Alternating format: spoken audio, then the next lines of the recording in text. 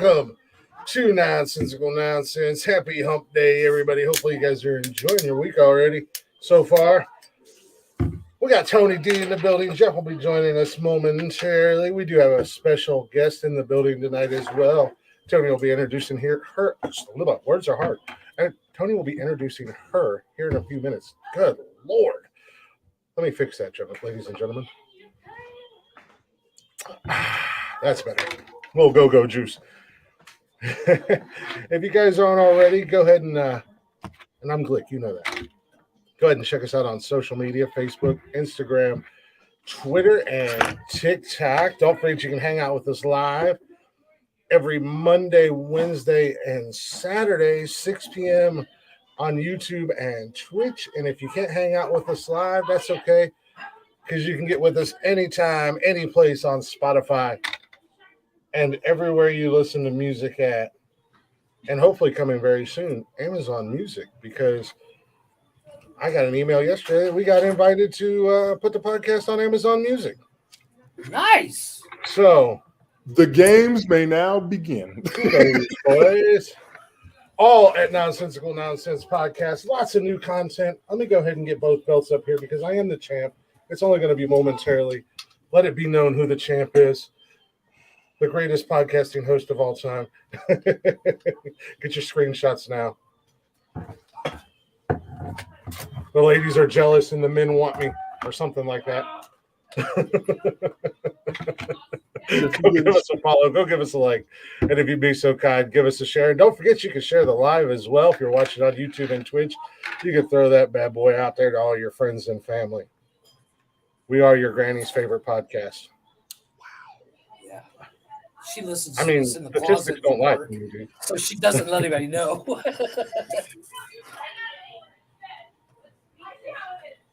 Oh.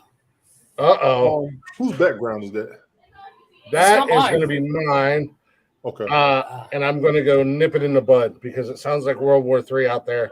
You go ahead. Let me run everything while you're doing that. And Ukraine to calm down. I got you. Hey, Glick. Mute your mic. Mute your mic. No, I'm not going to yell. Okay. Oh, damn it.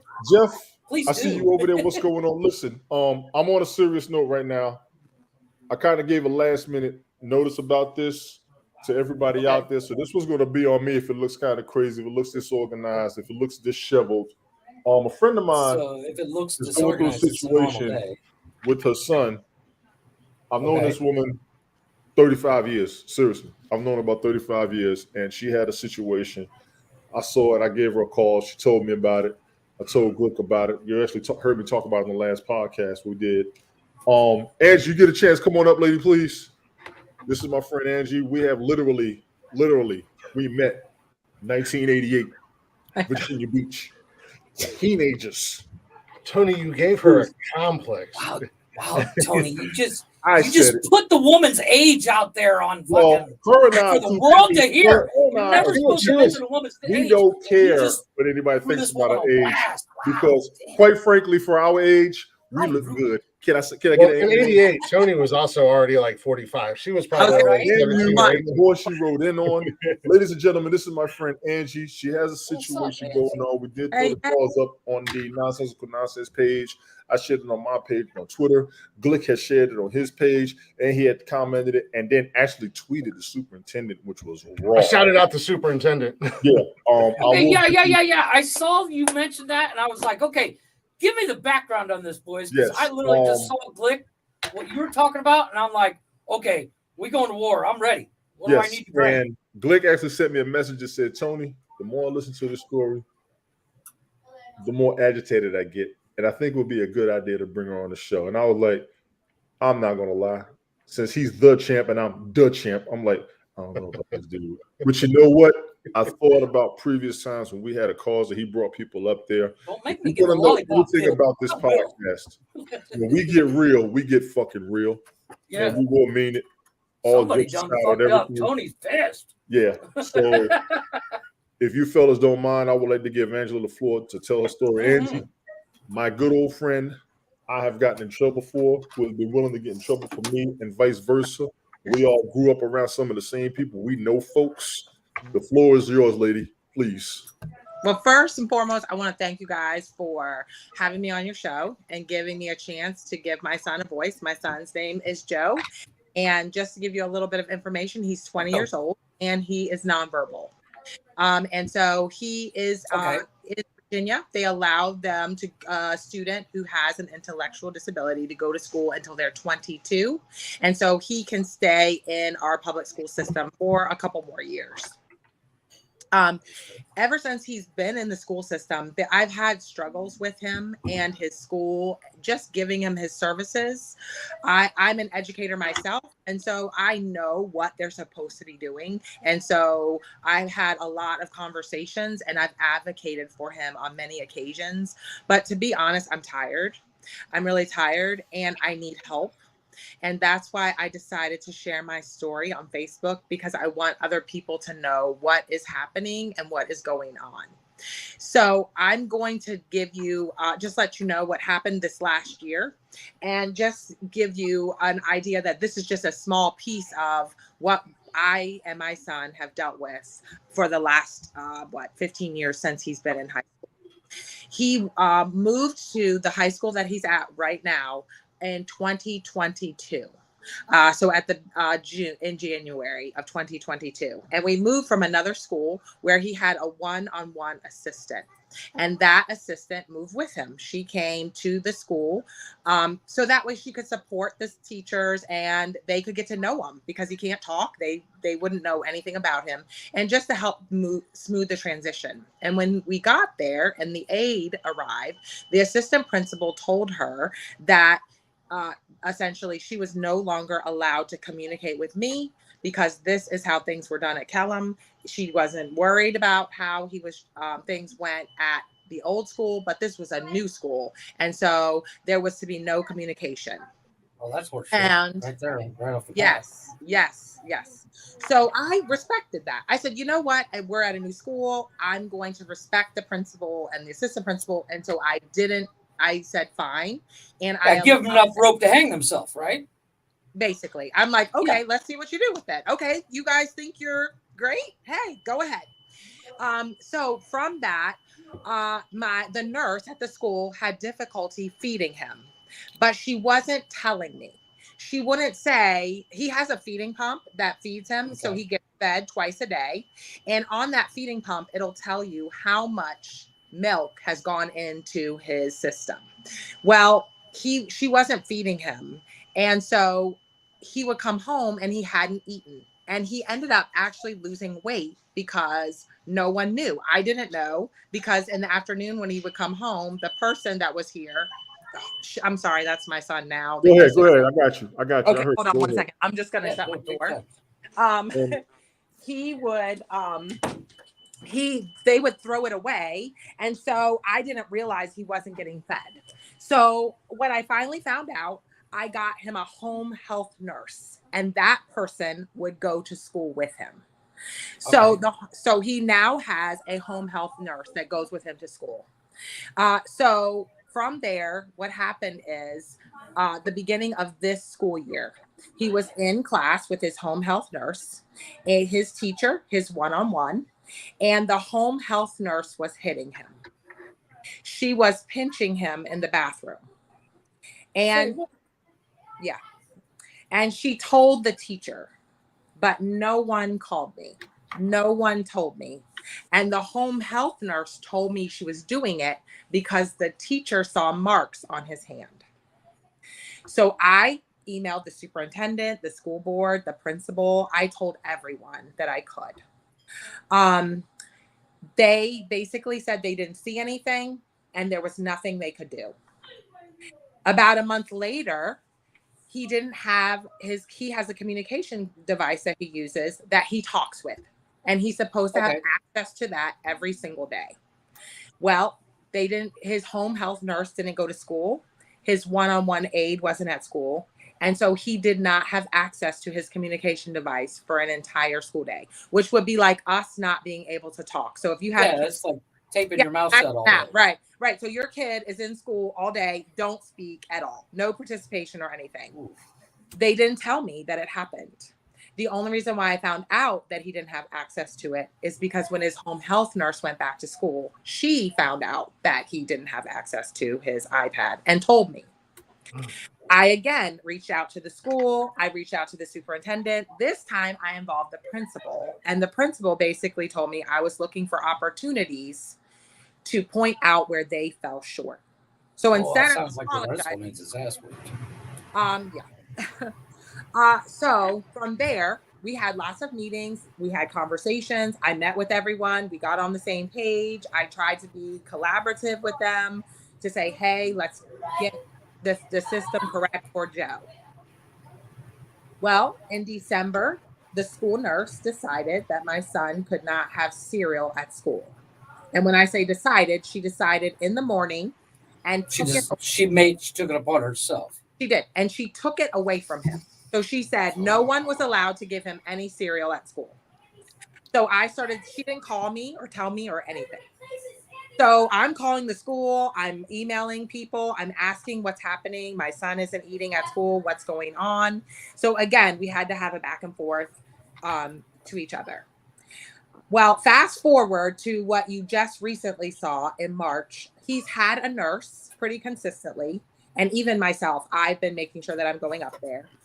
And so he went to school without a nurse on a couple of weeks ago. And the nurse, he went without a home health nurse. So he was sent to the school nurse to eat. And she did not feed him. The machine wasn't working. And so she did not call and let me know. She didn't tell anyone. So it would be essentially like your kids in school and they don't get school lunch. But they don't call you and say, your child wasn't able to get school lunch today. She didn't call me. She didn't tell me. And because the one-on-one aide is not allowed to contact me, she didn't tell me until the end of the school day on that note where she wrote, Joe, there was something wrong with Joe's feeding machine today. So essentially, he went through the whole day with missing a meal. So I've been really frustrated because the school feels as though I'm being difficult. The nurse, I did end up speaking to her, and she said that she made a reasonable estimate that he ate that day. She didn't see the problem with it. But if you look on the machine, it tells you how much the person ate. So you can see how much volume went into him. So her saying she didn't know is incorrect. And so my problem is that I can't get anyone to listen and hear me. Everyone who's at the school sees me as overreacting or that I'm asking for more than what they're supposed to do. But in my opinion, I believe that my son deserves to have an advocate at school. Oh, they 100%. let me come into the school and be with him. They don't want me in the classroom. And so I don't know what to do at this point. I've asked for video cameras to be placed in the school classroom, but they said no.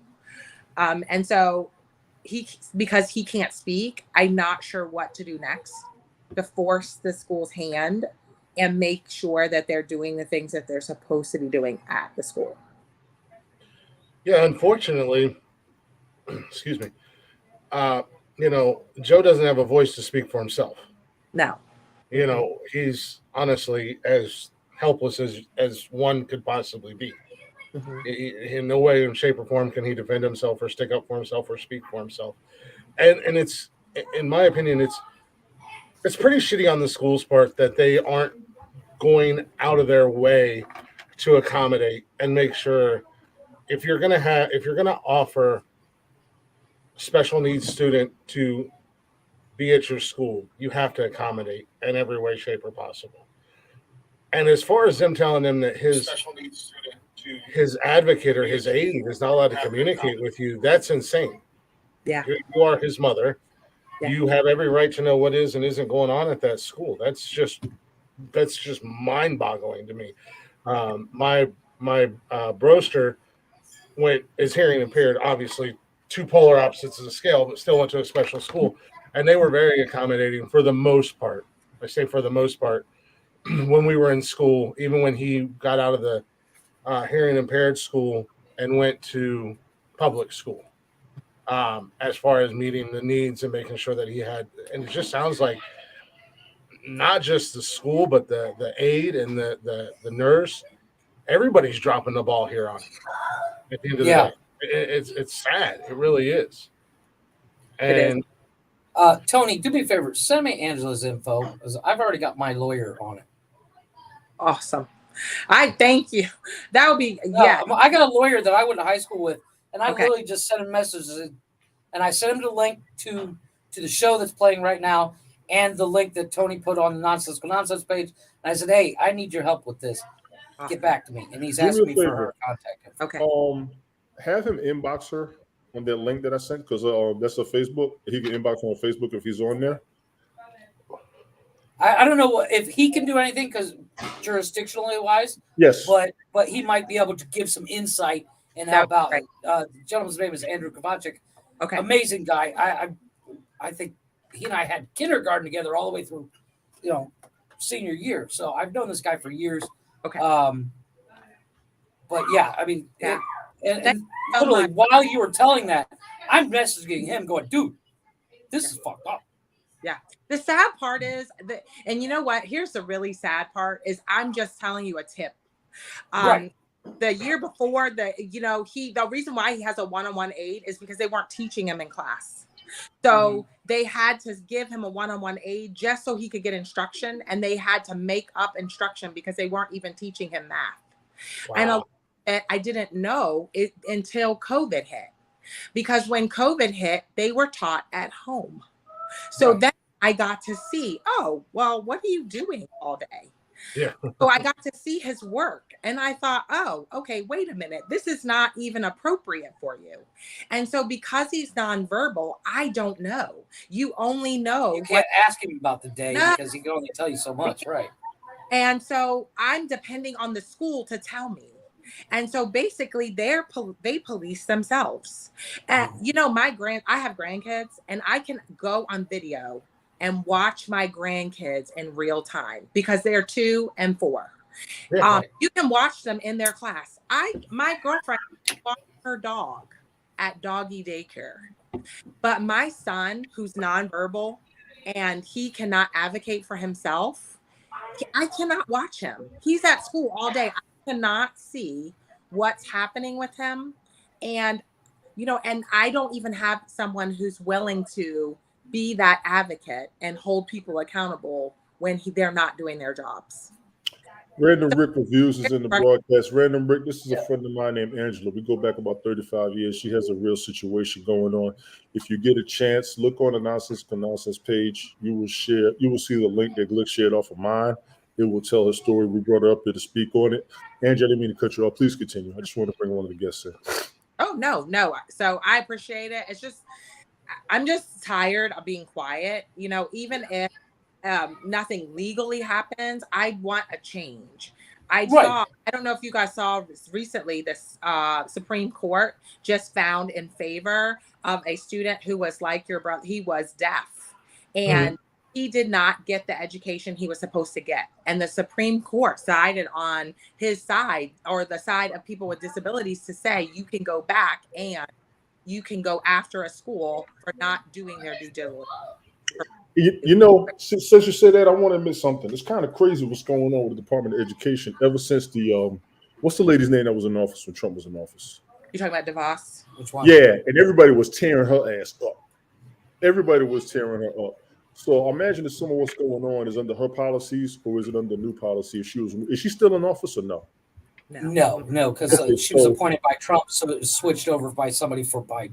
So now we got a new Department of Education, Secretary of Education, correct? Yeah, and basically they all go under policy. They serve under the serve under the pleasure of the president. So right now it's the current policy. I know Biden had overrid everything. He did a whole bunch of executive orders for the first 2 days when Day one. Well, and not to interrupt you guys, but just to give you a little bit. Okay, the education is a state right. It's not a federal right. It's not protected under the Constitution. So if you read the Constitution, you're not going to find education listed there. I don't remember seeing it in it now that you mentioned it. Right, correct. State That's why if you are, I'm in Virginia, wherever you guys are, Tony's in Georgia, they have, the school systems are different. They're set up different. Now, sure, we have the Department of Education, and how they make mandates is they tie funding to you meeting certain stipulations. So like we have the standards of learning, which is an accountability measure that they use. So if our students meet that, or we're using, they'll give us federal funds for that. I wonder if they're using Joe as a number to boost their funding. Well, I know like special needs classes get funding because they have X amount of special needs people. Right. Yeah. And that's what it sounds like they're doing. They're like, oh, he's just a number. He's a couple $1,000s a month. Right. So basically, Joe is a placeholder. Joe's cool. And you're right. He's so they don't see him as a value. In my opinion, he's not seen as a valuable citizen or and so he can come to school and sit there and hold space until he graduates. Exactly. And the second part, like that, I know people are going to see things like that when they go to specific education levels and specific education requirements. I believe that happens. Yeah. And I guarantee it. I hate that you said it like that, but I was thinking, I was like, damn, no. Then y'all both brought up, I'm like, great. But if you do the math, Tony, and I don't want to be that blunt guy, even though I am 90% of the time. Yeah. I am that blunt asshole. But at the end of the day, you got to think about how the school board is seeing it. They're seeing Joe as, oh, he's a number. He's a couple bucks a month, and we only have to deal with him for 2 more years. Yes. And then he's out, and we'll find somebody else to take his place. So, time out, Jeffrey.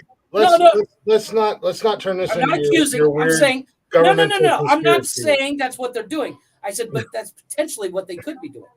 It could be, but let's not turn this into your weird anti-government conspiracy hour. This is what I'll say. Here's the thing. Let me ask you guys candidly.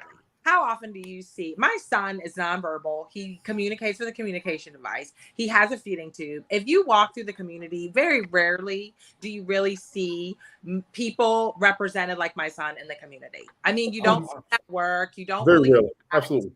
So typically they're the people that are put off to the side. Inclusion in a school is really I mean, it's not really inclusion. They go eat lunch with the kids, but they're not really interacting with them, right? They're not really friends with the kids. And so the thing is, it's easy to put them somewhere and just say, okay, we're giving you a service, but you're really not. We're keeping you here because we have to. And then we look at someone like Joe and we say, well, can he really learn? We are not sure. And we're not going to really go above and beyond to find out. So let me ask you on that. I want to ask you on that aspect, Angie. Do you really feel like they haven't been doing? Do you really feel like they haven't done the best that they can? Do you feel like they're only doing the minimum and that's it? They're not really trying to help and they're not trying to get them off. Because let's be honest, you and I grew up in that school system. Even when there were special needs kids with us, which we did have. I know in my high school and my junior high I did. I believe you did as well, because a couple of kids that I knew, one of the kids that I knew, I think went to your high school. Right. I know they were being treated fair. Right. Mind you, it was 30 years ago, but still, they were being treated fair. Are you seeing the difference from what we grew up in with what's happening right now? All I can say is this. Back then I wasn't aware. So I don't know. So I don't want to speak to what it was like when I was younger, because really it's just my perception and I don't know. All I can say right now is a parent. So right now I can say my experience is this. My son can't speak for himself. Right. So why do I have to go above and beyond? Agreed. He can't tell. And I'm not even asking. Think about this. How many of you ate Friday? You all ate. That's how many of your kids? Yes, I got that. And how many days have that been happening? Right. And so I think that's what I'm trying to say. I'm saying this. My daughter went through this school system and I never had a problem. Right. She's smart as a whip. But think about when your kids can't advocate for themselves. Agreed. And you don't know what's happening. And you don't have somebody monitoring the people that are working with those kids. You create gaps. What kind of blew my mind is the school's saying not to tell you. Yeah. That's it's a giant red flag that says, you're not doing what you're supposed to be doing. I would be showing up with a torch. Right. I mean, it's torch and pitchfork time. And I really started thinking back to when we was in high school, and the school system wasn't that bad over how we were acting. We was hell back in the day. You already know. Oh, we were hellions. She knows, and I'm gonna tell you, she knows my high school, and she knows the cats I ran with. She knows how we were. We couldn't necessarily blame the school system for a lot of what we didn't do. So to hear this right now, I'm kind of confused. Right. That's what tripped me out. That's why I called you. I was like, wait a minute, what is going on here? Because advocate. Like me, I could go home to my mom and I can say, this is okay. Most kids, they go home. I was a teacher. The kids would go home and they would say, hey, mom, this happened at school today. Right. Joe he doesn't have that luxury. He can't come home and say, this is what's happening in school. This is what I'm learning. So unfortunately, what happens is that when he's not getting the education he deserves, no one knows. Yes. So it's easy for it to just slip under the cracks. And then you have a principal and assistant principal. You're talking about a class of maybe 8 kids in a school of 2,000 to 3,000 kids, right? Yeah, that's some BS. Hey, Stevie, how you doing? Thank you for being here, Stevie. So be honest. Let's be honest. He's in a class of 8 kids. I'm going to worry more about the other kids there who are trying to graduate than a nonverbal student who's probably in their eyes. I've had someone say, hey, look, we're not educating CPAs over here. He's going to be a dishwasher. I had somebody from the school system say that. Oh, wow. That's it right there. That changes it right there. So that's what I'm saying. I'm saying that that's how they view Joe, is that, hey, he's only ever going to be here, right? So how much effort do we really need to give? Yeah, exactly. Which is horseshit. Which is something my younger sister went through. My nephew is autistic. And when he was younger, he was nonverbal, did not like to be in social settings, everything like that. And she struggled for years with their public schools and getting him the proper help. And he graduated a couple years ago from high school and potentially going to college. You can still, he talks a lot now. A lot. He's come with a mute button. But it was once she got the proper help, and it took a lot of her standing up. I mean, literally from talking to her, she lives a couple hours away from me, but talking to her and hearing her talk about it, her literally standing on desk and screaming at people to get her point across before they finally got the help for him to get the proper education that he needed. And, the kid's an amazing artist. But to see the turnaround from the first couple of years in school to his last 5 years or so in school was amazing. Just once he got that proper help. But unfortunately, you're just one voice, but you're one of how many parents in this country that are going through this. And probably most days feel like you're doing everything you can, but there's only so much one person can do. Agreed. Especially when it seems like, and it sounds like the odds are not only stacked against you, but they're stacked against Joe, which is it's just sad. And it's frustrating. I'm not even, I don't know you from outside of the show tonight. Yeah. And just reading the story, I was pacing the other night. I mean, Tony's seen my video. I was like, all right, I'm going to you sent that video on Snapchat. And I was like, unfortunately, during work hours, I'm zoned into work, and I got off work, and Chris sends like 5 video messages. This motherfucker. I was like, God damn, what the fuck happened, man? And nobody told me. I guess I'll find out. But no, I mean, yeah, guys.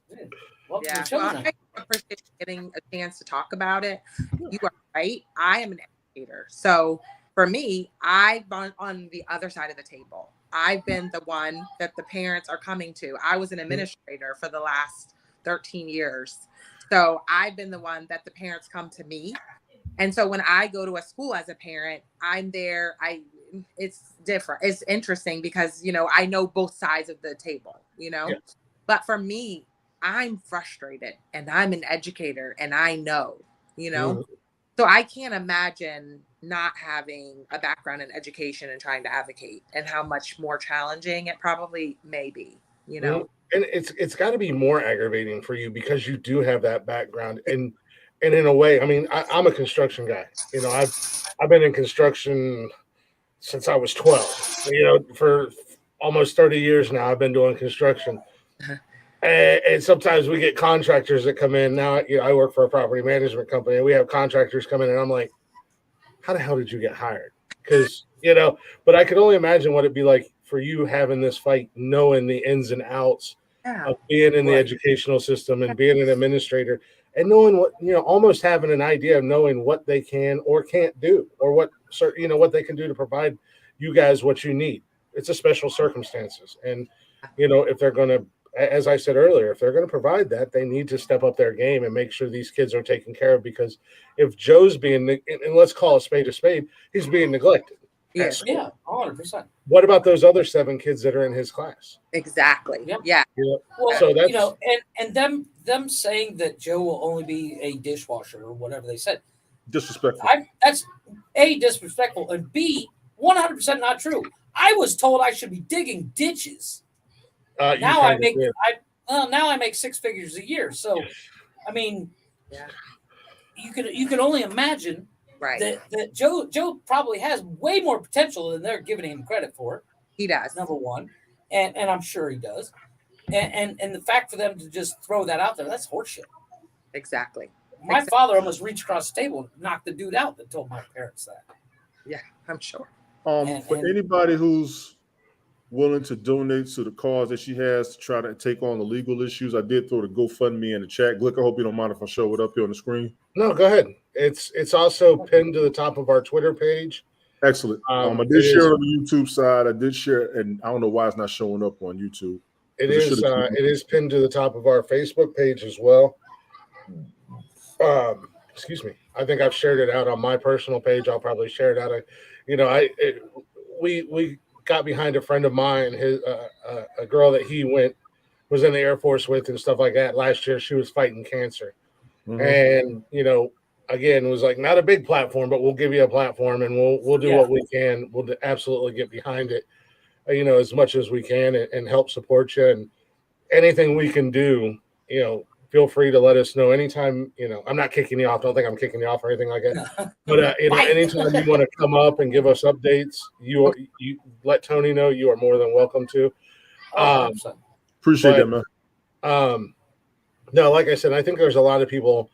Well, as all of us are fathers. Well, I think parents in general, it's gonna hit them in general. Soft spot. It's kind of that. It's a soft, sensitive spot where you know, for those listening, imagine this is your kid. What the hell would you do? I know I would set a fire in the school when nobody's there, but you know, I would pitchfork and torch time. I mean, there's a reason why I literally have a private tutor come to my house every day, but you know, and because the school system here sucks, it's a fucking joke. Well, you live in a third world country. Well, this is why it's a third fucking joke. School Jeff lives in Mexico and Glick lives in Ohio. Oh, okay, gotcha. Two shitty school systems right there. I'm just telling you. As a survivor of Ohio's school system, yeah, it's a shit school. I think and this is why I said what I said about Virginia Beach school system. I didn't have a problem with the school system. When I think back to it, we got taught.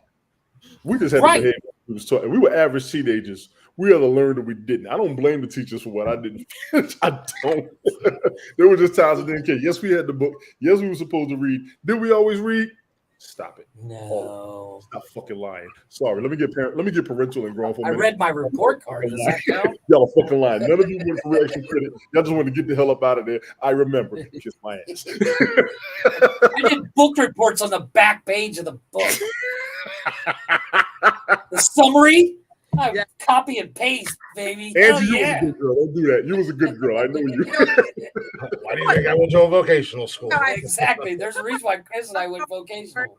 You know what? Here's my last and final thing. I want to say first, thank you so much for having me here. I also hope that this helps just push Joseph's voice out. I do asking everybody to be his voice, advocate for him, talk about it.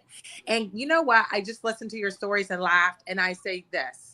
We have fond memories of education in school. I want Joe to have that same opportunity to not turn that book report in, to not turn that assignment in. You know what I mean? I want his teacher to be chasing behind him, to get him to do the things like they chase behind us. Yeah. And that's all we're asking. And they did. You're right. They did. It's not even asking for extra. I'm not even asking for an accommodation yet. I'm just asking for the minimum. You know what I mean? Right. Make sure basic skills. I'll check off. You know what I mean? Exactly. So, but I do thank you guys so much. I appreciate it, and I will follow up with you. Absolutely. So, and please reach out to me with your contact information, and I'll send you mine. Yeah, absolutely. Yes, please. Absolutely. Thank you. Again, thank you for coming on. Tony, thaning for blindsiding me. Yeah. Way to drop the grenade, Tony. Like bringing it up in the first place. I was like, I don't know. No. But yeah, like I said, anything we can do, anytime you want to come on and share anything that's progressing or updates or anything like that, or if you want to reach out to Tony on some of the shit we talk about would be nice too. You want to reach out to Tony and have Tony give updates. I know when we were going through the cancer journey with Jordan, I spoke with her mom a lot, like almost every other day. We were chit-chatting back and forth on Twitter, getting constant updates and letting everybody know what was going on and everything like that. So, we'll absolutely, we're behind you. We'll do whatever we can. You got 3 very loud voices behind you now. Hashtag justice for Joe. I'm calling it now. Yeah. I'm calling it now. Yeah, Virginia ain't too far of a drive. Yeah. Hell. I'm up there in the weekend. It ain't no problem for me, Andrew. I'll be up there in the weekend quick. All I know is don't tell me the name of the fucking principal, because I will make a trip. Okay. But lady, I want to thank you for coming up here. Fellas, I appreciate y'all for real. Angie, you already know, stay in touch with me. Let me know if you want me to let them know anything. Always, we've been here. It's entirely too much and too long that we've got a duration with each other from when Wild Water Rapids first opened. I'm sorry. All right. Bye, you guys. Thank you. Lady, take care. Bye. Big ups, fellas. Thank y'all for that. No, I'm pissed, dude. I got like 4 lawyers on my. And to everybody out there, and what's crazy was I was trying to post a GoFundMe link on YouTube. It wouldn't show up. Matter of fact, when I refreshed the page, it wouldn't even pop up at all. So I got this on the screen. Anybody who's willing to help to a cause, because I think she is looking to do some legal moves. She could use the assistance. That's her GoFundMe. Please help if you can. If not, I already understand. I've already shared it on Facebook and Twitter. I know Glick has shared it. So thank you all for real. And that, ladies and gentlemen, for right now, will be one of my serious moments of the night. Thank you very much. Oh, you got more? You got other surprises for us? We got pretty, gentlemen. Well, Tony, we're kind of on a roll, man. We were pretty serious for a good chunk of Monday. Well, when Tony finally showed up for Monday's show. Shout out. I even ran overtime for you. You shout out. You get a full 3 hours. You shout out. You did overtime for me. You did 2 hours. Calm down. I did 3. You did 2 hours. The show was. You were an hour late. The show went 3. You were an hour late. I was having a transgender athletes argument by myself. Ooh.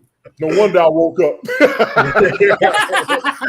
No, we did get pretty serious on Monday night. But no, Tony, shut the fuck up. Get out the bed. A little blindsided. I knew for a good reason. I knew I didn't running. That's why you didn't get the message. If you were I seen the message, but I was running. I just didn't. It didn't register what you were talking about. Yeah, I read the message. I didn't even get it. What's up, buddy? Yeah, hold on a second. I'll help you out. When we go on break. No, I would like to, just like we did with Jordan. Yes. Hi. Oh, we're gonna get behind this. Yeah, should I? What's up, Cash? What up, little homie? Do your homework. I do want to push it out there, and like I said, don't feel obligated to donate if you can't. A share goes a long way. Just talking about it, us talking about it and bringing it up here, their ears are going to hear it that may not know anything about it. And if a simple share, you're going to put eyes on it that don't know anything about it. And absolutely. they might be able to help in some way, shape, or form. And if they can't help, maybe they'll share. I know we got a lot of shares when we got behind Jordan. Yes. And I do know people did. I know people donated and whatnot, and tried to help her as much as they could. And I think we can do the same here. We did the same thing with Jordan. We did it with Tina. Yep. When Mike brought it up. Mm-hmm. I always put these in one of your monumental podcasts when we do a cause. Mm-hmm. We're willing to go out there help. So amongst any and everything that we do, when we try to be there for people on the real, if that doesn't shut anybody up, I don't know what else will. No, absolutely. I mean, we can come on here and we can have fun and we can tell dick jokes and fart jokes all day, every day. But at the end of the day, we can also get serious. And, Tony, Miss Ange better than anybody else. Y'all grew up together. Yes. I don't know her from Adam. Tony or Jeff don't know her from Adam, but we jumped on board. Yes. The fact that we can jump on board and help total. None of us knew Jordan. Right. None of us, I knew Tina through social media. Yeah, I knew temporarily. We reached out to get help for Eleanor one time or multiple times. Yes. I think. So I have no problem getting behind and helping people, because. Well, at the end of the day, nowadays it's the only way to get shit done. Again, it's not a big platform yet, but we have a voice. Yeah, we have a platform and we have a voice that we can speak on things. I think we got enough going on to where any moves that need to be made, we can assist with. Big or not. 100%. Big or not. I mean, if we got listeners, that's plenty. If we got listeners, that's plenty. Even the listeners can go up there and just see the link real quick and go. Yep. And nobody's demanding people to break their pockets. We're always asking, just give what you can.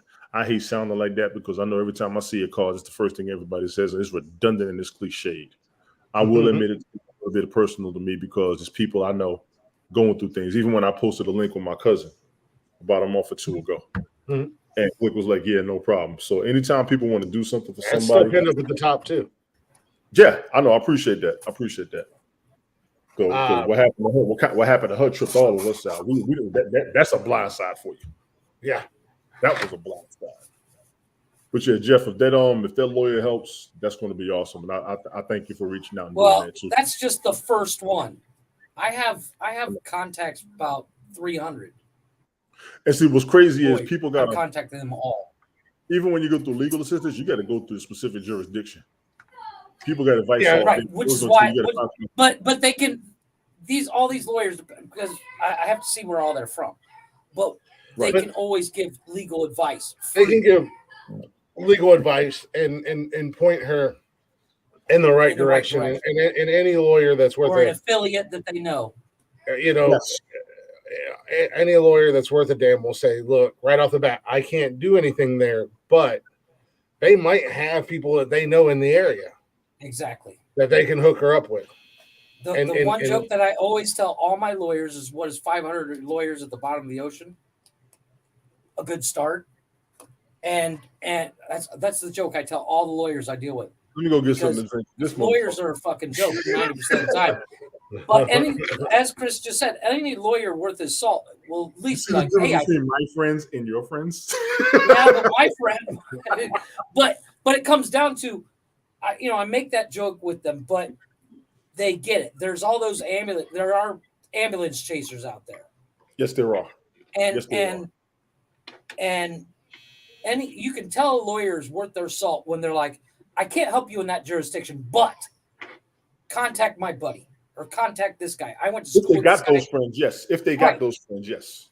Right. And I have I think I'm looking at 15 law offices that I have right here in front of me that I deal with on a day-to-day. Nice. That's what you call connections. Just being I got honest. Connections for days. That's what you call connections right there. You name the business, I got a connection somewhere in the U.S. So, Glick, if you didn't have anything else, I did want to make another good announcement to you. Oh, here we go. Yeah, go ahead, man. So I'm at work today. One of my coworkers walks up and says, Tony, I caught your broadcast Sunday. Uh-oh. I think y'all got something. I said, oh, for real? And it shocked me. They were referring to the Built Kings fantasy football broadcast. I was watching bits and clips of that. I didn't watch the whole thing because it was about sports. I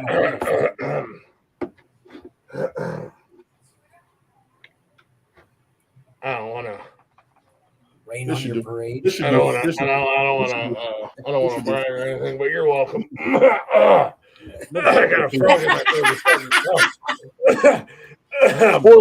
Spoiler alert. I was there. Listen, they're referring to Rich more than you. Honestly, one of the guys came up to me. He said, "Dude, we were sitting around just tripping out, and we were just watching clips. And I pulled up yours, and we was watching. He said, you actually got something. Y'all was going pretty good." I said, "Yeah, we did that the whole NFL season. That was just a recap, and actually, that was kind of spontaneous at the moment." After the Super Bowl, because I hadn't really done one since the Super Bowl. Mm-hmm. But we got a comment. I haven't really gotten too many compliments out there. One of the other guys was like, "Yeah, I watch y'all on LinkedIn." So what we do when we do the football broadcast, we got some kudos, which I'm grateful. I ain't gonna lie. So I always think Rich. You two been there the most consistent for the most part. No, Rich has been the most consistent. I would like to. I think you've been more than him. I think you've been on there more than he has. I think there's a couple times me and you. It might be equal. I know you and I have done a couple shows together, and we just crushed them. Rich is awesome. I love getting on there. Rich is awesome. Rich love getting on there. What we're doing. He doesn't even do fantasy sports. He's just interested in being a part of it, which makes it even better. You know what I mean? Yeah, I enjoy getting on there with Rich. Rich has said it before when we do the show. He's a fan, but he doesn't know a lot of the fantasy. And that's what he said. That's kind of a compliment, in my opinion. That he's told me he likes having me on there because I'm that guy who numbers and trades and moves, and I'm really paying attention and watching stuff. Yes. I'm just weird like that. I've always been like that with sports. Speaking of sports, I don't know if y'all are ever gonna lock this Aaron Rodgers thing down, but yeah, they made a move today. I caught that. But they made a move today. Elijah Moore, welcome to Cleveland, baby. We'll take that. We'll take that young ass wide receiver for you guys to get a couple old ass receivers. Hey, I read that story right when I woke up before we started the show. Did you see who the Jets got that made him, that pretty much sealed his fate? Yeah, they got Alan Lazard and what's his face? Mecole Hardman. Yeah, Hardman. That shocked me. I didn't hear nothing about that. Mm-hmm. And that's going to be half my fault for not watching news, paying attention. But Mecole Hardman was getting credit a couple of years ago, even though he wasn't getting the ball a lot. They were like, this dude is pretty good. He just doesn't get the ball. He's a good 3. I would say 3 because he doesn't have 2 and 1 numbers. I agree. Yeah, he's a great 3. He's a great 3, borderline 2, mediocre-ish 2. But he's a great 3. He's barely a 2, and that's only because he hasn't been getting a lot of receptions. That's not he's even a great 3 to have. Stupid question. Yes. What's a 2 and a 3? Wide receiver 1, 2, and 3. One is the best receiver. 2 be a number 2 receiver. So like first round or like like when a quarterback drops back, he has his progression. So he's going to look. He's got quarterback or wide receiver 1, 2, 3. Oh, okay. Generally, your tight end is going to be more of a dump off guy, or unless it's a designed tight end pass play. Right. But tight ends are going to be more of a bailout unless you're Travis Kelce or Kittle or Mark Andrews, which you're a fucking safety net and your quarterbacks are ass, and you have to be protected by a tight end. You said Tony. Ooh, look at him breathing through his nose. Yeah, because I just shit on 3 quarterbacks. Well, 2 quarterbacks that are. Tony's face was like, if looks could kill, Chris would be fucking they had Hollywood Brown was one of their receivers on the Ravens, and he forgot about that shit. So they weren't the receivers. He had Hollywood Brown. I mean, they had a decent wide receiver core, but Lamar Jackson's a jerk off. Come on, Tony, call a spade a spade. He's a running quarterback. He's been a mediocre passer his entire career. And if it wasn't for Mark Andrews, he wouldn't even be a mediocre passer. He was the new Michael Vick, and it didn't work like they wanted it to. Yeah, look how that worked out for That's Michael exactly Vick. what it was. I agree 100%. He was like they thought that they were getting like a Donovan McNabb or a Michael Vick. That's exactly what they thought. He just didn't have the arm that either one of them had. He could move like them, but he didn't have the arm or the quarterback knowledge like those two had. I kind of disagree. I think he read the book more than Vic did, because Vic said he didn't even read the playbook. Vic was just naturally stupid and talented. Guy was a freak of goddamn nature. But yeah, no, Elijah Moore is coming to Cleveland, and Cleveland just signed backup quarterback Josh Dobbs. Cobbs or Combs? Josh Dobbs, the former Dobbs. I'm sorry, Dobbs. Yeah. Gotcha. Yeah, hopefully Jacoby Brissett will be starting. Based on these new guys, Chris, based on these new guys coming on, what's your prediction for Cleveland? They going to do well? Well, Cleveland got an A- in the power rankings for the free agency this year. They had one of the top scores in the league for free agency because they addressed their needs. They filled the needs that they had, like they needed defensive linemen, they needed some secondary guys, and they needed just a smidge of help on the offense, and they addressed it, and they got solid players. So on paper, again, Cleveland should be a really good team, but it is Cleveland, so they'll somehow figure a way to fuck it up and go 4-13. I gotta agree with the on paper. I don't know if they're going to mess it up, but on paper, they've got an excellent squad. No, I think on paper, the Jets are improving. Mind you, the Jets they're trying to improve. I agree. I like the team, and I'm good with the coach. Mm-hmm. They did better last year than they've done in previous years. They got to go. They got to get better. They win one more game than when they won last year. There'll be an improvement. Yeah, I would say, as a fan, and what I'm hoping for, man, Browns definitively over 500, easy. Oh, definitely. I'm going to say 10-7. I'll give you. If I want to think actuality, or if I want to be realistic, I'll give you 9-8. If I want to be realistic, then they're probably going to be 8-9. I'll give you 9-8. And 8-9 is very real, but I'll give them 9-8. But the Steelers are a train wreck. They're rebuilding and going through their process. Baltimore, I don't know what's going on in Baltimore. I don't know what the hell's going to happen with Baltimore. I agree. I don't think anybody does. We're not even looking at the schedules yet, ladies and gentlemen. I'm just looking at the division. And we've had Cincinnati's number since Joe Burrow's come there. I still feel like the AFC North is going to be ran this season by Cincinnati and Cleveland. Agreed. Cleveland's 5-1 against Joe Burrow, or in the Joe Burrow era against Cincinnati. But I think Cleveland and Cincy will run the AFC North this year. Agreed. So, as a fan, I want to say 10-7. Realistically, non-bias, I would say 8-9. But as we learned from the NFC South last year, you can be under 500 and still go in the playoffs. That actually happened with the Seattle Seahawks about a decade ago. Yeah, that happened last year because there were 4 teams down south that were all under 500 and were competing for a spot in the playoffs. Shout out to John. And one of them was under 500 and went into the playoffs. Yeah, but if you win your division, you're supposed to be in the playoffs. Period. Not in the story. Mm-hmm. So, but with that being said, no, that's cool. Sorry, I kind of got off subject there, but no, that's awesome that a couple guys listened at work and gave you some kudos and stuff, Tony. Shit. That's pretty dang. I literally just shared the show to two coworkers. They were asking about the show this morning, so they said, "Hey, you guys got the show tonight, right?" I shared this one out while she was talking. Put on my Facebook and my Twitter. So it's out there. Yeah. I did too. I put it out everywhere, every show. So I put it on Snapchat and everything. And then he does that shit. I made that just one thing. It's a little kiss for you, Tony. I mean, I'd much rather do that than fucking Jeff turn a serious subject in a conversation with a guest into I hate Joe Biden and listen to my conspiracy.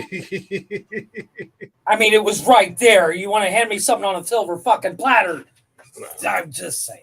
You don't always eat it. Sometimes it's a trap. That wasn't a trap. That was facts. I'm sorry. No, but just like when you put cheese on a mouse trap. How quick do the mice learn this was a bad decision? I don't use cheese. I don't use cheese. I use peanut butter. Whatever you put on your fucking mousetrap. Pick the song. Pick the song. The point is, just because it's there does not mean you have to eat it, Jeff. Peanut butter good for you, boy. Ooh, Lord have mercy. Have you seen? There's a sketch. There's a sketch where it's a mouse going, "Oh, these aren't that bad," and he grabs the cheese off the mousetrap and it bends around him. He stands up. Another mouse grabs it. It kills him. And the third mouse looks at the first mouse and goes, "Mighty Mouse, you're kind of an asshole. You know that?"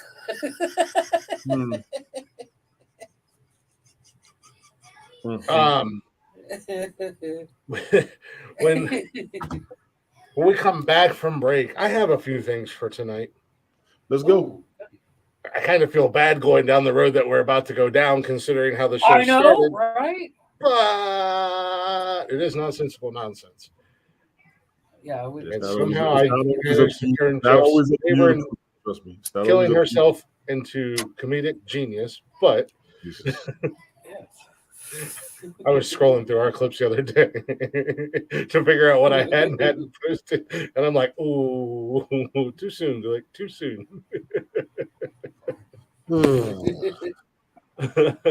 But it was funny. Regardless, it was funny. All right, let's take a real quick break with our guys over and out. Check them out on social media, YouTube, wherever you stream music, all that jazz.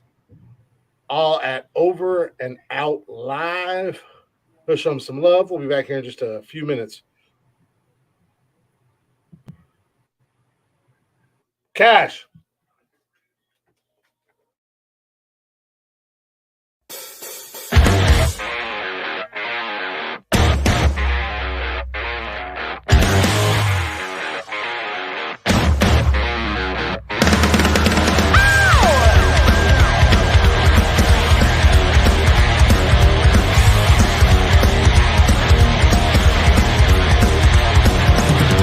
One day when you can finally see the time to shine.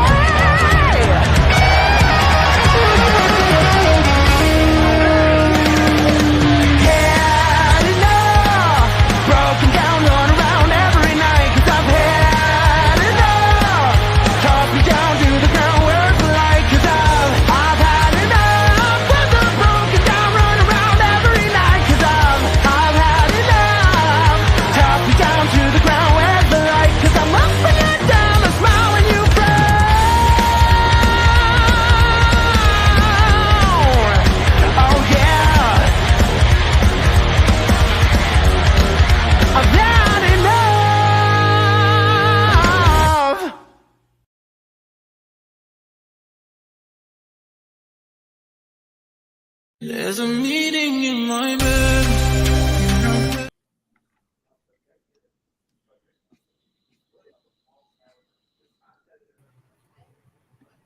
Maybe. There's a meeting in my bed. Fucking play! Why will... Okay.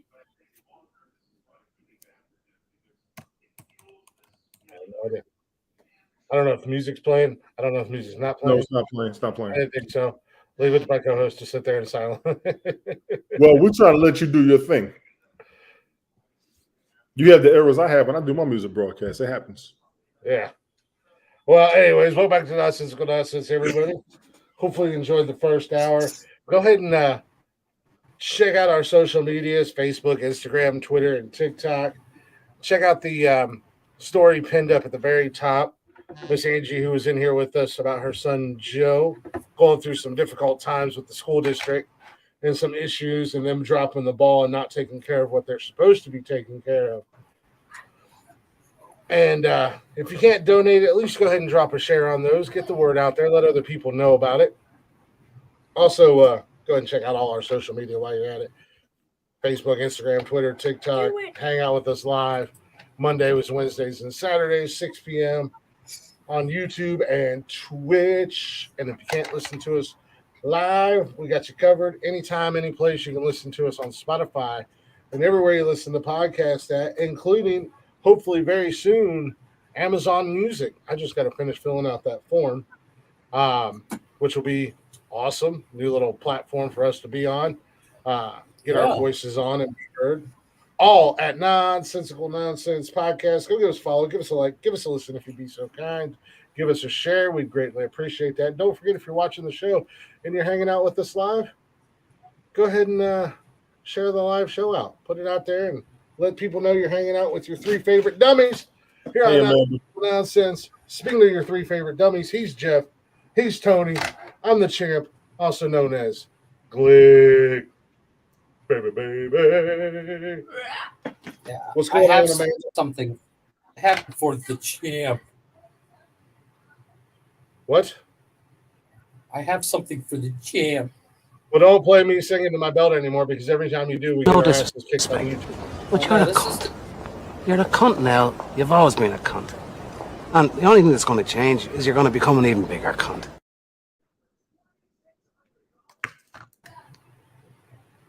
Thank you. Thank you. I found that today, and I was like, oh, I don't even know what it was. There was a delay. I'm sorry. Encore. I can do an encore, not a problem. No disrespect, but you're a cunt. You're a cunt now. You've always been a cunt. And the only thing that's going to change is you're going to become an even bigger cunt. In front of his kid, Jeff. You're an idiot. Jesus. Stop taking the cheese off. Stop taking the cheese off. Jesus. Yes, Amanda, that is true. I've heard that. I agree, I've heard someone yell out, Christopher. Amanda, when you get a chance, at the beginning of the show, a friend of mine was up here with a situation she's going through. It's kind of deep, it's kind of personal. She wants the story to be out. She has a GoFundMe. She will request some assistance. She's not demanding it. I'm actually trying to put some of the assistance that she needs, because I've known her for 35 years. I've known her for 35 years, and she is a personal friend of mine, honestly. If you don't mind, when you get a chance. Tony. Whatever. Everybody out there, check us on all the podcast platforms, everywhere, all the social medias, everywhere. We're live here now, but we are all over the place. Get up with us. While Glick is busy, Jeff, what did you have there, sir? Oh, no, I was literally just thinking. Shut up, little boy. No, I was literally just thinking. It kind of puts you in perspective of, like, it was a shit day for me. But compared to Angela, fuck, my day was a cakewalk. That's a lot of us. Nobody asked you, Amanda. That's a lot of us, Jeff. Honestly, that Christopher. Amanda. No, but I mean, because I literally, as you guys know, I sent a message earlier. I'm going to be a little bit late. I'm swamped, and tomorrow's looking just as bad. And I was like, fuck. because I'm running 3 different programs at the moment, plus the normal shit I do. And I was like, my day's so hard. And you want to talk about getting humbled quick. Fuck. I mean, I've always told people. I knew that's not what you meant, but I was like, yeah. When I was younger, I was always told somebody may be going through a day worse than yours, so always be appreciative of what you can accomplish. That is an absolute example. Yeah. That goes back to. Did you eat dinner? Yeah. Yes. I haven't. That goes back to what I said Monday, Tony. Which was when we were talking to Mark. Yes. And I said, people look at me strange sometimes because I'm the type of person I smile and say hi to strangers randomly. Because you never know what somebody's going through, and that simple smile and that simple hello ever. Actually, I have a little story for that. So hold your chain, Amanda. I saw this on a TikTok. I know you guys are gonna give me shit because I saw it on TikTok, but I've also seen it before. It's about this guy. He's driving a cab, and he accidentally cut somebody off. Fully admits it, my bad, kind of thing. And he's got a fare in the back, and the guy in front of him that he cut off gets out of the car and screams and hollers and screams and just full on road rage asshole. And the cab driver literally says, "I'm sorry, my bad. It won't happen again." End of story, right? And the guy in the back of the cab is like, "Dude, that guy just gave you shit, and you barely did anything wrong." He says, "You know what? You got to think of it this way. You don't know what that guy's been like. That guy's day's been like. So if he needed to dump on me to make himself feel better, so be it. My life is just good enough for me to be able to take something from somebody." Exactly. And sometimes you have to be that person. I had a guy call me today, just fucking bawled me out for something that wasn't my fault. And company policy, if somebody comes on the phone and starts yelling, you hang up. Well, I'm not that asshole. I don't hang up. I believe it or not, I'm not. And I let the guy bitch and moan, and I said, "Your mama broke." And I literally got done with the call, and he gets done bitching me, and I said, "I will get this fixed." And I 100% apologize. I'll take all the blame. Now, it wasn't my fault, but at the end of the day, not only is that guy happy, so because somebody feel better, be heard. Yeah, no, I seen a video the other day. And it was just like the power of a hug, and it was a video of these 2 teenagers. One boy was clearly bigger than the other one, like a lot bigger. It'd be like me and Cash. Mm-hmm. And the little one just gave it, like he was bullying him and pushing him and screaming at him and poking, like pointing his finger in his face. And the little one just grabbed him and gave him a hug. Yeah. The big one broke down. The best example of that is Big Daddy. You're not mad at me. You're mad at your dad. Oh yeah, but he my fault. Yeah, no, the bully absolutely broke down. Yeah. In this kid's arms. Yeah, because he. So yeah, like I said, I mean, some people get verbally beat on every day. I get beat on twice a week during the show. You know, keeps me humble. You beat on yourself multiple times a day. So. Yes, I do. Yes, I do. Well, I don't know twice what since I got here. I was gonna see if you guys. I mentioned on the show Monday when I was giving a little tease to this show for tonight's show because I knew we'd all 3 be here. I have some funny. I like the funny. I have some interesting. Ooh, I love these. And I have some. Let's drag Tony down a wormhole. Oh, let's please. And give him some disturbing shit to think about. I mean, I need this in my life. Yeah, we still have this hour and next hour to kind of get to everything. I need this in my life. Yeah. Well, I was talking about on the show Monday. I was talking about you guys, and like how like the reactions are the best. Like your reactions when I hit you with a good joke and you laugh. And then we can physically see the hamster wheel start to turn as you start to digest. Start to put it together, and I'm like, "Oh, that's fucked up." But and then you laugh again, yes. or like when I would do the deep dives, the shock and awe of Tony. Yeah, the deep dives or the news stories, to get Tony's reactions and stuff like that. And the chat was going on and getting involved. And they're like, "Oh, we love the reactions from the guys, especially when you rope Tony in down a wormhole, and then you hit him with the payoff, and he's just disgusted, disturbed, flabbergasted, mad." No, the whole thing about going to that town that's abandoned. And we went off on that tangent. Like, Tony, would you go with us? He's like, "Fuck no, I'm staying in the truck." Yeah. I'm like, "You drive. I'm in the back, ready to go."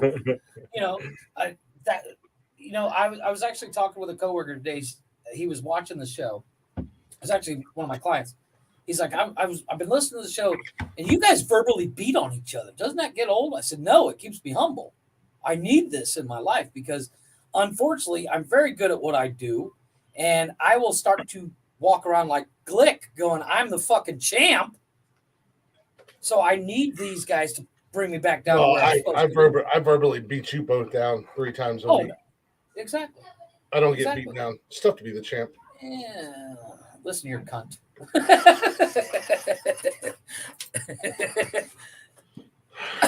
I'm kind of curious on what you got because as I said at the beginning of the show, women want to be me and men want me. I mean, no, you had it right the first time. You had it right the first time. Don't lie. Yeah. Women wish they were tough as you. I'm not gay, bro. I'm straight. I go to the gym over there. It's only gay if you open your eyes. Mark. It's only gay if you Mark, don't you're still cry. fishing your tea out of the. Mark, you're still fishing your tea out of the ocean. You're not the champ of anything. You're the champ of getting your tea thrown in the ocean and bitch slapped by a bunch of colonists. one of my buddies at work. What's going on, buddy? He sends me silly things every day, and it's fucking. They brighten my day. I kid you not. He sent me a series of "It's Only Gay." He's like, "It's only gay if you like it." I was like, "God damn." And he got me. He sent me like 4 of them the other day, and I was like, "Dude, that's fucked up." And I'll tell you what, a good laugh midday, like noon, 1 o'clock, because you deal with such bullshit all day long that it's like, fuck, I'm ready for another 8 hours. And it's but he got me a couple of them yesterday. I was just fucking dying. Like, I couldn't take my next call because I was giggling the whole time. And I'm on a call with this lady doing her intake, going, some Chernobyl tea, Mark. Chernobyl tea. Well, that kind of leads me down another little tangent, a little path that I would like to try to do with you guys. Go. Here we go. Not right now. Angie just called. She just wanted me to tell you all thank you. Awesome. Absolutely. No, anytime, not a problem. We're going to hook her up. Trust me. I got people on this. No, there's no thanks needed or anything like that. She is more than welcome. I'm glad that we could, like I told her there before she left. She was only one voice. Now she's got at least 3 more very loud, big voices behind her. Yes. So we might not don't know how to give up. Yeah. We're dumb. We don't know how to give up. Yeah. But we're like Lenny from Mice of Men. There's a reason why that dude was so strong. Yeah. Down the line, like I said, not tonight, but down the line, because Tony, I have something for you. A little game that we could kind of play with a little game we could play on the show amongst ourselves. And it involves one of Jeff's favorite things. Hey, chicken? Dad jokes. Oh, yes. Oh, fuck. Oh, I got dad jokes for days. And basically it would be like, oh, it's kind of like the try not to laugh. Yeah, try not to laugh. Jeff and Tony would, like, for instance, Jeff and Tony would start, and then the first one to laugh loses, and then the winner moves on to like me, and whatever. There's something fun I've seen to do. Those videos. Yeah. I've seen those videos, and I've been wanting to kind of nothing original, just something that we could kill 5 or 10 minutes with. Yeah. Once everybody gets a good laugh. Well, you do it in a point system. So like, you know, Yeah, like if we did like person, if I make Tony laugh, I get a point. And then if I make Chris laugh, I get a point. I think all of you in the chat should keep the points. I'll take score. Calm down.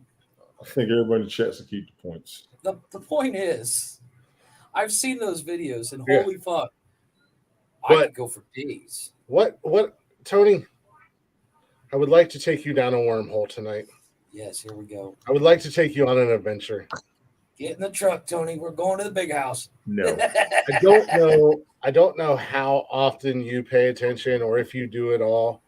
But you know, like there's fan theories behind. No, you don't, Mark. Go ahead, click. We bring this white guy. No, you don't. One of these days, we're gonna get Tony in a haunted house. I'm just saying, we're gonna do it. We're gonna have Tony doing white shit before you know it. You have to pay me a lot of money. Going through a jar of mayonnaise in a week, you know. Well, he does. He goes through a jar of mayonnaise when he makes one of his mayonnaise and cheese sandwiches. He's already on the verge of being white. Turkey and cheese and ham and cheese. I do that. Yeah. See, that's some white shit, dude. That's pretty white. No, that's some lower income shit. Fuck that. That's some lower income shit. Fuck what you heard. We're trying to get your white privilege equity up there, Tony. That's all we're trying to do. I'm not here to get your white privilege out. Well, we good, Mark. Well, I don't know, Jeff. I'm sure you've seen this, and I'm sure you know a little bit about this. Tony, I don't know about you, but you know, like cartoons and stuff, they have fan theories. Oh yeah, no, there's fan theories about everything. Like SpongeBob is a Bikini Bottom is a result of nuclear testing. Oh yeah, I did see. I saw that the other day. Yeah. Well, there's a fan theory about Scooby-Doo is said to be in the middle of an economical breakdown. That's why all of these people are stealing. Okay. Like a Great Depression almost. That's why all these people are dressing up as characters and stealing. The cartoon. Here's a one that'll really fuck you up, Tony D. The Smurfs are actually representation of racism and the Ku Klux Klan because they wear white pointy hats, and Papa Smurf has red gear and like a Grand Wizard or Grand Holy Dragon. Shit. And Gargamel, who is the bad guy, is a big-nosed, thick-hair, rich man that lives in a castle to represent the Jewish community. Gargamel was going bald. Keep going. Yeah, but he had thick, dark hair. Jews don't go bald? Was he Jew? Yeah, that's what they're saying, that he represented a Jew. He represents the Jewish. And the Smurfs were racist, Nazis, whatever. Mm-hmm. Holy fuck. Phineas and Ferb, all the crazy adventures and everything they had. It's because the one kid's dead. And the other kid's Phineas is dead, and the older sister is remembering all of it. And Ferb is like, he's alive, but he's nonverbal. Yeah, he's cerebral palsy type deal. Yeah, I've seen that. Rugrats, all the babies are dead. That's why the only person who can talk to him are Angelica. Tommy was a stillborn. That's why his dad is so fixated with creating toys in the basement. Oh, shit. Chucky died in the car wreck with his mom. That's why Chucky's dad is a depressed, basically alcoholic. The twins were aborted, and Angelica created the twins because nobody knew if it was a boy or a girl, so she just created twins. So the babies were all figments of her Angelica's imagination because she was suffering through anxiety and depression and da-da-da-da-da. Speaking of mental illnesses, they say that Winnie the Pooh, all the characters represent a different disorder. Yes, I've heard that one. I think I've seen it, yes. Yeah, Pooh is ADHD, overeating, whatever. Eeyore is depression. Tigger's ADHD. What was the other one? There's something else that OCD. Rabbit's OCD. There's another one that it's gonna drive me nuts. There's another beloved character that, and I kind of found myself in this wormhole the other night. Okay. Two of them really got my attention. Oh, here we go. The first one being Blue's Clues. Uh-oh. The fan theory behind Blue's Clues is Steve or Joe or Jeff or whatever the hell the main character's name is. I think it's Steve. Steve, and then it goes to Joe. Why do you hate me in which this season? I don't know, but it's funny as fuck. What is that? All right. You don't have to turn it in on the laptop? I don't know because she put it in as the due date for 8 a.m. and if it's due. What was the one? I was just seeing one. 11:59. Okay. Well, which is weird. Okay. Just make sure she gets it. Kenny? Huh? Kenny? Do you have anything else? Yes, he does. He's going to. So Yes. Friday, I'm not going to get an email. You guys stay downstairs. You don't go up to your room. I don't know if he's going to be here for long because his friend Shay, who lives in the same neighborhood, like the exact same area, is making him and Aiden food. All right, that's fine. But you guys stay right down there in the living room. Oh, that's her. Sorry. No, I just saw one the other day. But back and forth. I see who it was. My bad. Yeah, go into your theory there, Chris. I gotta get the dance break out of the way. Oh yeah. Tony D. Austin dance break, ladies and gentlemen. That's why we. Booyaka. There you go. Rey Mysterio. I didn't kill the Smurfs. I just said that they were Amanda. For the record, he has yet to touch the Storks, and I'm grateful. Well, don't fuck with the Storks, man. Another one. The Flintstones are not.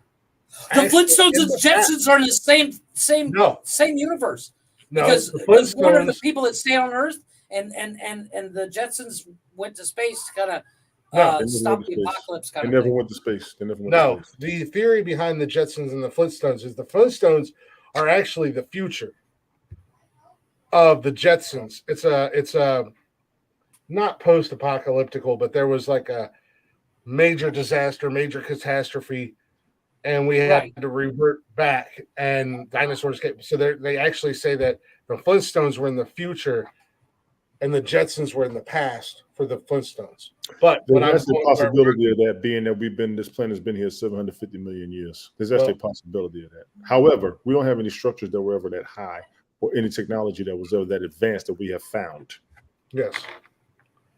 Well, where I wanted to go with this, I just wanted to kind of wet your guys' whistle with this fan theories before Jeff gets all crazy and never shuts up and never lets me get to my fucking point, and I mute his mic. So there's two kind of really disturbing ones. It's a Staples movement. Yes, Mark. Steve or whatever from Blue's Clues, the fan theory behind that is Steve was a drug addict. And he committed a crime so disturbing and so bad that he reverted back to childhood tendencies, and like mentally he reverted back to being a child. I need to go get a glass of water. Keep going. And he's currently in a insane asylum. So the salt and pepper shaker are legitimate salt and pepper shakers that he gets when he gets his lunch. And all the random visitors that he gets, like the mailman and stuff like that, are the doctors and the nurses and shit like that. And when he gets and Blue, the dog, is a stuffed animal that he has in his room. And then when they go outside to play, because he is in an insane asylum, he gets an hour a day to go out to play or go out and be in the yard. I can believe that. So it's basically. That's the fan theory behind that is drugs. They don't say what the crime is. It's just something that was so horrible and so disturbing that it threw him into a state of being like a 6-year-old all over again. And that's why he acted and spoke and talked the way he did. Not that he's talking. They're talking to the camera. He's not actually talking to the camera. Yep. I'll be right back. But Tony, are you ready? This is the big one. You know the show Teletubbies? Drugs. Teletubbies is actually based on an asylum story which took place in 1955. It is said to be the story of the kids in the institution for the mentally disabled in Bulgaria, and the kids in the institution were locked in dark and cold rooms. That's not fucked up at all. It revolved around 4 kids that died on the same exact day. You had Toatoy, who was 7 years old when the incident took place, and he had a facial deformity that made his mouth have a constant smile. And he was also deaf. He was meant to be a trouble. Why do I put myself through this shit with you? I'll bring it back around for you, Tony. I don't believe it. The caretakers would lock him outside.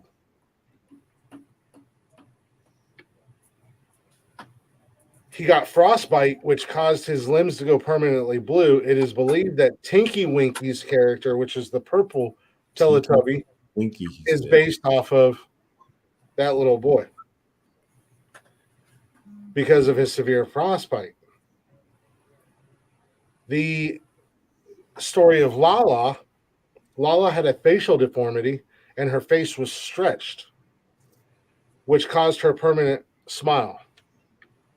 She was locked in a cold, dark room for 5 years, which impacted her, and she used to dance around the room without music. Her caregivers tortured her and broke her leg, preventing her from dancing. Despite the pain, she always smiled due to the lack of sunlight exposure. Her skin turned to a sickly yellow color. Lala's character is the color yellow, which was inspired by her. The story of Donka. Donka was a 6-year-old who was mute because he was not taught how to speak.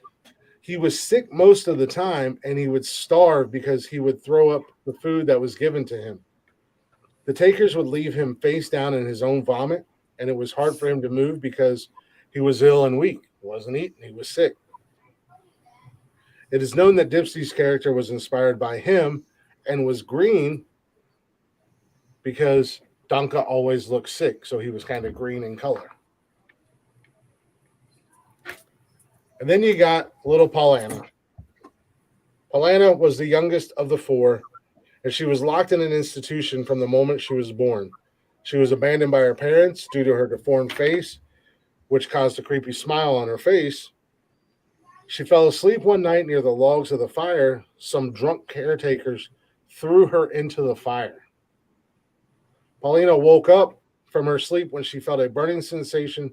She screamed for help, and the caregivers pulled her out, but the damage had already been done to her body. The character of Poe, Red, was inspired by her.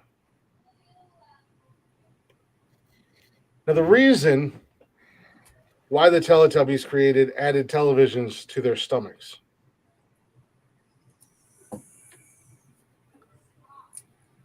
For the kids at the institution, their only source of comfort was television. Yes. Which was constantly played throughout the institution. Which is every child. Mm-hmm. Well, one day, 4 of them, the 4 that I just mentioned, overheard the director of the orphanage saying that they would have to remove the televisions due to its high expenses. That's fucked up. The 4 children panicked because the thing that comforted them the most was being taken away from them. When the caretakers left at night, the 4 kids went to the shelves, pulled out the 4 televisions, but they panicked as there was no place to hide them as the rooms were empty. They thought of climbing down the window, but they were way too weak to do that. So Donka got an idea and looked at the kids knowingly as they thought of hiding the televisions in their stomachs. I knew he was going to say that shit. I fucking knew. Because they were used to hiding their toys by swallowing them. The next day when the caretakers arrived, all 4 children, or the caretakers arrived, the kids were crying as usual, but the 4 of them were laid in the middle of the room. They had clawed out their own stomachs. And the televisions covered in blood were inside their ripped bellies. Their eyes were wide open, and they had those permanent smiles on their faces. The creators of the show had a TV inserted into the Tubbies' stomachs where they watched videos sent by kids. Hence, where we get our Teletubbies from, and why do you smile when you read shit like this? Is my question. Who's smiling? You will, because it's fucked up. It is funny. You smile like you planned this. Like, hey, I did. With TVs in their stomachs. Yes. They clawed their face. You motherfuckers. And this is true events that happen. Like I said, that's the scary part about it. You know that, right? That's the scary part. Half of this shit actually is fucking true. Yeah. This really happened. Now, whether it inspired the television show or not, I don't know. I highly doubt that. I mean, we can all do math here. 1 + 1 = 2. And I mean, they laid it out. We should take an algebra. Yeah, well, fuck algebra. I mean, they laid it out there. They laid it out there pretty plain and simple, saying, "Look, these are why these 4 children, or these 4 Teletubby characters represent each one of these 4 children, from the colors to whatever happened to them." Now, let's be honest. Faces, because I don't know if you've ever seen Teletubbies. Their faces are creepy as shit. What's going on, bud? I'm not even gonna lie. A lot of stuff that was happening in Europe that they said was actually true, and half of these stories are based off of, you can almost believe it. Newsflash, spoiler alert. A lot of that shit was also happening in asylums at the same time, right here in the United States. Yes, sir. Yes, sir. I agree. You know, Psycho was based on a true story. Mm-hmm. Yeah, I've heard that. It's a Chainsaw Massacre. True story. The reason why it was loosely based on a true story of Ed Gein and a cannibalistic family that they kind of lumped the two. Ed Gein. I don't know why he gets lumped in as a serial killer, because he only actually killed 2 people, I believe. He was a grave robber, but he would skin the bodies and make like lampshades and belts and shit like that. Yeah. Henceforth, they're true stories. You know, another movie that scared me and never said was really true or not, but I watched it and I'm like, I kind of think this shit might actually fucking happened. Did you ever watch Cabin by the Lake on USA? What is it? Cabin by the Lake. Had Judd Nelson in it. Something tells me that was a true story. That sounds familiar. Cabin by the Lake. I know I've seen that. Oh, something tells me that was a true. Well, story. Tony, you and I talked about what was that movie with Owen Wilson and Steven Tyler, The Strangers? Yeah, that was a true story. That was a true story. Wait, I think I've seen that movie. And they said that at the end of the movie too. Mm-hmm. You know what else was a true story that blew my mind? Silent Hill. Mm-hmm. Dude, half of these movies, I keep telling people, half of these movies, they ain't lying to you. Well, Silent Hill was based off of an asylum, wasn't it? I think it was based on the city itself. Maybe that's one that was kind of loosely based off of Helltown here in Ohio. But no, I mean the coincidence behind the creation of Teletubbies and that story, it's a disturbing and it's an absolutely disgusting story. I mean, but 100%. Horrifying. I think horrifying. I think that these kids went through everything they went through, but I mean, to think that their last resort, so they didn't lose TV, was to claw out their own stomachs, and they didn't have like knives or anything like that. They literally had to use their bare hands. Well, what's crazy is kids are going through that for real. Mm-hmm. If you watch Real Sports with Brian Gummer, which I haven't watched in over a year, watch the story of the girl from Ukraine that got into the Olympics. After she was from Chernobyl, I believe. Oh yeah. Yeah, she was disfigured and she became an Olympic athlete. Fucking horrible, man. Like Olympics or Special Olympics? And I'm asking not to be funny. I'm asking. No, I think she made Special Olympics. Seriously, she's okay. She just pushed herself to do stuff. I don't think she has legs. Oh wow. Yeah, you know, people are still going through shit from Chernobyl. Oh, 100%. Seriously. There's a documentary I watched a while back where it was these filmmakers went to Chernobyl. Yes. And there's still people living there. They're living on the outskirts. They're not living. Yeah, they're not in the town. This is. Well, you know what blew my mind, Jeff? But Chernobyl was on like the eastern part of the USSR. No, it's dead center. It's right there in Ukraine. Yeah, it's right by Ukraine. It's a part of Ukraine. I was like, whoa. Yeah. I think I'm not 100% sure, but I don't think they are too far away from, not like next year or next week or anything like that, but years down the road, from Chernobyl actually being habitable again. Well, it was supposed to be about 25 years, and it's been over. What they're doing, and I did watch it. I watched this the other day. I went down this wormhole of Chernobyl after I watched the Chernobyl miniseries. On HBO. Outstanding miniseries. Oh my God, that's amazing. Right? So I went down the wormhole. They're actually building a new building to cover the Chernobyl site. They got to. And because the old sarcophagus is falling apart, so they're building a new one, and it's basically it's built in one site, and then it's rolled over top the other. Because you cannot, you can't even, if you were on a, like a hang glider and went across the area above the explosion, you wouldn't make it to the other side. Because of the radiation? Yeah, the radiation is like they have the overspill of the radiation. They call it the elephant's foot. You can't even look at it. Yeah. Unless through a thermal camera. If you do one of these, kind of glance around the corner, you'd be dead. Here's what's crazy: they're making movies about being over there now. You can name at least two movies. Well, they did that. They did that. I'll give you two movies. Movie. Die Hard. Okay, that's the third one. The other two was Transformers. Chernobyl. That was which Dark of the Moon. They were in Chernobyl, and then you also had. I just lost it. Son of a bitch. Who you said Die Hard? Justice League. They were right there. Yeah. They were right damn there. But so, I don't know about you, but I watched that. To go back in that direction, if you will. I watched that Chernobyl documentary. You ain't getting me within 100 fucking miles of that joint. That was one outstanding miniseries. Dude, I seriously thought that they sent that one guy. They're like, "Go in here. We're going to talk to you." I thought he was fucking dead. I thought they were going to fucking. Outstanding miniseries. That was outstanding. Big ups to HBO Max for that shit.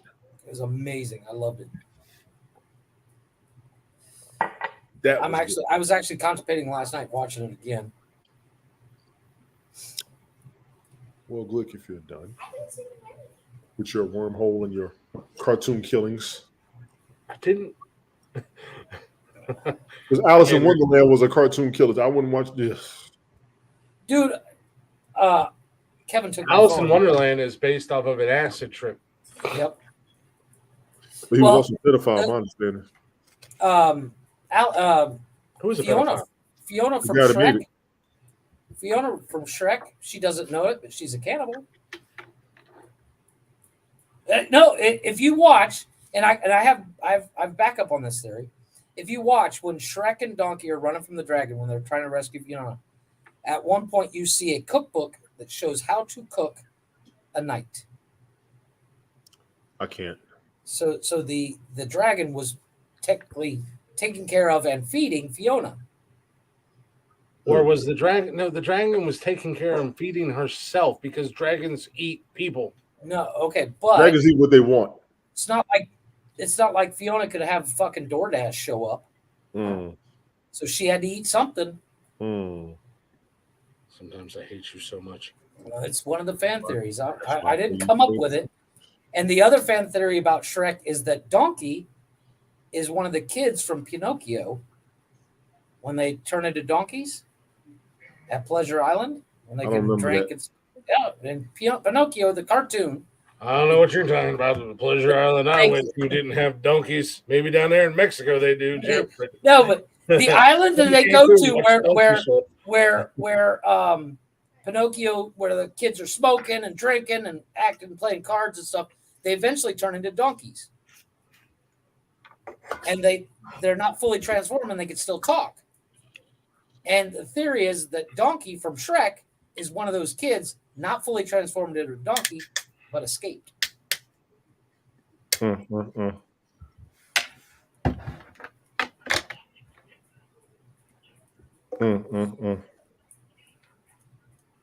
Just saying.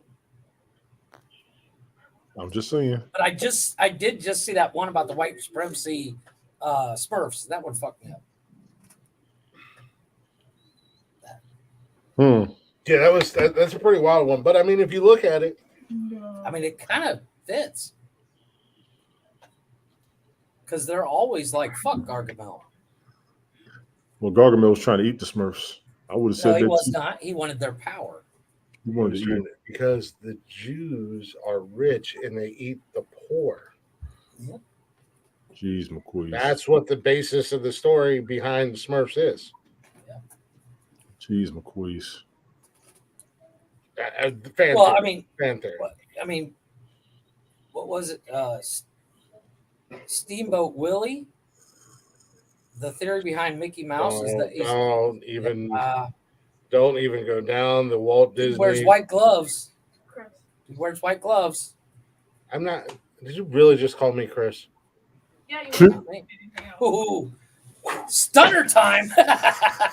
definitely missed. Oh, that wasn't even close.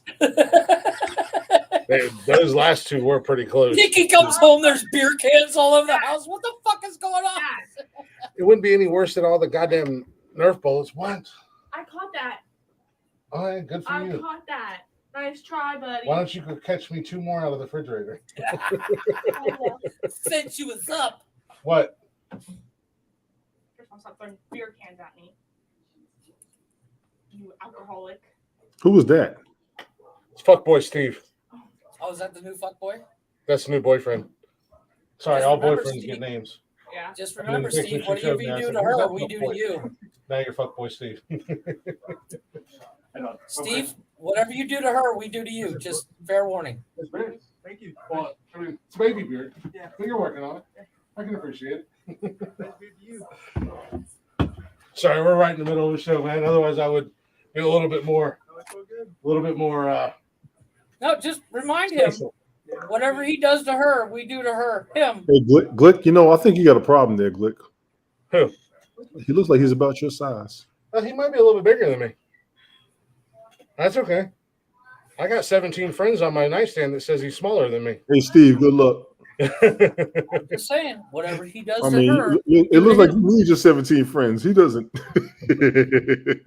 It's not going to take all 17. I hate. And if I learned anything from Danny Trejo, my machete will do all that. Yes, it will. Yes, it will. Yes, it will. Yeah, he might actually be a little bit bigger than me. No, his name's Ricky. I should have called him Ricky Bube.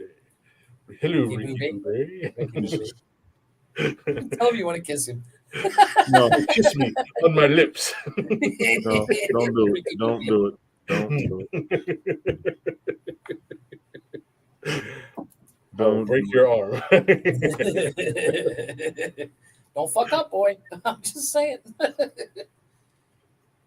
Well, this one has a job. He plays sports and he has his car. Well, that's a plus. That's a in the right direction, I guess. It's the right direction, but I can almost hear a confidence in him that will concern you, but I'm not mad at him for having his own. I don't think he's got. I think he's well. You ever heard of Lorena Bobbitt, boy? Yeah, well, right. Let's be honest. If he's taking care of himself and he's responsible, why would you need it? Now, Chris, I told you this a long time ago. Grab one of your little friends on your nightstand, just one, and toss it at him. So you see that? After her curfew, his friends move faster. Just carve his name into one. Yeah, even better. Your Dremel. I made you a necklace. Yeah, here you go. You're gonna need this. Get yourself a Yourself a cross, boy. You're gonna need it. Oh boy, you too. Well, Tony D, would you? This is what we were talking about Monday before you came in. When I like to steer you down the wormholes and get your because I can tell when Tony's paying attention because he's like, and he and now he knows like something like Glick's up to something. I know he is. I know this motherfucker's up to something. I just can't put fucking white people finger on, and then he gets him, and he's like, "This mother."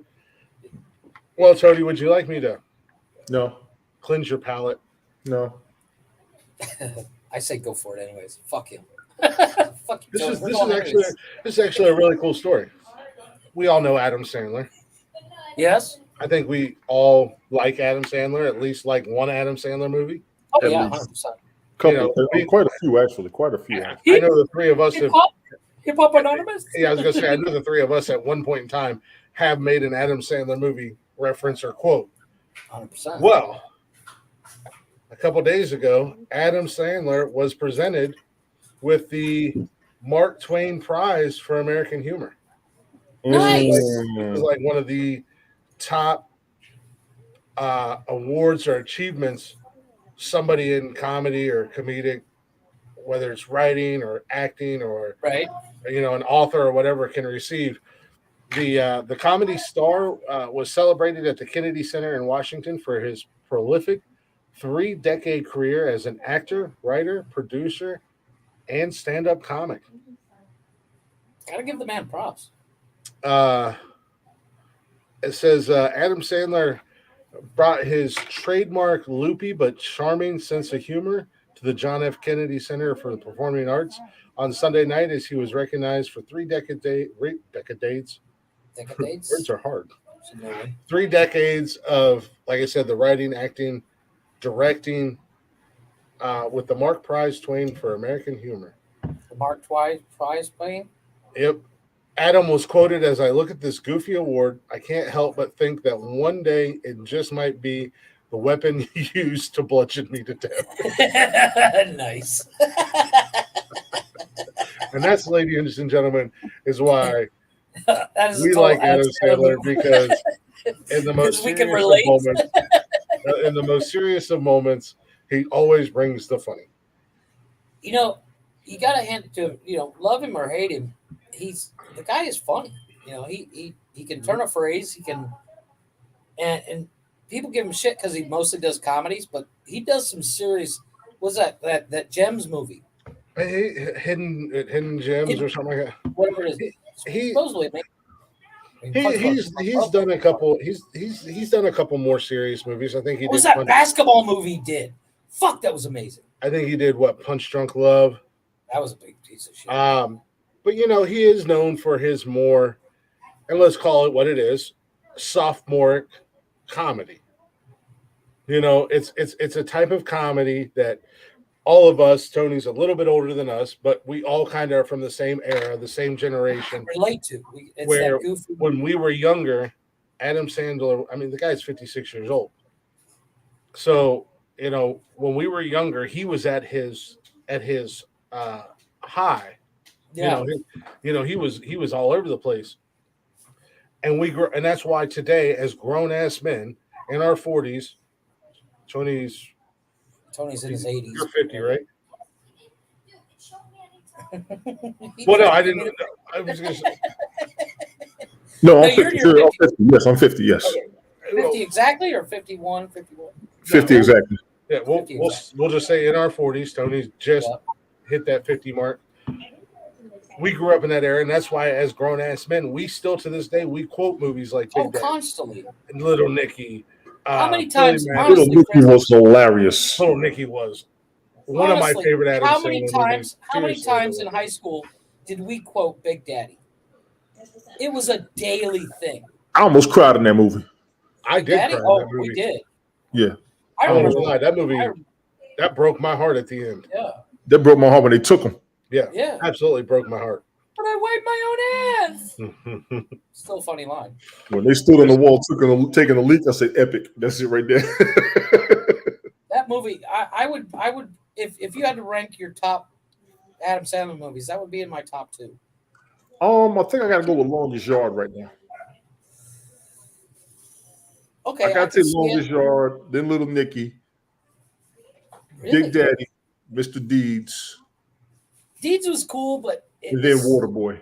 Ooh, Waterboy. See, I'd probably go. My number one would probably be Big Daddy because I fucking love that movie. Then I'd go Waterboy. I do love the Grown Ups sequels, the duel of those. Yeah. I love those because I can relate. You know, in the age we are, that would, if you watch Grown Ups, tell me that wouldn't be the three of us. Just Grown Ups, Grown Ups are for everybody who grew up with Sandler. Like, back up and y'all still do the old young shit. Yeah, I can see that on Grown Ups with everybody. Yeah, I can see the three of us like, hey, let's go jump off this cliff because we used to do it when we were kids. Yeah, no, exactly. And I think that's where you got to see the more grown-up comedic side of Sandler because he realized that Saturday Night Live reunion, if you ask me. Yeah. You know, he knows, and I think that's one of the things that makes him so good. He knows he's grown up. He knows all his friends in them but they're still funny and having like they still want to have fun. They're Absolutely big kids, but they're adults. You know what I mean? And I think that was what the difference is you got Big Kid Bunny. Yeah. Yes. I think that's what the cool thing about Grown Ups was. I'm not the biggest fan of the Grown Up movies. I mean, Big Daddy's probably my favorite Sandler movie. Little Nicky, Waterboy. I was never a big fan of what's the one where he goes back to school. That was Billy Madison. Yeah, I was never a big fan of that. I thought it was. Everybody loved Billy Madison and Happy Gilmore. Like, all right, but Happy Gilmore, I do like. I think it started with Waterboy with me. I put Happy Gilmore and Billy Madison kind of on the same. Like they're kind of the same thing for me. Well, I think if you look at those two, I think between Billy Madison and Happy Gilmore, Sandler grows a little bit. You know, he's kind of a little bit not 100% mature, but he's a little bit more mature than Billy Madison. He just plays a fuckboy. Yeah, but I'm with you, Tony. Waterboy is really one of those ones that, I love that man. And I don't know what came first, Waterboy or Little Nicky. Little Nicky. Little Nicky had me. Little Nicky had me. Was so funny. Dying. I do like Little Nicky. Crazy.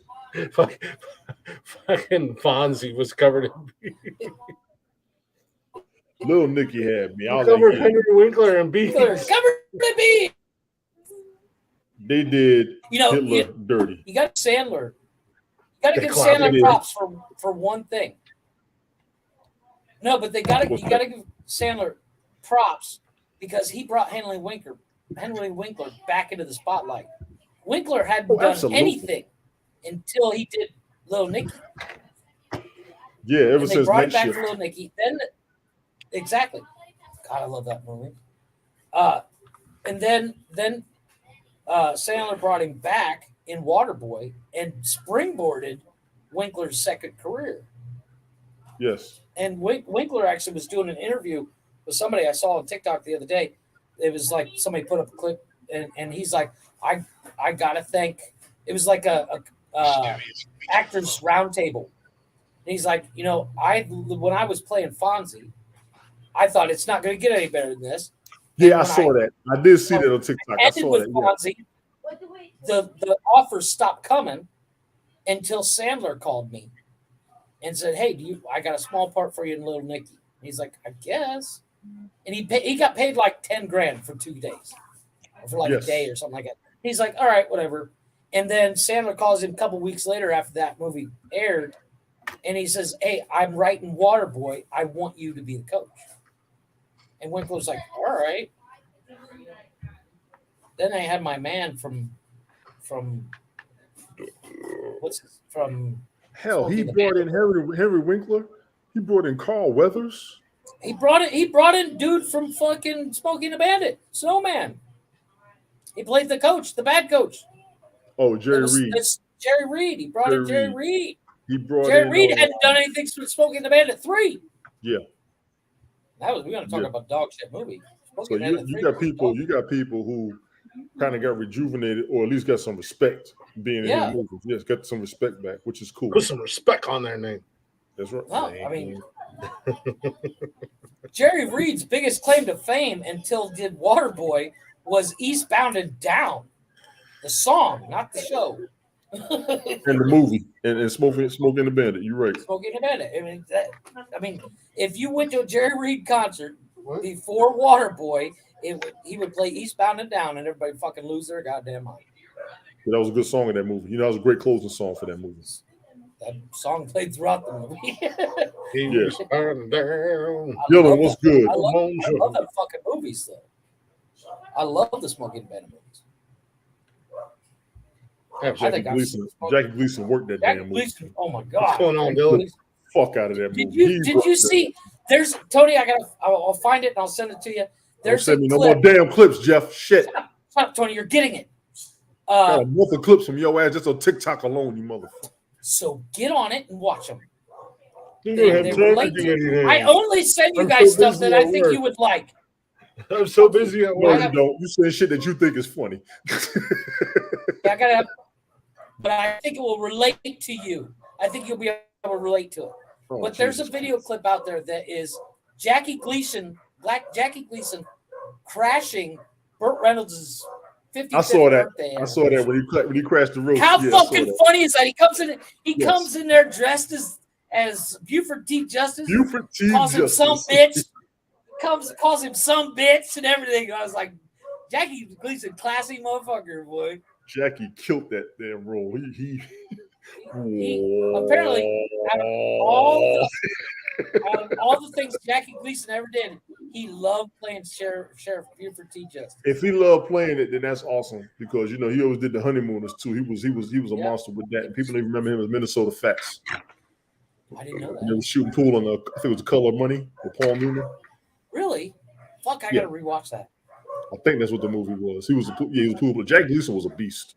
He was a beast on the screen. That motherfucker's funny. I think it's Dylan said he grew up watching Smokey and the Bandit. If you're at our age, everybody watched Smokey and the Bandit. Everybody wanted to Trans Am because of that movie. What? You know what's everybody funny wanted a T-top because of that damn movie.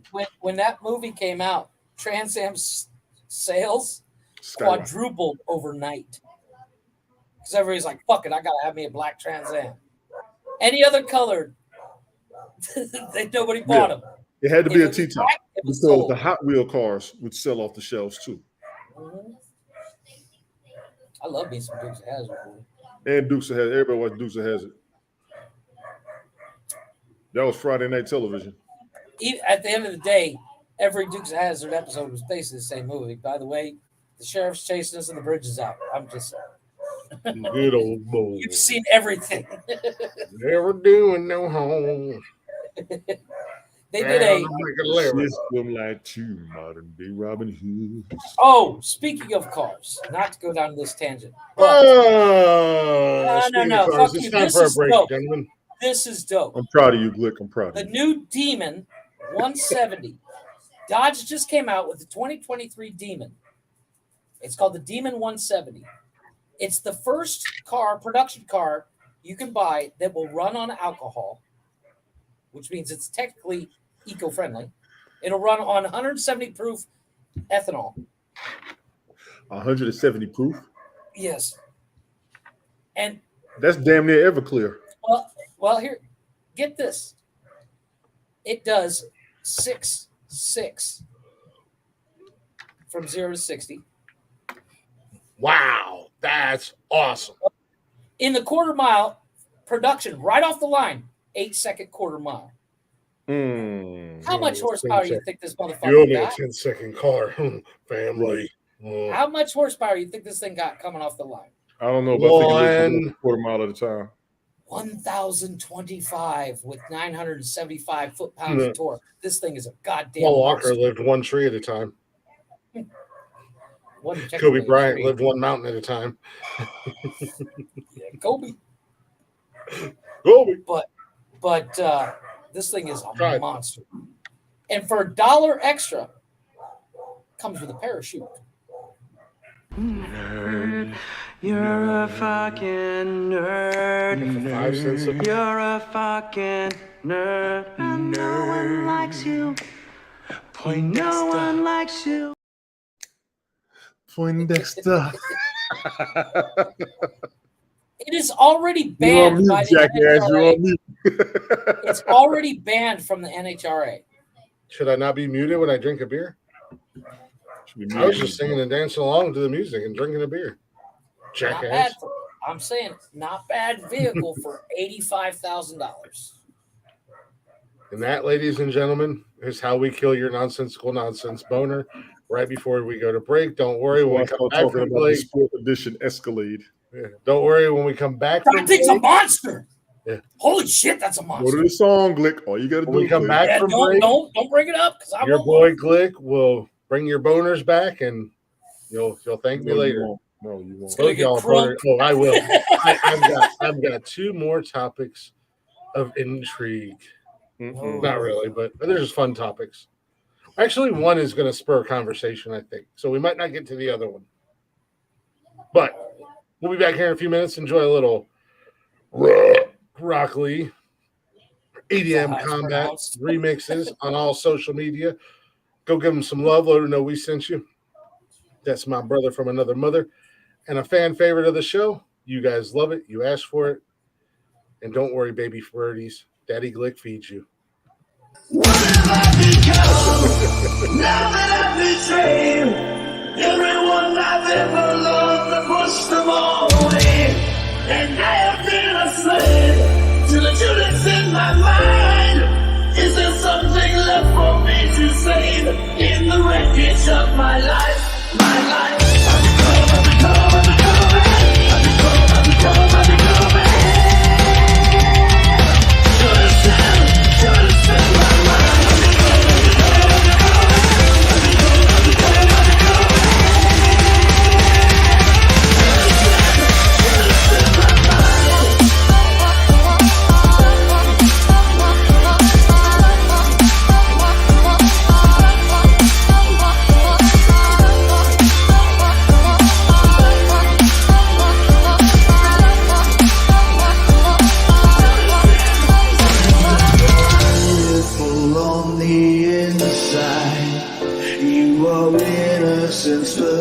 Personified, and I will drag you down and sell you out.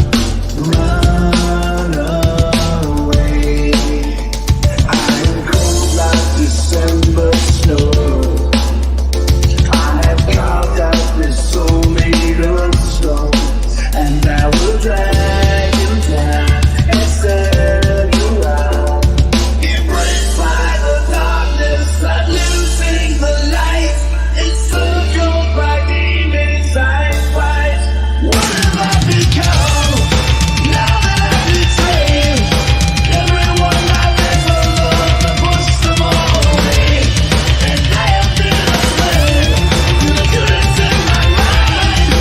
Is there something left for me to save in the wreckage of my life? My life. I've become.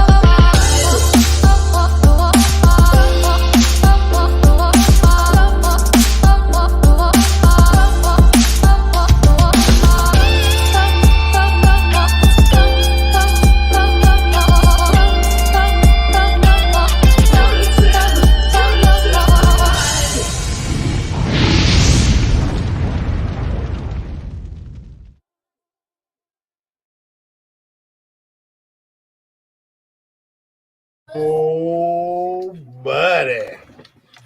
Baby birdies, you like that? You get your belly full? You're welcome. Just sounds gross. He loves you. Daddy does. Welcome back to Nonsensical Nonsense, everybody. Hopefully you're enjoying the show tonight. We got Jeffrey in the building as always. Tony D's here hanging out, doing what he does. And your boy, the one and only, the GOAT, the champ, the greatest of all time, Glick in the building. Accepting all challenges. Any the GBOAT, the greatest bullshit of all time.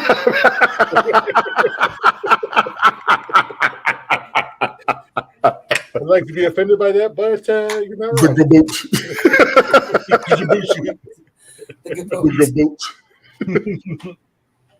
Nice. I would like to be mad at that, but you are 100% correct, sir. Hopefully you're enjoying the show tonight. We're all over the place as per norm. If you're not already, go ahead and hit them social medias up. Give us a follow, give us a like, and if you'd be so kind, give us a share. Facebook, Instagram, Twitter, and TikTok. Join us live Mondays, Wednesdays, and Saturdays on YouTube and Twitch at 6 p.m. And if you can't join us live, well, baby birdies, Daddy's got you. We're going to fill your hungry bellies on Spotify and everywhere you listen to podcasts at.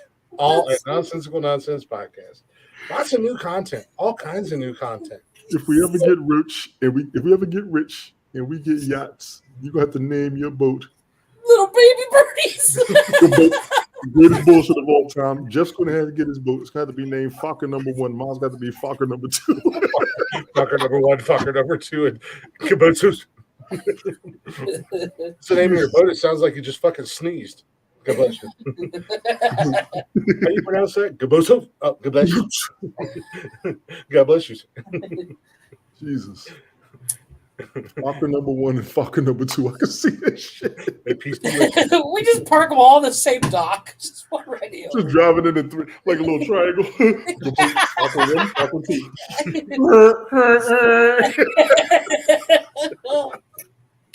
Like the flying V from the Mighty Ducks. Exactly. Well, we don't have to necessarily be rich for that. We can get it on license plates. I'm just saying. I mean, we can't all get. Well, you have to get a car first to have a license plate. Yeah, this is true. Or I can just do personalized hats because when I get done tonight. Oh, speaking of stuff, light bulb. we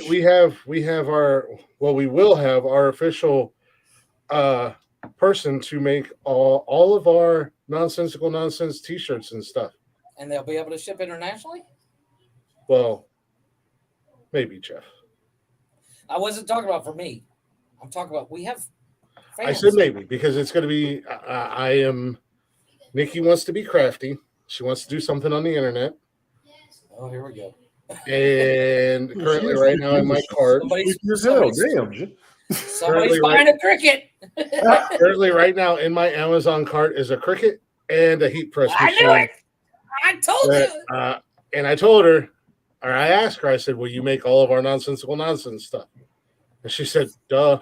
And I said, perfect. So I could have it in home. Hey, you know what? And vinyls maker and let me get you in touch with my tax guy so we can help you with your taxes. Because that's technically a write-off. I mean, we're not charging for the shirts. It's all free. It's a tax write-off. If you set yourself up as an LLC, it's not a tax write-off if we give shirts away for free, Jeff. Free, Jeff. F-R-E. You can get the equipment. Well, if she wants to create an LLC, I'm talking about for our shirts. If we give them away for free, Jeff. I'm just saying. I'm not saying. What Uncle Sam don't know, Uncle Sam don't know. Yeah, well, trust me, Uncle Sam knows. They can do math.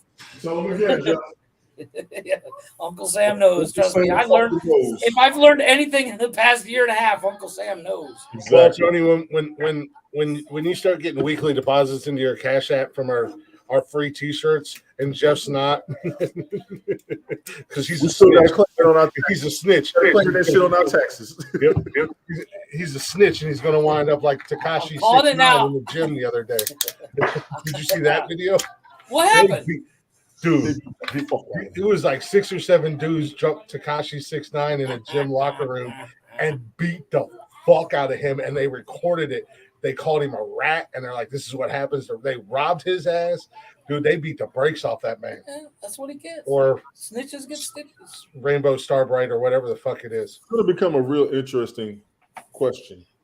Yeah. Is he really snitching or is he really helping? He's snitching, bro. Tony, you know damn well. Tony, rule of thumb is always shut the fuck up. You know he's snitching. Yeah. That man was looking at some serious jail time and literally got off. That's snitch. Made $10 million when he got out, and didn't even try to hide the fact that he was snitching. He came out. He came out talking shit, bragged about it. And guess what? Them boys finally caught your ass without all your big ass bodyguards around you when you were in the sauna at LA Fitness, and they beat you like a government mule. They fucked him up, man. Dude, it was like 6 or 7. It was like 6 or 7 dudes bigger than me and Tony, and they recorded that shit while they did it. Lil' Kim got in trouble for not snitching. She did it right. She went to jail for not snitching. Yeah. Okay, Cat Williams, thank you. They fucked Tekashi up. Speaking of news headlines, Jeff, you won't understand this. Tony, did you see this? And then I got something for you guys. Tight end Foster Moreau from the Saints or from the Raiders, after a football physical, reveals he has a Hodgkin lymphoma cancer. Shit. He's stepping away from football. Jesus. Goddamn. He's a young cat too. He's only 25 years old. Yeah, he is young. That's messed up. He was a free agent, and I think he was looking at going to the Saints from the Raiders. Yeah, we talked about him. And during just a normal football physical, they discovered that he got a cancer diagnosis. It is a potentially serious form of cancer involving the body's immune system. Moreau indicated that he planned to return to football once he has beaten the disease. Through a somewhat miraculous process, this free agency period has been a life-changing for me, he stated during a routine physical conducted by the Saints. Down in New Orleans, I have come to learn that I have Hodgkin's lymphoma and will be stepping away from football at this time to fight this new opponent, cancer. I am grateful for the support and thankful for the people who have stood firm with me. There hasn't been a single step I've taken without hundreds of people lighting the path before me, and I will continue to seek their guidance. That being said, I will go kick this thing's ass and get back to doing what I love.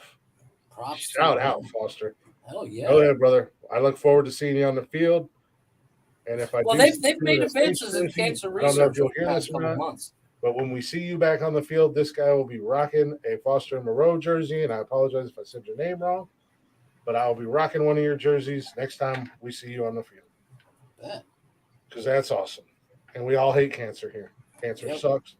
It's one of those things that's non-discriminatory. It doesn't care about your age, your color, where you're from, who you're from, or nothing. It's going to affect us all in some form of our life, whether we get it personally or whether somebody we know or love fights that battle.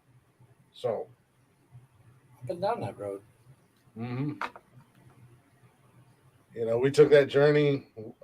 I feel like I took that journey with Jordan a little bit more personally than you guys did, because talking to our mom and everything like that. Yes. Right. You was deeper into it than we were. So that's a fair statement from one aspect. Mm-hmm. And fair statement, yes. When I worked at OSU the first time and I worked at the James Cancer Hospital and getting to know the patients and seeing the patients, even though I was just a maintenance guy, I was always around. You'd see the same faces week after week, day after day. It is a devastating monster that absolutely, if you're not in the right mindset, if you're not ready to take on that battle, or if you've given up, it'll eat you alive slowly and painfully. Giving up is a hard thing to say. That's basically what happens. A lot of people do, because they're tired of the chemo. Well, it's not even chemo, because and I've mentioned this to Chris before. My wife has cancer, and she's not taking chemo. I didn't know that. She's smoking a shit ton of weed, and it's shrunk the cancer to the point where it's almost non-existent. Weed can beat it, yes. They've got a lot of proof on that. That's the only reason my wife smokes. Makes total sense to me. And like when she have legitimate documented proof that weed will take out cancer. And legitimate. She came home from the doctor and she told me, she's like, I have cancer. I thought she was joking at first. That's not I was like, haha, that's not funny. It's not a joke. And because she kind of said it kind of nonchalant. I don't think it had registered in her head when she told me. Right. And I said, well, what the doctor said? He said, smoke a shit ton of weed. And I was like, what? And you know, my mom is a oncologist nurse.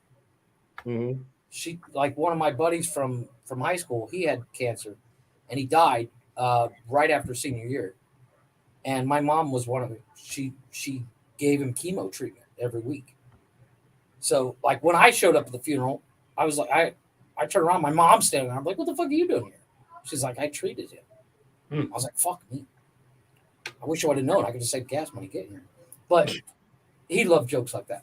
But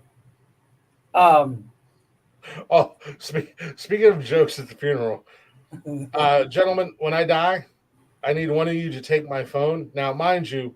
Oh, I'm totally doing it. Mind you, if I have time before I die, I'm going to delete everything off my phone. But I want one of you guys to take my phone and text everybody at the funeral. Thank you for attending. Thank you for coming from my phone. I saw that the other day, and I was like, oh, no, this is being done. I will literally steal Tony's phone when he dies. First minute I get, I'm going to, okay, Chris is here. Thank you for being here, Chris. I really appreciate it. What the fuck? You start hearing from the background. What the fuck? right in the middle of the funeral, so you can. Yep. During the eulogy. I actually had somebody that passed away, and then I got a friend request from them afterwards. I said, I'm not doing this. I also need you guys to stick a Bluetooth speaker in my coffin. I and saw as they that lower me, just play the sound of I'll help, I can't get out. Yes. Of me banging on the. I saw that. I'm not going to your funeral. No. I kid you not, Tony. There's video out there of a dude being lowered into his thing, and there's a Bluetooth speaker in the coffin, and him tapping on it, going, "Help! I can't get out. Hey guys, I'm alive. This is not funny. Not funny. Let me out!" And everybody's crying and laughing all at the same time. I'm like, I'm totally in. You all are some assholes. Although I'm not going to be getting lowered into the ground, so yeah. I mean, it's going to be a different recording. It's going to be a different recording. Like, goddamn, Jeff, you could have used some like lube or something. Yes. Because as we stated, I'm going to stuff Chris in the parking lot with a. Is this Turkish cotton? I've specifically requested Turkish cotton. This feels like Mississippi cotton. This don't feel good. See, I won't have that. I literally, my Bluetooth speaker won't last because Chris is gonna fucking Molotov cocktail my casket in the middle of the church, wherever he wanted. Yeah, it's gonna go. Hey guys, I'm still. I had a coworker call me last week. He had just listened to the episode. He's like, "You guys are fucking weird." I said, "Oh no, it gets better." He called me and he's like, "So I just listened to We Put the Fun in Funeral, and wow." I said, "Yeah, wow is right." It literally starts off with me telling "fuck" somebody. I'm like, "Fuck that guy." Well, I mean, in all honesty, there's not going to be any greater sight than the fact that we know that you cannot pick me up and carry me out of my coffin. The fact that you're going to drag a winch through the church. I'm going to drag a winch from my truck through the church and wrap it around your legs and just high speed. Drag me right down. Drag me extra slow right down. Right down the middle. At a snail's pace. We need something. We need something. So when you pull me out of the coffin, my arm jerks up and I just start waving at people. I do like the I'll make a deal with the coroner. You need to put these robotics in his arms. He's just do the pageant wave as we go. My face has this big stupid Joker grin. My head turns back from side to side. I sneak into the mortuary at night and tape your mouth open in a smile. Yeah. My head rotating from side to side. Thank you for being here. Thank you for being here. Gotta go. Bluetooth speaker in my pocket. Thank you guys. Appreciate y'all. Thank you. By the way, I'm the champ. Did you know? Exactly. That's what's going to be coming out your speaker. My other arm behind me. We finally ended the episode. Still holding on to the belt. That's exactly what I'm going to put in your casket. We finally ending this episode. I'm being drugged down the middle of the church. No. Sorry, Tony. At Chris's funeral, we're going to fight a full-on death match for the belt in the middle of the church. It's mine. Speaking of me not. I'm gonna bequeath my belt to Tony just so I can say. So when it's read out by will, it says bequeath. I bequeath my belt. I of sound-minded body, Glick the champ. You never were. My belt to Tony. I have bequeathed the belt onto Tony. I remind you, I bequeath the belt. Quotation marks. It says you're gonna spell it that way too. And I'm giving it right to your kids. I will too. And it's gonna say in quotes, words are hard. Sorry. And I no longer am. Hold on. What? Doc? And thanks to rigor mortis, so am I. The word bequeath will be in there 20 times. With Tony's name after each one. Bequeath to Tony. Bequeath. That's what we're gonna put in your tombstone. That's right, Tony. I said bequeath. He is hard because he bequeathed. That's what we're gonna put in your tombstone. I have bequeathed the Smoking Skull Championship belt to Tony. I repeat, it has been bequeathed. Also, the custom-made official Nonsensical Nonsense is bequeathed to Tony. Ladies and gentlemen, the lawyers read it out going, I don't think you know what this matter meant. And Tony and I are sitting there going, oh no, he knew. He knew what he said. Exactly. That's not a typo, sir. He did that on purpose. The lawyer, every time, he has to do air quotes, bequeathed. And Tony and I are just sitting there giggling. Like, aren't you guys sad he died? Oh, we're 100% sad. But this motherfucker just took a joke all the way to the end, boy. He's the only motherfucker know that smiled when he died. He got that stupid ass look on his face. He's gonna die with that belt. I got a practical joke for your ass. You gotta die, I'm gonna shave that beard off your face. Away. That's what I'm gonna do for a joke. You better be careful. You might have to fight Nikki. That might be the death fight. Tony shows up with some clippers. Next thing you know, Nikki steps in front of my coffin in full gladiator attire. Tony D, you got to go through me if you get that beard. Are you not entertained? My name, leather kilt on and all 9 yards. It'll be Thor versus the Hulk. she's like, my name's Nicolius Maximus Aurelius Decimus, wife to a dead husband. Mother, are you not entertained? I'm sitting in the background going, where's my fucking phone? I need to record this. This motherfucker's going up on TikTok. And customer of the beard.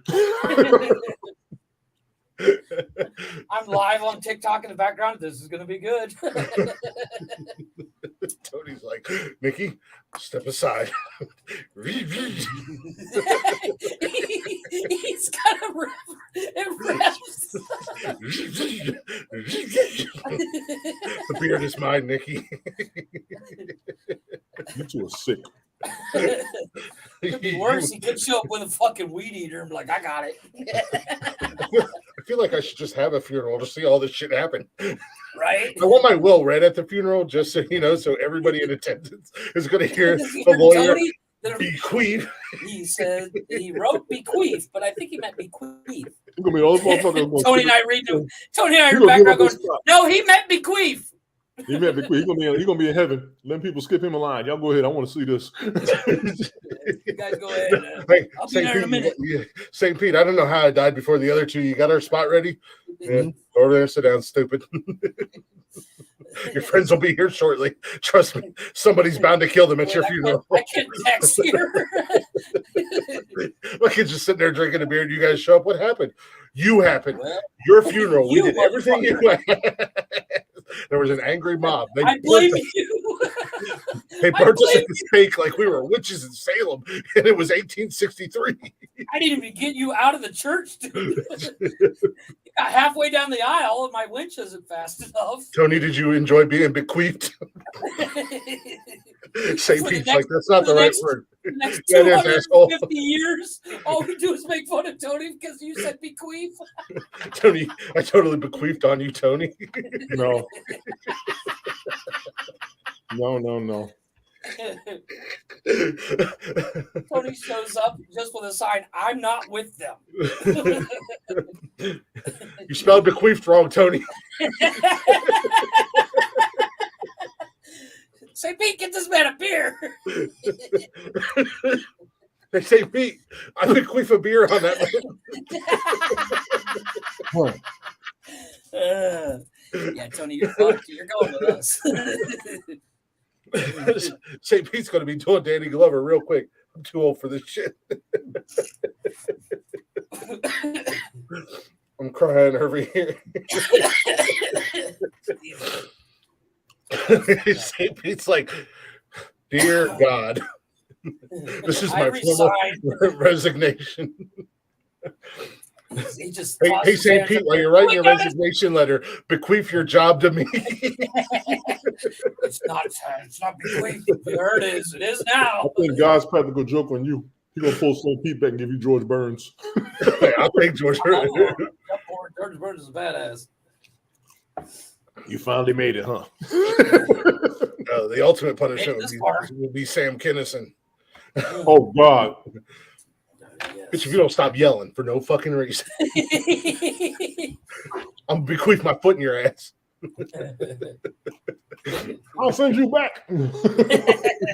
I wish the fuck you would. Good, because I want to watch my funeral. Just set up in the coffin. What happened? I happened. Duh. Are you surprised? Comes running in. Zombie! They sent me to heaven. They rejected me. They sent me to hell. Hell sent me back here. I'm back, bitches. Jeff, get this fucking Build-A-Bear tube out of my ass. Tony, I unbequeathed my belt to you. Give them back. Gave you like it, Chris. Take it. Tony, I've unbequeathed the belt. I unbequeathed you, Tony. Queef it back. Tony's like, no queef backs. Once queefed, no queefing. No unqueefing. No queef backs. No bequeath backs, click. Once I've been bequeathed, I can't be unbequeathed. You son of a bitch. I'll go on that website again and order me another one. David Ensign Wise, surprise, click is drinking. I can only imagine what Chris's coffin looked like. It literally has the Nonsensical Nonsense logo airbrushed on it. And it's a Budweiser box or Miller Lite box with it's sponsored by Miller Lite. This funeral is brought to you by Where's Miller Lite out? Somebody hashtag at Miller Lite on this episode. I will. Or not hashtag, but at them. Yes. Hey Miller Lite, I've bequeathed you as our official sponsor. What's up, buddy? Exactly, Cash. Exactly. I'm gonna do that at your funeral. Oh my God. I'm gonna get your coffin wrapped like you wrap a car, but it'll be Miller Lite. It'll look like a NASCAR car with all the beers. NASCAR, Miller Lite, number 13 on it. Nonsensical Nonsense logos splashed on it. The champ stickers on it. Uh-oh. Look here, Tony D. Uh-oh. Like father, like son. Come over here, Peckerhead. Put it on your shoulder. Show him. Ow! This is a monster. Yeah, right there. Like father, like son. Dominic and Ray right here. Glick and baby nonsensical. Don't do that. What? Dominic and Ray. Big nonsensical, baby nonsensical. That is messed up because Dominic portrayed as his own father. Would you betray me? That's a damn lie. Yes. I know better. You will not be bequeathed belts. I don't know what happened to him. I thought he burnt them. Break any of your belts. They're all in your bedroom. I see you burnt them. Like, you got them on fire. I'm telling you that.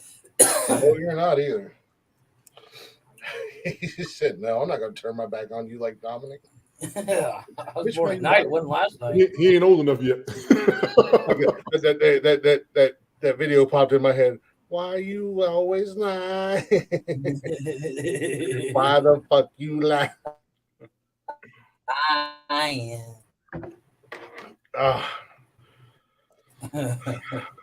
I can't wait to bequeath on Tony. Kind of want to die before you guys now.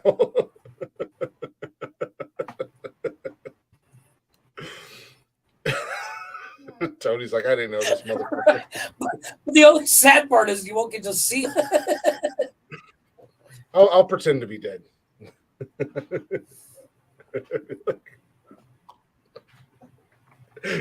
I'll be sitting in my coffin.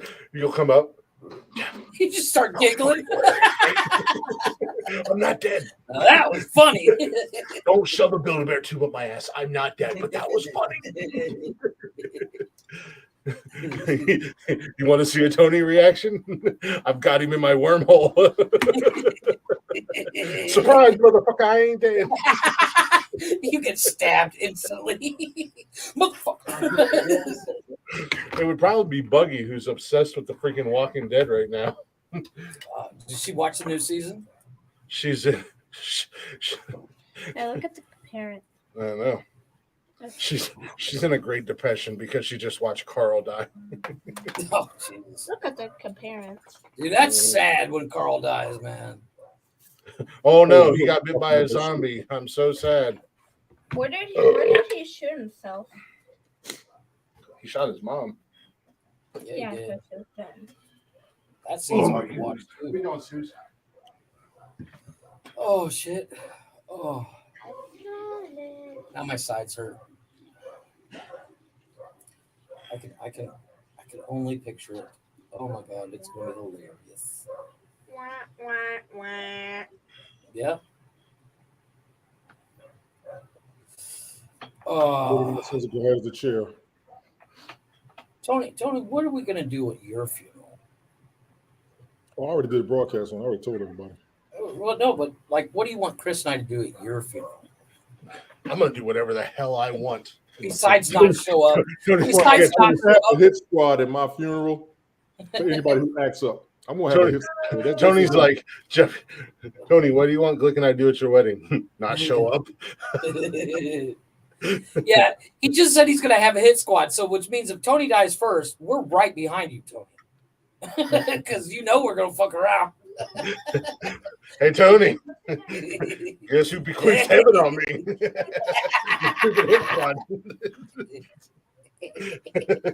I just wanted to pay my respect. And Tony's will, do not let Chris and Jeff know that I died. Dad, what? I know who the real tramp is. Ain't you, ain't me. It's Sue. Tony's final words. Do not let these motherfuckers show up my funeral. Suze, our dog. Pretty good. Piggypotamus. That's pretty the piggypotamus. Tony's final words are, do not let these motherfuckers come to my funeral. Pretty much. Do not tell Glick and Jeff I'm dead. Don't do it. Don't do it. They'll fucking show up and act a fool. We're doing a live podcast at Tony's funeral. Hell yeah. I'm gonna grab him out of his coffin and set him up beside us and just put his vape in his mouth. Final reaction, folks. Hey Tony, you ready for it? Hey Tony, we saved your autopsy for tonight. You ready for a deep dive? If I come out that coffin, I'm coming after you two motherfuckers like Spawn. I promise you. I want the cape. I want the armor. All that shit. What? We're gonna set up right next to the coffin and go live. One of my favorite books. We're gonna prop up your coffin like they did Jesse James. Oh, So it's hell an no. angle. Tony, what do you think? Oh, look, he's got nothing to say. Typical. Somebody get this guy a pizza or something. I'm fucking y'all up. I have armor. We're gonna prop him up with a bottle of Crown Peach and a bottle of Pepsi cherry in his hand. Motherfucker said Pepsi Cherry. You're the one that was putting Pepsi cherry with Crown Peach. Wild cherry Pepsi. Same Whatever. My bad. Maybe you should bequeath proper grammar and literacy on me. I'm going to curse you with your own ignorance. Look, I know and I accept it. It's really like that's why it'll be an even deal. Hey Tony, hashtag words are hard. I'm just saying, no harm, no foul. I'm gonna curse you with your own ignorance. Have we met? What's this, your first day? Come on, man. First day on the job now. Where you been? I have a job that I type all day long, and I still spell shit wrong. Really? Yes, we know. Yeah, meth man. Hey, Tony okayed it. That one's on Tony. He okayed it. Kanye West. Once again, Tony okayed it. Looks good Jeff to me. A. Goldblum himself. Let's go back through the Jeff spelling error. I could have sworn he spelled that shit right before he posted that shit. Even when Tony specifically, he not only did he spell it out when he gave it to you, he sent a message with the proper spelling, and you still fucked it up. Hey, some of us are good at shit. Some of us are good at other shit. I never claimed to be good speller. How do you type all these fucked up words? Is all I want to know. How do you really deal with this many people? I mostly make phone calls. I only send an email in dire straits. Shout out to all you speed readers who just wanted Jeff to shut the fuck up. God damn. This shit's longer than your piece. Believe it or not, I have about 150 templates that I literally just need to add people's names to. Are you ever going to spell shit right on those templates is my question. No, I don't write the templates. I have them written and sent to me by coworkers. Answer that question. Yeah, because I'm smart. You make 6 figures copy and pasting all day. Ain't that a bitch? Hey, it's a tough job, but somebody's got to do it. Yeah, it gets redundant. I agree, but that paycheck don't. I made 6 figures fucking squirting chemicals. Yep. Yeah, you did. Yeah, dude. Little glick pollination here, little glick pollination there. Pollinate here, a pollinate there, a pollinate everywhere. Little squirt there, little squirt here. We got Tony. He turned his back. Squirt on your face, squirt in your mouth. Come on, Tony. AKA the Orkin guy. Orkin man. Or as my uncle called me, the Dorkin guy. Fucking John Goodman in the flesh, ladies and gentlemen. All right. Arachnophobia. Yeah, I just no, Jeff, we might be making the trip to Tony's funeral. Yeah, a little sooner. Guess we're going live this weekend. Tony bequeathed us invitations to this event. You heard it here, folks. You lean over the casket and I fart in your face. That's what we're on the list. Oh, no, we'll be live, so everybody will hear it, too. So. Good. The ones I stole. I didn't steal it. It's upside down. It's a GWO. It's a Glick World Order. Glick World Order. What did you even use to paint this? What? What did you even use to I don't remember. Something Buggy had. The OG belt. GWO. OG belt. GWO. Yeah, I'm not. Why didn't you capitalize the G? First belt. Like this is the OG belt. Oh, the OG belt. Oh. OG belt. Why didn't you capitalize the G? Yeah. You're not wrong. That is the OG belt. The first belt. The first yes, belt. It is. Yes, it is. When I declared myself the champ. And nobody can deny it. We gave you the name, the Glick World Order. That shit was funny. I gotta admit, I gotta ask a question. How stupid did you feel writing on belts? Not at all. You gotta feel. You don't feel a little dumb going. Yeah, I'm a Glick World You think Order." that's the dumbest thing I've done in my entire life? I know it's not. I've hosted 241 of these podcasts. This is true. And trying to get sponsored doing it. I'm still trying to get sponsors. That's dumb. I'm still working on sponsors. I was working on. I was sending proposals last night. They're not like the first belt, like to be on, because I've run a couple belts. Like the first belt to like be wearing onto your shoulder, and then the first belt. Maybe we'll get a shadow box and put it in. There you go. In the Nonsensical Hall of Fame. Oh my God! I'll be the only person there, but yes, you will. I will be there. Just hanging in your backyard in a shed so nobody can see it. people from Minutes yards away. around will come to see it. Yards around. What is this Hall of Fame in Glick's backyard? Well, it's all pyramid shaped like the Rock and Roll Hall of Fame, but Right. it's made out of plywood. not really a Hall of Fame. It's kind of a shrine to Like a myself room. in my awesomeness. It's a she shed of shame. She should have seen. It's just going to be a shrine to my awesomeness. Clips of me, and I blur you guys out like witness protection. In video clips. It's like 45 TVs with different episodes, different clips from the episodes playing like just a complete random TikTok setup. Just loop the episodes. Who's the guys who are blurred out? No idea. If you were allowed to know, then they wouldn't be blurred out. Duh. I'd be associated. Duh. They've learned. Both you motherfuckers be sounding like, no, we'll like this here. It's all edited out.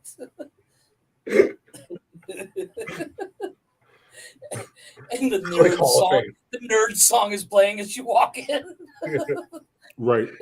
It's the Glick in parentheses below Nonsensical Nonsense Hall of Fame. Unbelievable.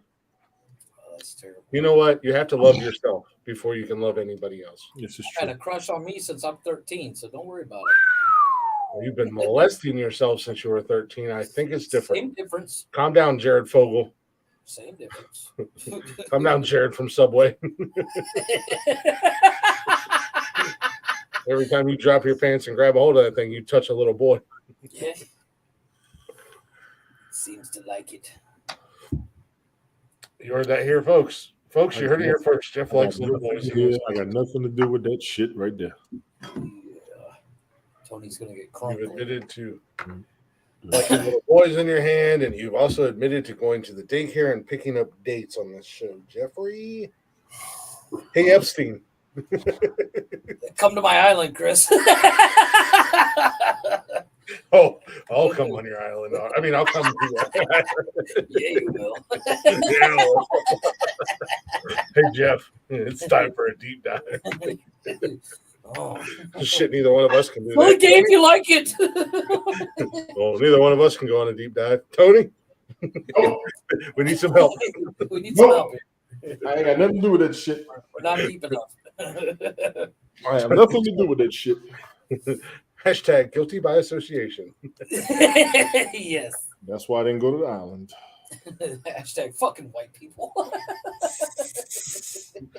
Hashtag white people shit. Hey, there were other people of different races that went to the island. Have you seen the I know. list? Supposedly. Why did my front door just open and close? Yeah. I assume your woman's home. No, not yet. They don't even close till 9. Where's she working at right now? There's a hotel. Oh, okay. Big ass fucking hotel. Nice. It's got like bar, restaurant, banquet hall. I mean, all kinds of shit. Oh, okay. It used to be a it used to be an indoor water park. Mm. They got closed down because they were fucking disgusting. Yeah, that sounds about right. Wolf, what was it? Wolf? Great Wolf Lodge? Great Wolf Lodge, I think is what it was. But it was an indoor water park. So this is a massive property with a massive building.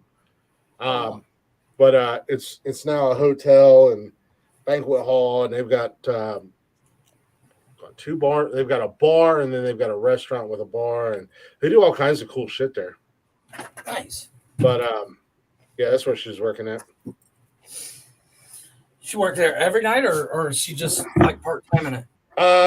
She's kind of sort of full time in it. She was working at an eye doctor's office, but she didn't like it, so she was like, I don't like it here. I hate it. And then they were like, well, we can give you as many hours as you want.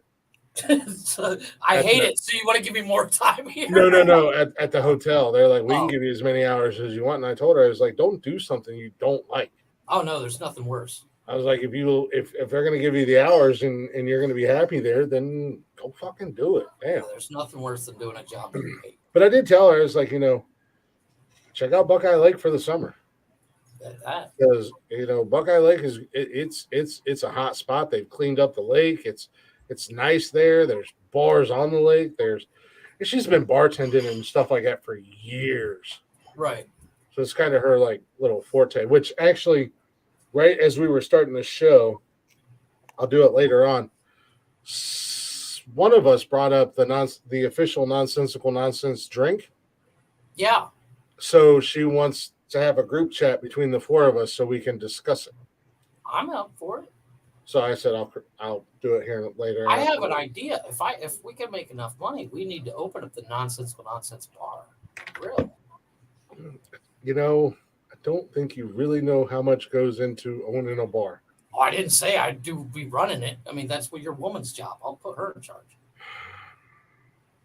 As you know, I'm just here to show up. That's what I did already. No, I mean my ultimate dream outside of this is to own. I mean, we've talked about it on here. Is to own my own spot. Yeah, but it's going to be like a barbecue. It's going to be like a barbecue and blues club. Right. Well, you don't have to go big. You can always start out small and get bigger later. No, I don't have to go big, but I know what I want. Right. I mean, I already know exactly what I want. I'm just saying. Multiple TVs playing different episodes of the show all the time. Fuck yeah. I want Dalton to be my bouncer. Who? And then I want Jeff Healy playing behind the cage. So you can throw beer bottles at him? Roadhouse. I do want to open up a joint called the Double Deuce. It was the funniest goddamn episode of Family Guy ever. Peter Griffin going around going Roadhouse, kicking the shit out of everybody. Trap kicking people. No, there's actually, from what I understand, they're making a Roadhouse TV show. No, they're making a Roadhouse reboot with Jake Gyllenhaal. Yeah. And he is fucking ripped. Is he? He is fucking Is it a TV show or is it just a movie? It's a movie. Oh, okay. Well, I might. Conor McGregor's going to be in it. Yeah, Conor McGregor plays the bad guy. Ooh. Jake Gyllenhaal plays Dalton. It better be good because I'm not a big fan of Jake Gyllenhaal in the first place. I don't know why. Why? I don't know. I think he's kind of a dude. I like Jake Gyllenhaal. Outside of the whole gay cowboy thing. Oh, yeah. I forgot about that. Yeah. Tony's favorite movie. 3 favorite movies. Oh. Tony's trying to quit you. Tony's like, I'm a heterosexual man. Yeah, I'm a man, baby. Come on, don't worry, Tony. It's only. Ladies and gentlemen, you now see why I drink after I eat.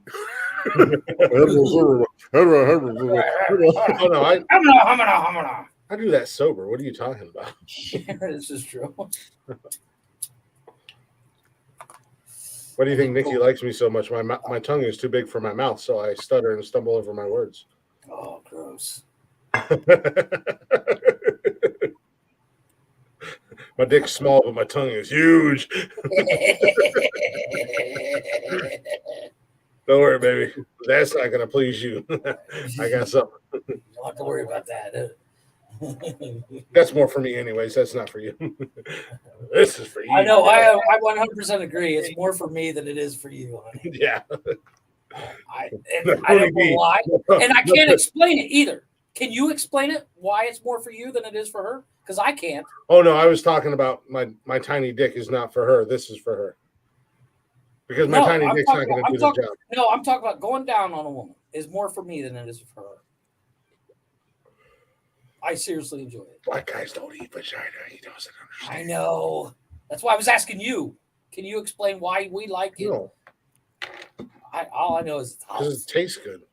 Yeah, it does. Yeah, it does. Tony said, well, that explains the Go ahead, Tony's done eating. Tony's been with.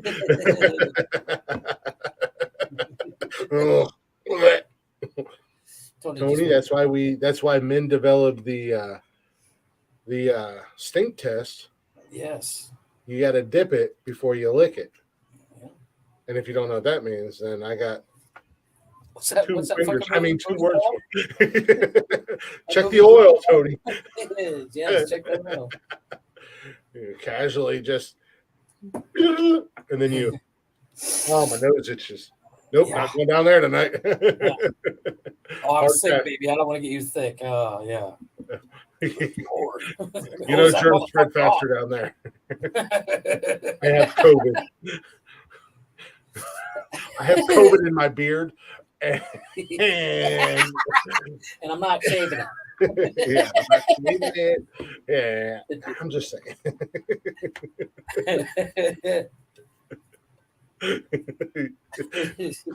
Just remember that rule of thumb. You got to dip it before you lick it. Yep. Before you stick it. Dip it before you lick it. You got to crunch it before you munch it. Melt it before you dealt it. That's right.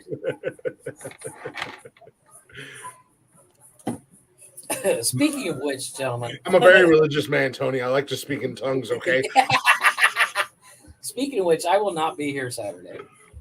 I will not be here Saturday. Tony and I talked about that Monday. Okay. We got the wedding. We have a wedding Saturday. Ooh. And I couldn't remember when your wife came home. So I told Tony, I said, if you guys want to run it, you can run it. I will not be here for the next 2 episodes that I'm supposed to be, because we are going to go away next week. She comes home Friday at 7:40 is when her plane lands. Yeah. And we're going to go do some things around town. You know, doing that shit in public will get you arrested. Oh my God! Whoa, we scared Tony away. No, we're taking the kids out to a couple different places. Yeah. No, we're taking the kids to. We're going to. Even my computer was tired of this shit. It just shut itself off. You too fucking. Sure it did. Sure it did, Tony. No, it did. That's what they all say. I was in here. I was like. So screen just went black. What the fuck? I don't know what happened. No, my computer just cut itself off. Seriously. Tony's computer done with our shit. No, but we're going to take the kids and we're going to go to explore. We're going to go to Iscaret. We're going to hit up a bunch of places. What? You're going to go get a Chevette? No, we're going to explore and Iscaret. Iscaret, they're parks. Explore is Brian. Yeah. Explore is an adventure park. Fucking Brian. You go zip lining and you can do cave diving.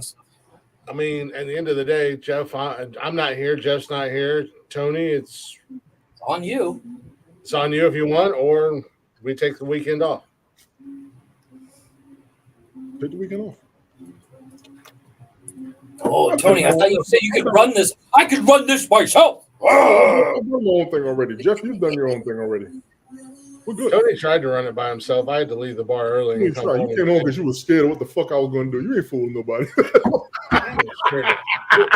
You were scared as shit. I'm on my way home. Oh, shit. Oh, I'm shit. not gonna have this motherfucker get me kicked out of my own hometown. Oh, hell no. You were scared as shit. Yeah, I have the. I'm always scared.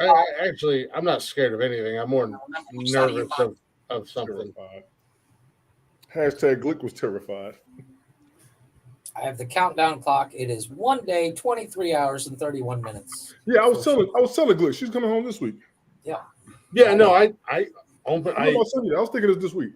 I honestly admit it. I said I can't remember when she comes home. Yeah, I have that I awesome don't care, countdown clock. Hey, Jeff. That day I said I was gonna come up here by myself. Once the intro didn't go the way he was normally going to go, he popped in. He said, "Listen, I'm about to leave the bar now." I said, That's what I thought. I said, No, I didn't. I said, I'm gonna be about an hour max. I can see Glick now. Oh no, my show was 3 hours. No. No. All you gotta do is watch the replay of the episode. When I came in, then I started. Then I didn't do the intro the way you popped up. I'm about to leave the bar right now. I wasn't leaving the bar because of you. It's because I went to the bar and I was driving and when I go to the bar and I have to drive, I have a 4 beer minimum. I honestly don't get the concept of going to the bar. I just wanted to get out of the house. It's getting out of the house, yeah. Everybody. I don't understand that concept either. Jeff, every man that goes to the bar doesn't get out the house. I don't. Not every man. Bar just to drink. You're doing it to get out the house. No, I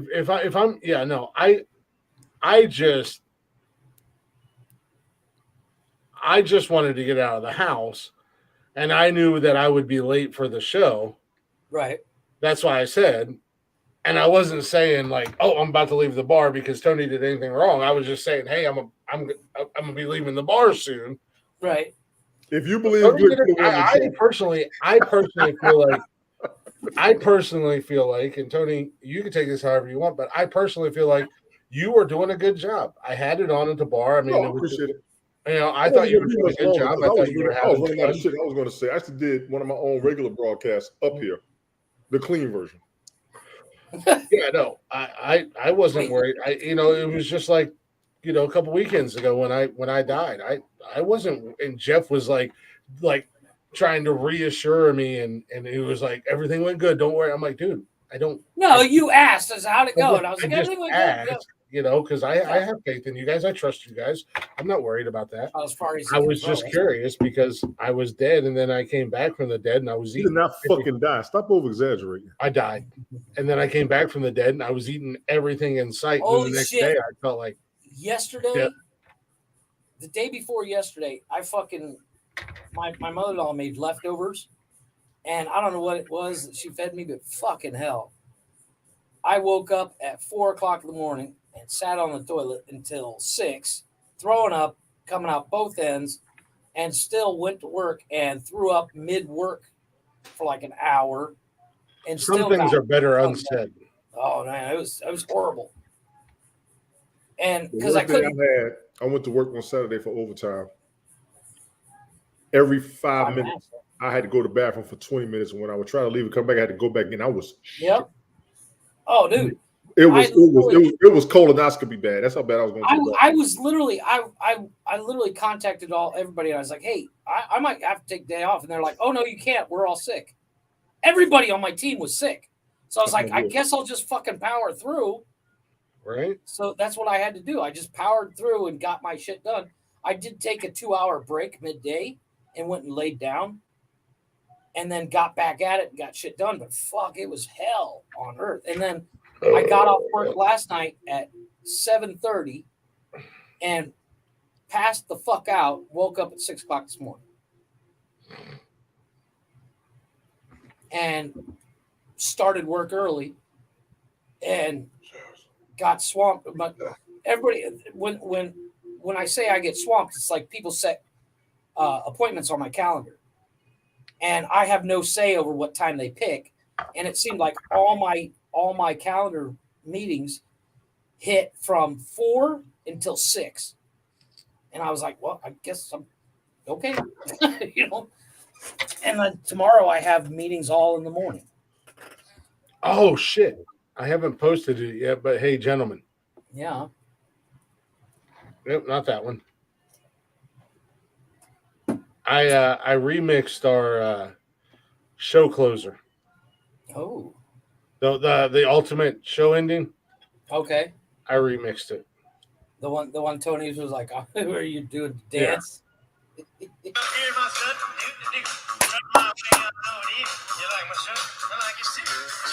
If I would have had it ready when you stood up, I would have played it. I couldn't find it fast enough. Kevin had my phone, and I was like, "Damn it!" I cut it down and I remixed it, and it's just me jumping up out of the chair and doing that shit was funny, man. That clip. I literally, here's the funny thing. I started to watch the clip that you posted, and I was watching. I was like, wait, what is Tony all pissy? And then I realized what was happening because Tony jumps in the beginning of the clip is Tony going, I'm going to close the show because you don't leave. And I was like, damn, Tony. She kept sitting there. She was like, she want to go. She want to go. This motherfucker wouldn't shut up. You got the woman to move in with you. You didn't want to be alone, and you still want to sit there in your fucking mouth. That's the same energy. That was the thing. Like, we both wanted to leave. We both wanted to end the show, but we were having. We said it for 35 fucking minutes. But both of us were having. Both of us were having so much fun doing the show. Like, neither one of us were really getting mad at the other one. She never sits in here like this. You was. You out of town, I want to go out. You're going to sit here and keep drinking beer and belching on a podcast. I done moved in with your ass, and we out of town, and you're going to spend more than 3 hours of schedule. I was like, Glick, get the fuck out. Well, no, both of us were having fun and hanging out and enjoying the show. He was ready to go. We talked about it, trust me. She wasn't. She was, but she wasn't much like I was. I was ready to go, but I wasn't. Glick, feelings are hard, okay?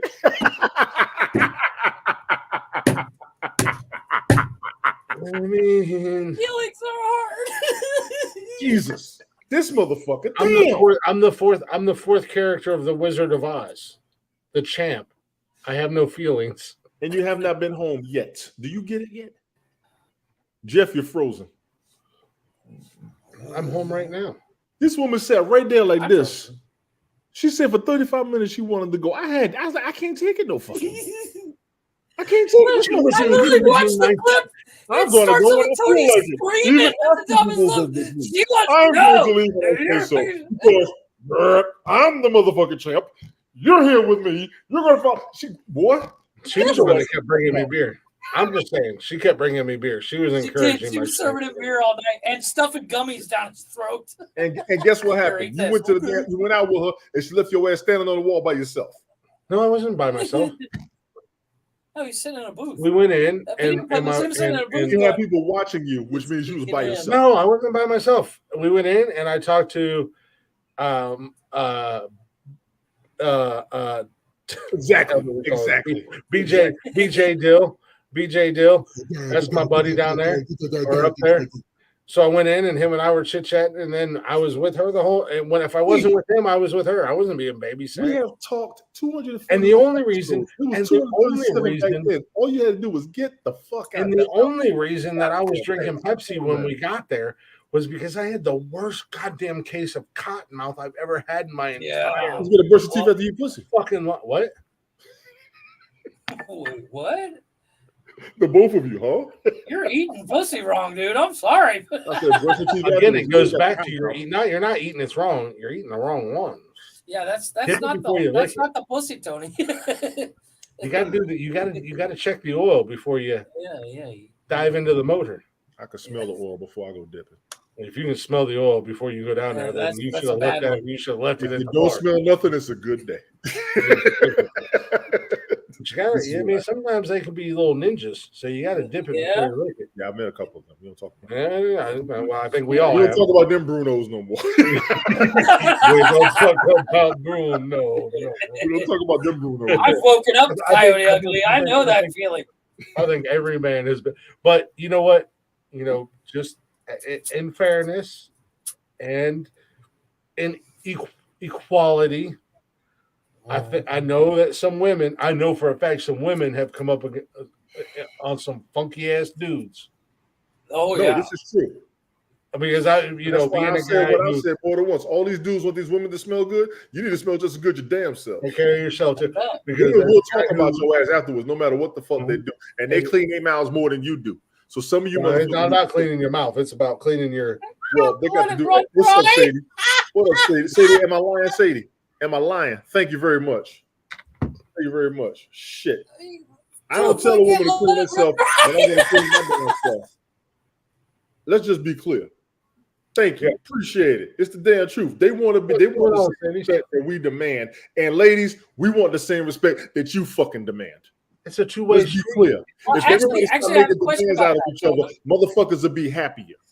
If motherfuckers stop trying to test each other, motherfuckers will be happier.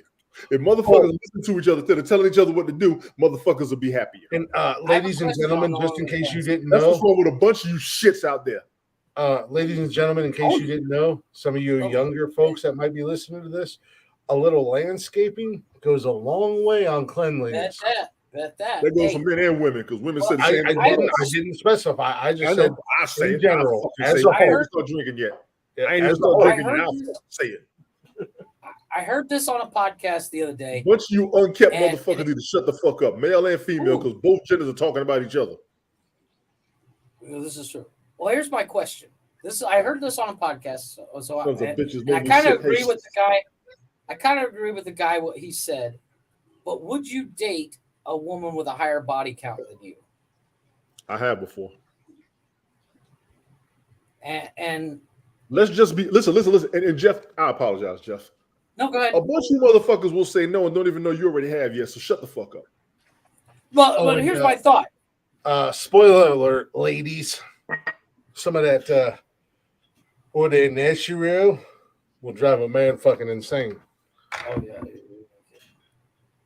Now, Chris, I don't know if you heard my question. Would you date a woman with a higher body count?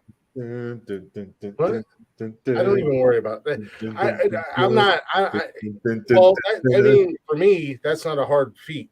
Yeah, this is true. But I ain't even worried about that. Like I used to be, and it was a mental block. I don't even care. I don't. Yeah, you need to care. You need to care. Stop right there. No, wait, whoa. No, as long as you're clean and you're good and everything, I don't give a damn. Exactly. As long as you're clean, you're not diseased. You keep we all need to care. Clean, whatever. I don't. Honestly, because body count is nowadays. Well, no, but nowadays it's a lot easier for body count than men because men don't go to the bar and get hit on by every dude or every chick. Yeah, but also women have taken control of their sexuality. Yachts, bars, and stuff. But at the same time, no, I don't. How many times have you been offered, hey, come on my yacht for the weekend? That's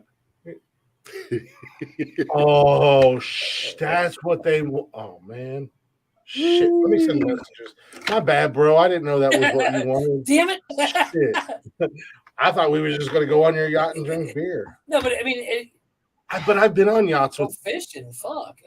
Is that what the guys wanted? They wanted naughty time with Glick.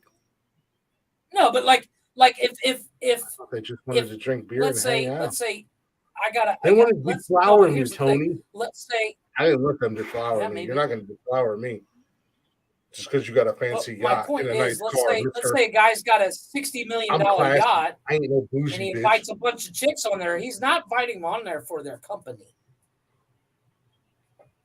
I would. Well, I'm not going to invite a bunch of chicks on my yachts anyway. So I'm going to invite a bunch of bros on my yacht if I ever have a yacht. Let's be honest. If I have a yacht, the last thing there's going to be some guy on there. Dude, this is a sausage fest. What the fuck? Yeah, like the last thing I want is a bunch of chicks. If I have a yacht, I want a bunch of bros on the yacht with me, just drinking and like. Save a lot of money. Just buy a power. Make sure that boat isn't named the Blue Oyster.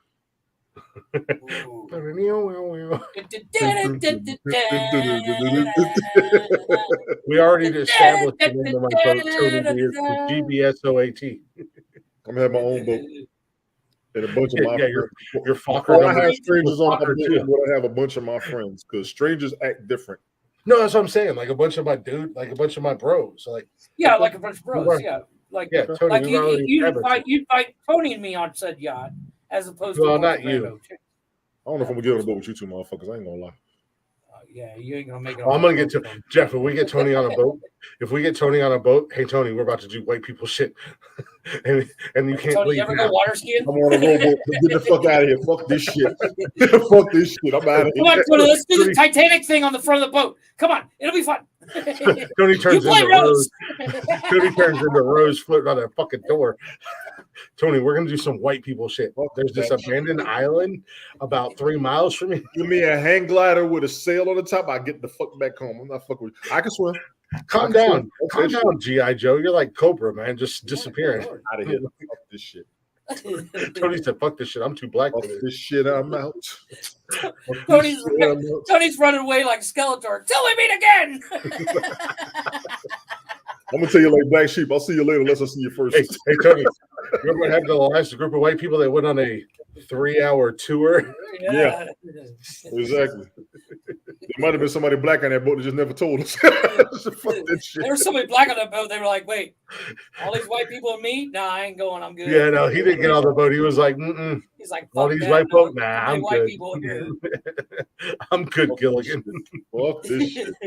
Dapped him up. We still homies, Gil, but I'm out. Tony ain't going. Hell no, I'm rolling with Dave Chappelle. Fuck this shit. I'm going back with the player haters. Y'all motherfuckers crazy. Hope you can swim, Tony. I can swim, trust me. Do you think I have a question. Speaking of Gilligan's Island, do you think the professor, if he wouldn't have gone on the boat, would be massively rich now? Because that dude could do some serious inventing. I mean, he made a phone out of coconuts. Shit, him and Mary. Dylan's not wrong. You know, to go back, Dylan's not whoa. Dylan's not wrong. We have way more worries than body counts nowadays. This is true. We got both. Tony got worried they got COVID. I don't think. It's acceptable. I don't think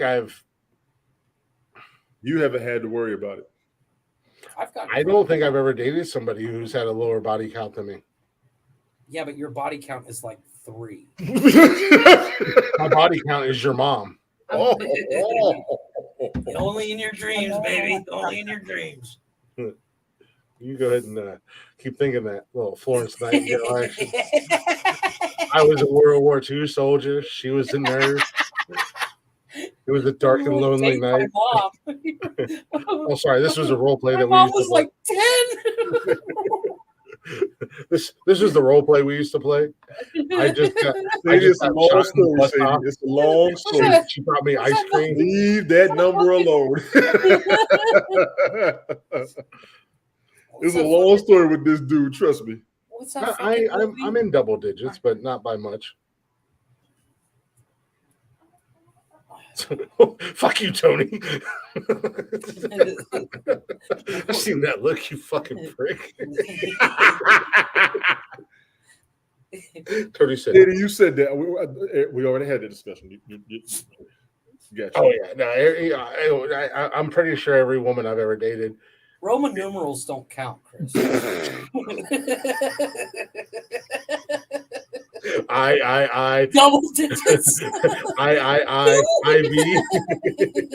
I said I want the knife. Turn into a Little John song real quick. Exactly. Yeah. Hashtag or was it hash marks? Hash marks. I hate both of you, by the way. You're welcome.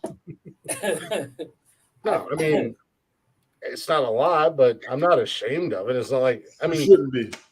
No, I don't think anybody should be ashamed of their body count. I mean, at the end of the day, everybody should be ashamed of a low body count because those of us who had high body counts and those of us who tried to hang with our homeboys.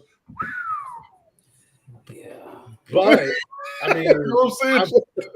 I've been to the playground a lot. Well, I've been to the playground more times than I can. As a woman said, no woman should ever be ashamed of a low body count. That's what a man wants. No, I don't think any man or woman should be ashamed of a body count. No, not these days. No. And in all honesty, I don't think a man or a woman should be ashamed of a high body count. No, I don't think anybody should be ashamed of body count. If you got a high body count, that means you're a man. Some should. Shut up, Jeff. No, okay, but what's body count on a woman, Tony? More than 2. Most people, once you pass 10, it's too high. Sadie's got a high body count. Yeah. Most people, once you pass 10, that's too damn many. Yes. You got to talk. A woman or a man and a woman. And spoiler alert to all you undercover freaks out there, oral sex and anal sex counts too, you little bitches. Yeah. Oh, oral count sex? Or oral sex counts as Chris just doubled. Chris just doubled his count. 4 motherfuckers, yeah. Given or received? Both. Really? Both. I didn't know that counted. I thought that here's what's real scary. Some people attribute their body counts to when they weren't the only person with that one person. So like Tony, if you they're trans, they count that shit. See, I never count. I don't count. No, I thought body count is actual penetration. Yeah, because like foreplay. Some people count any sexual act. Because any sexual act, and all my numbers are. Eating ain't cheating. I'm just saying. I'm Cardi B up in this bitch. I'm a hoe. I'm Chris just went from priest to hoe. I went from Pope John Paul to Wilt Chamberlain. Fucking Ron Jeremy over here, Jesus. Fucking Gene Simmons in the building. No, you seriously, wait, Tony, honestly, you seriously count oral as sex? If I just people count oral as a sexual interaction, yes. People I've always when you talk to people, they will count any and every sex act because if a woman gave you a blowjob, if a woman gave you a blowjob and she gave a bunch of people blowjobs, I think that comes with an asterisk. Wait now, but she's seen as a hoe if she gives everybody blowjobs, but she never allowed penetration. Does she? But what if you got a lot of blowjobs from people? Then you just got hooked up. You ain't done shit yet. Oh, so that don't count. So it's a double standard. However, wait now. You're in a relationship, so you got a blowjob on the side. No. We're not talking about. Say you did. No, eating ain't cheating, Tony. Eating ain't cheating. If you ate out another woman, would your wife say you cheated on her? No, we're talking about in general, outside of relationship. Okay, let's say outside of relationship. Let's say because I'm in a relationship, and let's just say. Y'all gentlemen ain't answering the question. Theoretically, your significant other, somebody said somebody else oral, somebody gave them oral. Would you consider that cheating? If I'm in a relationship and yeah, but you're that's cheating in general. That's cheating. But no, I'm talking about. If you're single, you give a dude a blowjob, that doesn't make you. That doesn't count. Wait, time out. A female giving a dude oral. I apologize, Chris. You have to clarify before Tony freaks out. Yeah, I will scare Tony away. No. So hold on a second. I think Nikki just got home. Get her the lady's perspective if she did. No. So how are you going to say that if a woman gives you a blowjob, that counts on her body count, but it doesn't count on your body count? You didn't let me finish. That's why I asked you. If you was in a relationship and somebody gave you oral, would she consider that cheating? Yes. Any wait. If you was in a relationship and somebody gave her oral or she gave somebody else oral, would you consider that cheating? Yes. That's why I can't make this any clearer. Any sexual act, if you're in a relationship, if you do something in any sexual way, or you kiss, whatever, it's cheating. Yeah. As a matter of fact, in my opinion, if you emotionally give somebody else time, that's cheating, in my opinion. If I'm with somebody, no, I see what you're saying. I see what you're saying, Chris. So like if Nikki's talking with me about no. Like if Nikki and I but Nikki and I are in a relationship. Okay. And she's sitting here all day long when I'm at work before she goes to work, and she's chit-chatting it up with some dude, some random ass dude. That's cheating, in my opinion. Okay, I can see that. So yeah, if I'm but I'm talking outside of a relationship in a single world, in a single environment. If you're out of so if I'm single and I go to a club and I meet somebody, or Jeff, or you, Tony, any one of us, and we dip out in the parking lot, and she gives you the old Monica Lewinsky. Yeah, she does. Are you saying that counts towards her body count, but it don't count towards your body count? Because it's a double standard. Right. I'm here for the ladies. I'm just saying. No, but I'm just saying. If that is true, when you get in a relationship or you get in a situation, you're fixated on the relationship. Because when I said that it counts, it's because when people get in a relationship, any type of sexual interaction counts. Well, yeah, it counts as cheating if you're in a relationship. We're talking. He said eating ain't cheating. He said eating ain't cheating. That's where I was coming from. Jeff said that, but he's also an asshole. Yeah, I'm an asshole. Don't listen to Jeff. That's called a cop out, Chris. Because Jeff's been the ookie cookie at the Bukkake Hall for the last 21 years in Cancun, and he's also been eating ass down in Cancun at the same lady ladyboy bar that Ron White went to for 10 years before he realized that was in Hawaii. It was in Hawaii. Whatever. Yeah, see, even Tony watched the white guy The stand up. motherfucker said, "You mean they've been there?" Motherfucker went there. He said he went there 3 times a week. He went there 3 times a week for like 2 years. You mean they've been there? This motherfucker's been there 3 times a week for 2 years. Jesus. No, it's a totally different. Wait! You see the look on his face when he said that? Motherfucker got no big old eye. Sadie said, "No, I just don't. No, I just don't." Sadie. I see Sadie over there. Oh shit! God love No, her. but you can't compare. You can't compare. Sadie, you are the absolute best. Don't let anybody tell you differently. You can't compare cheating to a body count. Acts, to a body count Because the original question was, do you have a problem if your partner has a higher body count than you? And then, you know, and I said my body counts, in my opinion, is not very high. But then you said oral counts. You know, any sexual act counts. So that's what I said. I mean, so if I'm out in the club and I'm single, or Jeff's single, or you're single, or whatever, and a lady, or in Jeff's case, a lady boy gives you the old Monica Lewinsky in the parking lot. You can't trust that these days no more either. You saw what happened to Sean Kemp. Well, yeah, you ain't wrong.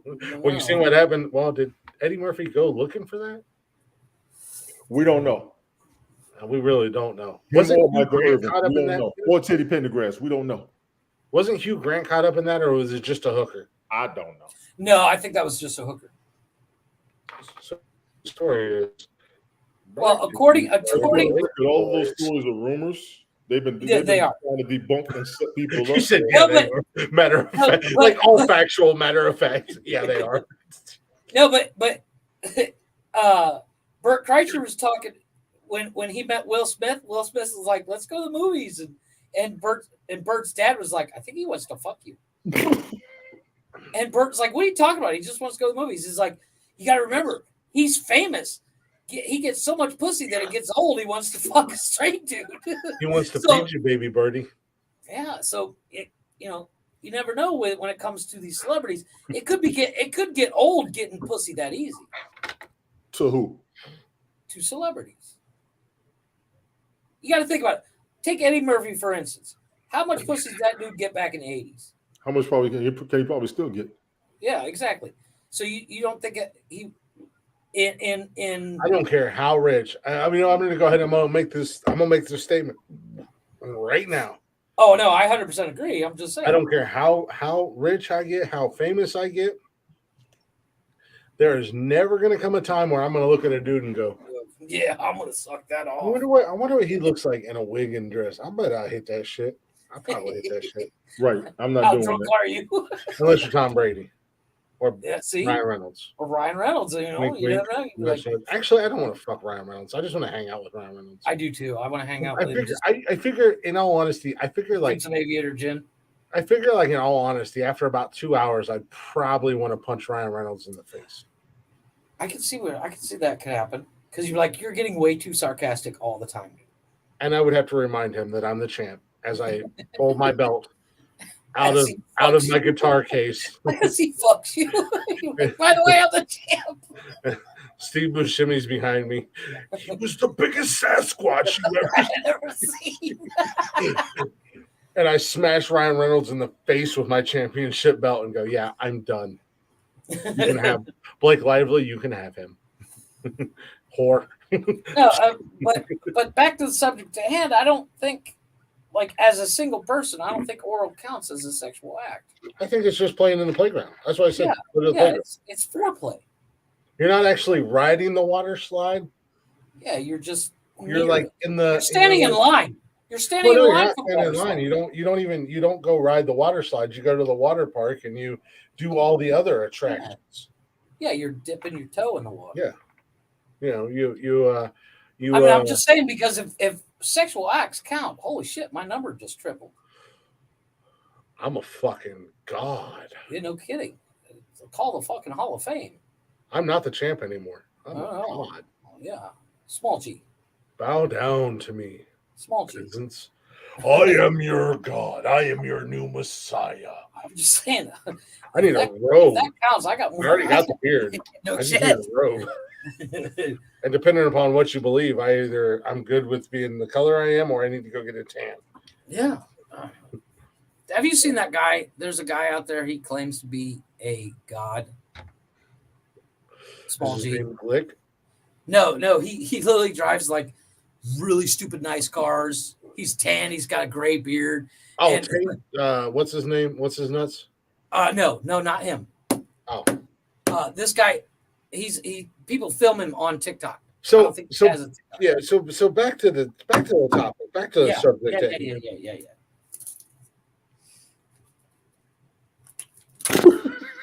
And a single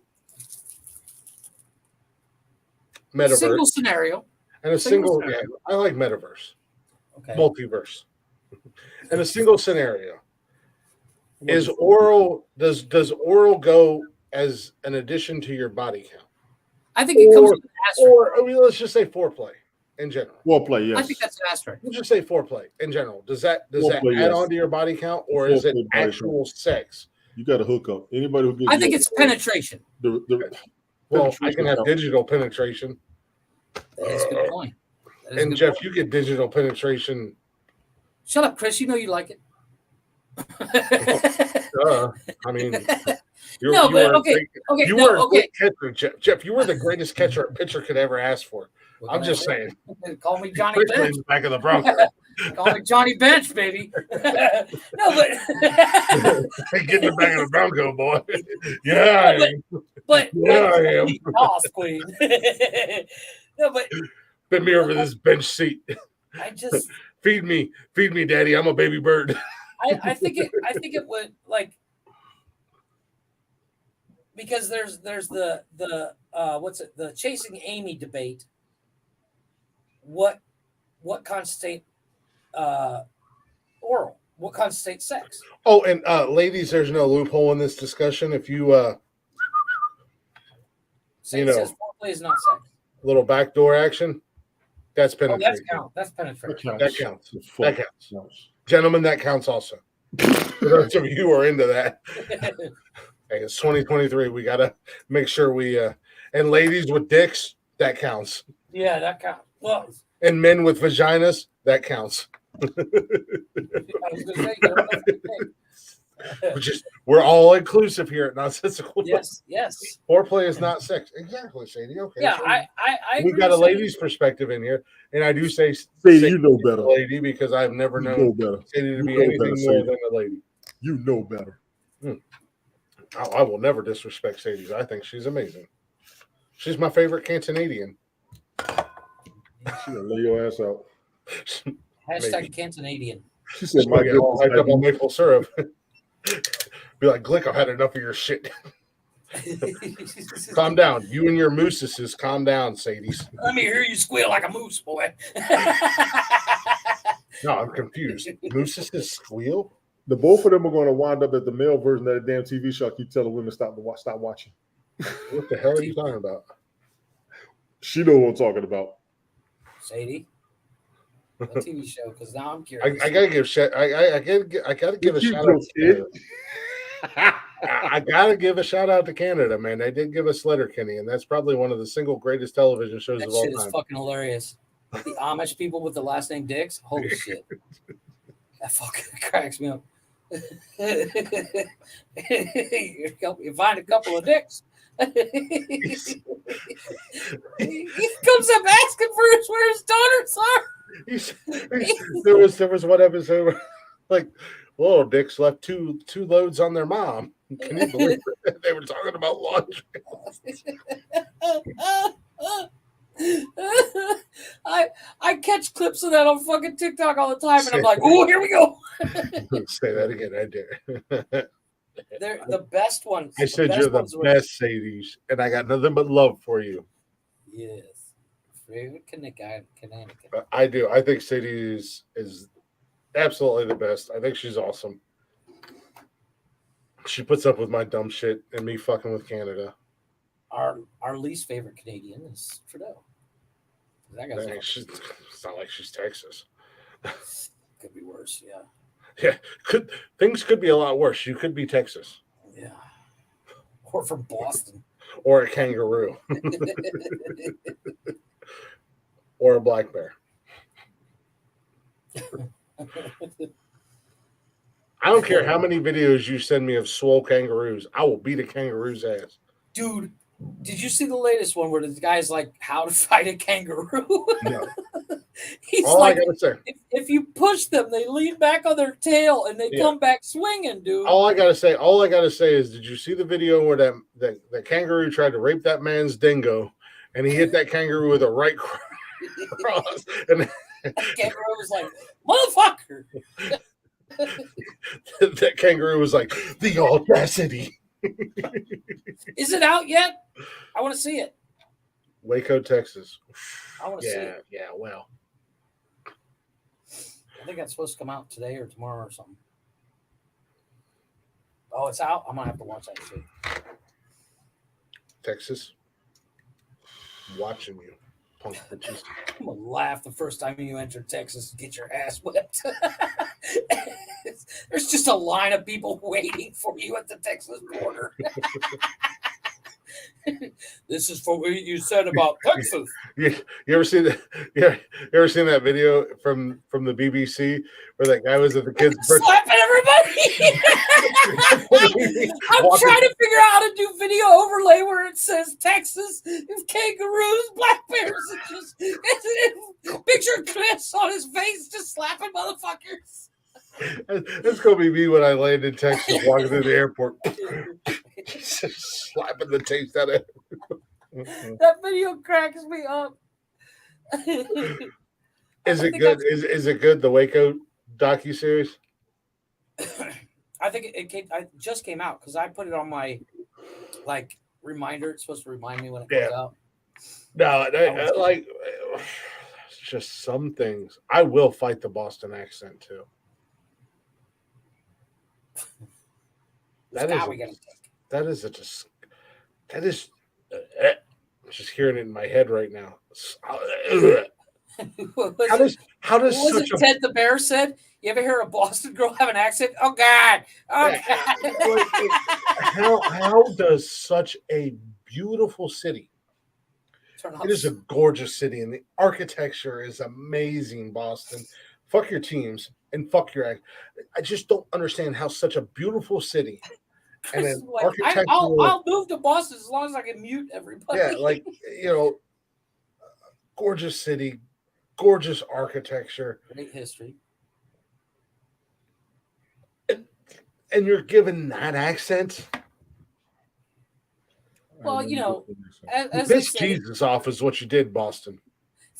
The Lord can't give with both hands. I'm just saying. Jesus don't like you, Boston. God does not hand out with two hands. He just, you can have this and this. We're keeping this back. I'm just saying. It's like, here you go, Boston. You can have all. He gave me brains, but he didn't give me height. I mean, the brains are debatable. Yeah, exactly. Meth man, that was more like a joke. Kanye, meth man, and Kanye West. Brains are debatable, Jeff. Basically, give me memorization skills. Are we erasing the last? Are we erasing the last 20 some odd years? Okay, so he gave me memorization skills because I basically spout off the same thing for him. He gave you. You really got the short end of the stick. I did, right? Well, he made me white, so that counts. I get the white privilege. Tony, you've been out of the conversation too long. I'm trying to drag you back in. That's all you, Tony. Where's all the I'm about to go to bed. I got training tomorrow all day. No fun, Tony. Real eager to. Just let me run with that one, aren't you? Just pump your fist on Sunday nights. So Say what? Get that white motherfucker right now.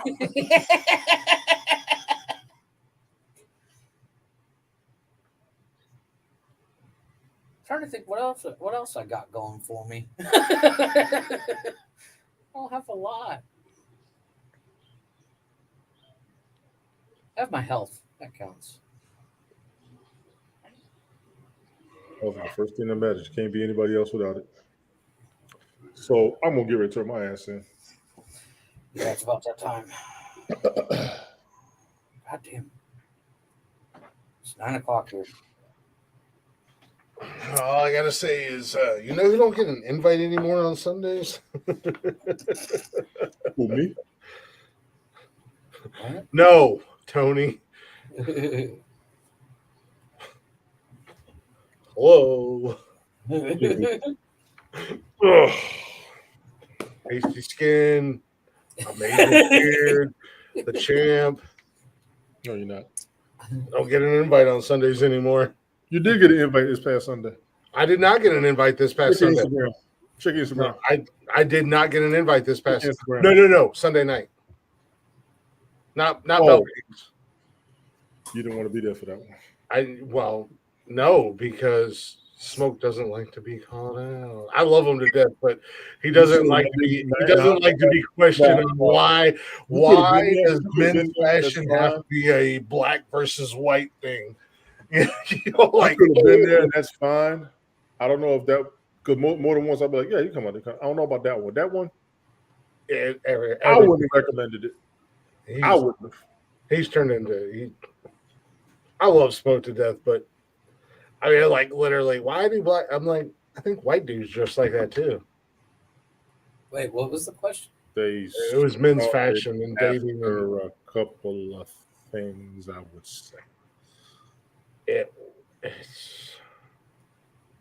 I would say, if I'm wrong, it's just because I hadn't seen it, and the damn sure wasn't advertised. What's that? If I'm wrong about that. About what? You were there. And the trend started after. What trend? What the topic was. Oh my God, Tony! Just dangle it out there. Just tell me the fucking topic. Only for women. Or unless he's at the gym and it's for everybody. Yeah, I was gonna say it's the gym, getting drunk. No, just seriously, what's the trend? The initial topic of conversation was great. But then it merged into white versus black. Trying to think of how to word it. I wish Smoke would come up here so we could bring it up on here, because I'm not afraid to go down that road on our show. Smoke just tells me to shut the fuck up on his show because I'm the white guy. Well, no, but not knowing the topic, I would easily say a lot of culture is based on what. Not everything has to be a certain culture versus another culture, and that's what almost every episode is turned into. And I get told to shut up when I show up. It's his show. Just like, okay, well. There's a reason why I don't jump onto these other shows. I'm just saying. I love Smoke to death. I love him to death. I'll support his shit. I get in there. I like it. I comment it. I try to show him love and everything like that. But it's his show. Some of us have actually lived in both worlds and not only lived in one world our entire life. I want to go skydiving. Good luck with that. What the hell did you say? Wants to go skydiving. Well, go ahead. Practice off the roof now. Chris said practice off the roof. Grab a sheet and jump off the roof. Mary Poppins that shit. Grab an umbrella. Grab a sheet off your bed and jump off the roof. Yeah. But there's a lot of streamers who go down that road. It's not just Smoke. No, but it's become the favorite topic of everybody. It's a low hanging fruit like politics. Yeah, and it's. And I love Smoke. Don't think it's me casting shade on Smoke. No, it's not casting shade in general. It comes down to I love Smoke. I like Star Child. I think she's awesome. I think Tenderoni is awesome. Obviously, Tenderoni, not Tenderoni. What is it? I said Tenderoni. I was thinking of the Michael Jackson. Shit. What is it? Stop drinking. Tenderoni, whatever. You've been around all of us for 2 years. Stop fucking drinking. I haven't been around her that long. I've only been on like a couple episodes with her. Jeff, I heard you watch Walter Dead. You know, season 11 last season. It's hell. Season 10 was supposed to be the last season. They keep bringing it back, Sadie. I can tell you that. Yeah, season 11 is done, and then my daughter informed me that in May, like a whole bunch of spinoffs are coming out. Yeah, I told you the 3 spinoffs is the Daryl Dixon story. Then they're going to follow Carol, and they're going to follow somebody else. It's Carol and somebody, and then I think Michonne and somebody, and then Daryl gets his own show. Yeah, I'm down. Daryl. Everybody tells me my brother Daryl. The only problem I have with season 11 so far, I've only been able to see like 6 episodes. Season 10, 11. 11. I was done after they killed Abe. You have a weird affliction with liking a character when they're gone. You're like, I'm fucking done with the show. I get attached. Yeah, we noticed. Abe was awesome. Oh no, I'm not saying he wasn't. But there's other people on the show. That little goofy bastard. He should have died. He should have died in the first season when the fact that Glenn lasted as long as he did. When he came, he didn't actually even make it out of the first like 4 pages of the book. When he showed up in the first season after he got that Camaro and he drove up to their camp with their alarm blaring, he should have been killed. Shane should have shot him dead ass in his face. It wasn't a Camaro. Whatever the fuck it was. It was a red Dodge Charger. Whatever. I don't care, Jeff. It was cool. He should have been shot in the face. Oh no, I agree because he literally brought everybody to it. Yeah, they had a good thing going. They had a nice camp. They were out in the middle of the woods. Water, the whole 9 yards. Water, food. Shane they had it all. Mom.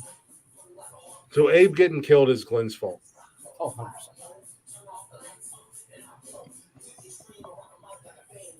100%. I'm sad it's almost done. No, well, get ready for all the spinoffs. Spinoffs are good. You watch Fear of the Walking Dead? No, I haven't seen it yet. I was talking to Sadie's. Oh, sorry. Fuck you. I want to see it. I just talk to you several hours a week. I get tired of talking to you. That sounds like a you problem. You don't get tired of talking to you because you never end the show like you're supposed to. I get tired of talking. I just get tired of talking to Jeff. Chris just likes to hear himself talk. I just like to look at Jeff because I remember back to the good old days. When he knew back when I teach him who Daddy was, and I'd feed him like a good little baby bird. Of Fear of the Walking Dead? Doesn't that follow the guy with the staff? It's I believe that the Fear of the Walking Dead is like the very beginning of the zombie. Yeah, from my understanding, you follow the one guy that left. He carried like a wooden staff. Yeah, no, I don't know. I can't remember his name. He kind of looked like Tony, bald headed. Why? Because he's black? No, because it's how I imagine Tony in the Walking Dead. Y'all just can't stop with the bullshit. Just fucking the character is black and he's bald headed. But he's also a badass. This Tony, motherfucker. I thought he was off the show already. Well, no, he leaves the show, and apparently, from what I understand, is he actually stars in the Fear of the Walking Dead. But the dude's a badass. Like, doesn't use a knife, doesn't use a gun, uses a fucking bow staff like a fucking Billy badass. Like he's fucking Donatello from the Teenage Yeah, movie. like a fucking badass, dude. I hate to break it to you, but both of you guys don't last long in the zombie apocalypse. And you do? Yeah, duh. Eat his ass first. He's gonna be the slowest runner. Yeah. I It's don't not have to about outrun being the the zombies. fastest runner. I don't have to outrun the zombies. I have to outrun you. Hey, you remember in season Yeah, 1 when they chained Daryl's brother to the roof? Cut his arm off and got away too. He did get away. It's not about being the fastest runner in the zombie apocalypse, gentlemen. It's about being. It doesn't hurt. Yeah, what are you going to do? Are you fucking Forrest Gump? Are you just going to one day start running and then keep running? Well, no, see, I think I have a mild shot of surviving The Walking Dead for the simple fact I'm small and I can hide. How'd that work out for Glenn? He didn't even get killed by a zombie. He got killed by an asshole like me. He was talking shit. He got killed by an asshole. Been talking shit. I'm just saying. Only the strong survive in Glick's camp. I'm sorry. If you don't like Negan, that part was fucked up. Oh no, it was 100% fucked up. Yeah, they killed Abe. Yeah. He's like, "Are you still trying to talk? You just took a header." Killed Abe. Sadie's the greatest character on The Walking Dead. They killed him. But you know why he went after Abe? Abe was a badass. Abe was took the over. Fucking man. Yeah, and he presented a challenge. So once again, Abe, we're both dead. We're both dead because I'm Glenn. You're fucking Abe. We're both dead because at the end of the day, some asshole's gonna be like, "Haha, fuck these two." Yeah, no, this motherfucker's a threat. This motherfucker, well, he's just. Dude, Sadie's, have you read the books? Have you read the? I'm sorry, they're not books. They're graphic novels. Sorry, yes. Nerds. I'm a nerd too. I read the graphic novels. So you saw Abe's death coming. He didn't die like that in the books. Yeah, but it's so much better watching him die that way. Oh no! Give it the chance. If it was 1-on-1, Negan and Abe squared up, Abe would have beat the fucking brakes off of Negan. Dude. Yeah, 100%. And that's why I think Negan goes after him, even though he's doing the eeny meeny miny mo thing. Well, yeah, it was a strategic move. What was that? The Art of War. Yeah. You take out your greatest. You take out your greatest opponent. Yeah. At the end of the day, I mean, it's like if it came down to survival between the three of us, and I had to take it. And Tony, don't take this the wrong way. But if it came down to survival, and I had to take one of you two out, it would be Tony because he creates the greatest threat. He is my greatest threat. See, once again, I survive. No, I'm going to ultimately kill you. Oh, I'm throwing your ass out there, Jeff. Just because you don't ever shut the fuck up. You're probably going to be Glenn. I'm just going to kill you just because. That's what I'm saying. Either way, I'm fucked. Either I'm going to survive. It's not a shot at Tony D in any way, shape, or form. And I think Tony would do the same thing. If it was an act of survival and he had to choose his greatest threat opponent or who might cause the most problem, he would take me out if given the opportunity. Yeah. I ain't got to. All I got to do is try to outrun y'all. Or at the end of the day, Tony and I are just going to be friends and we're going to be like, we're running this bitch now. Tony's going to be the guy with the tiger. I'm going to be the dude with a tiger and make everybody call him king. And I'm going to be like Tony. We don't have to kill each other. Look at us. We could be kings. We could be gods. Let's kill Jeff. Honestly, I take back my previous statement. Chris is going to be the guy with the tiger calling him, everybody calling him king. Tony, we could be gods. Let's kill instead of king, like everybody must call me champ. Just saying. Everyone will now refer to me as the champ. And you will refer to Tony D as the champ. An entire mob just beat you for being stupid. Like, fuck that. I ain't calling him champ. Let's all go get Tony and I would be gods in a zombie apocalypse. I don't know. We're like the accolades, man. He's Farouk. I'm Bradshaw. You don't get that reference. Google it. No, I don't. Google it. I don't have to. Google the APA. I'm good. I'll take your word for it. We need tag team belts, Tony D. One day. I don't know. The snowfall is on. You don't want to go. I got to watch my damn show. What's on? Snowfall. What's Snowfall? It's about how cocaine started in the United States. You should watch Cocaine Cowboys. Those documentaries are fucked up, dude. Tony likes cocaine, is what I heard. All I heard was hey, Cocaine Bear, calm down. Glick needs to bring another man down to make himself better. I'm not bringing you down, Tony D. I literally just said that you and I would be gods in a post-apocalyptic world, we And would the be guy like don't get it along. would be like the APA. You would be Farouk, and I would be Bradshaw. I heard the APA. I heard that. I don't know. I think I would go full on Daryl Dixon though. Calm down, Spike Dudley. I don't know if I think that is insult. Hey, Tony D. Tony D. We're the Dudleys. The three of us are the Dudleys. You're Devon. I'm Bubba. I want to thank everybody for coming to the show because these two motherfuckers is ridiculous. Jeff, Google the Dudley Boys and WWE. My kid just took my phone. Just Mother had you, Mother Major, This motherfucker. is Tony just talking over us. I will holler at you all Monday since we ain't gonna be here Saturday. I done won't told be these here motherfuckers 30 minutes ago I got shit to do to work tomorrow. He's You still could've away. left. Why are you waiting? I'm gonna go. Jeff and I got this. We do this all the time. If Jeff has to leave, then I'm trying to be rude about it, but damn it, you insist on motherfuckers leaving when they feel like because you want to see how long they're gonna stay here. Who are the Dudleys? I mean, I would be lying if I didn't agree with you, but yeah, I kind of do want to see how long you're going to stay. But you can leave whenever you want. Y'all be good. Monday, right? Much No love, Saturday. brother. No I'll Saturday. see you Monday, man. Have a good weekend. All right, y'all be good. Jeff, be safe, bro. I Fucking just wrestling. googled the Dudley Boys. Bye. Fuck this shit.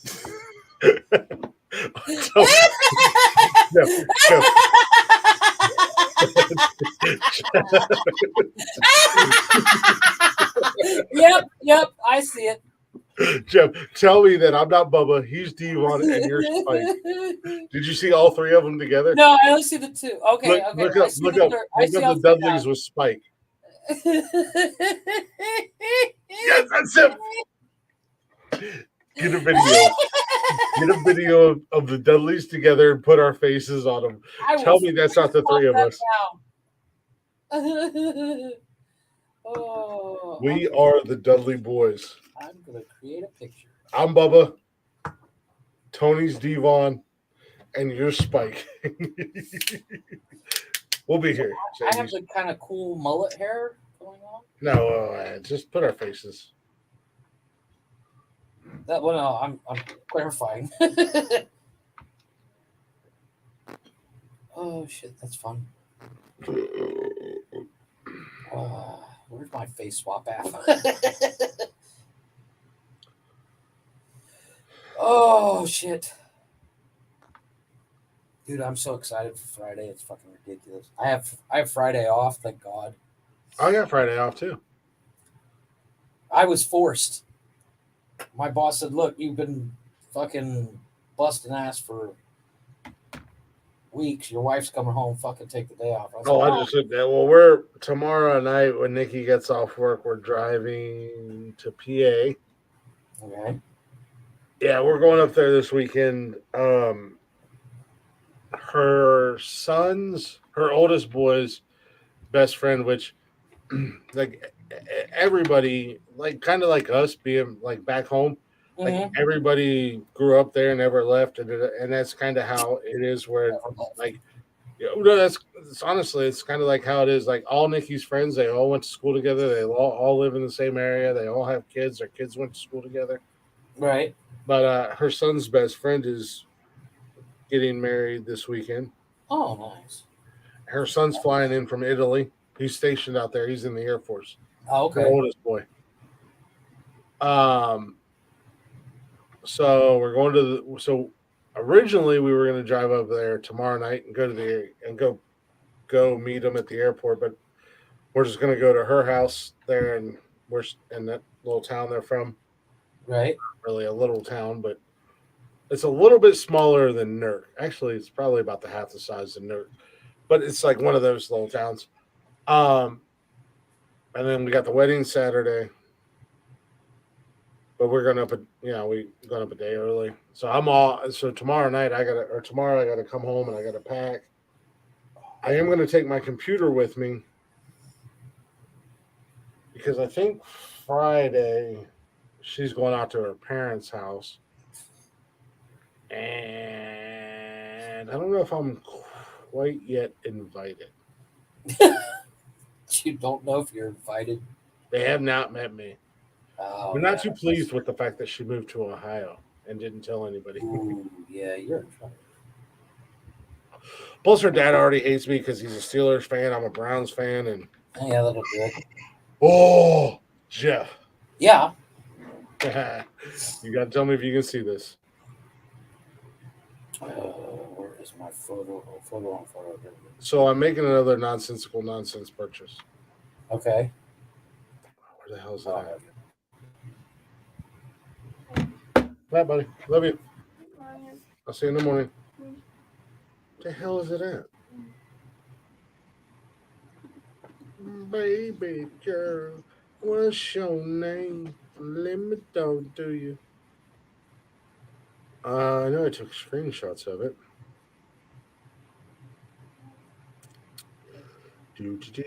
Wow, Nick and I talk a lot. Yeah, right.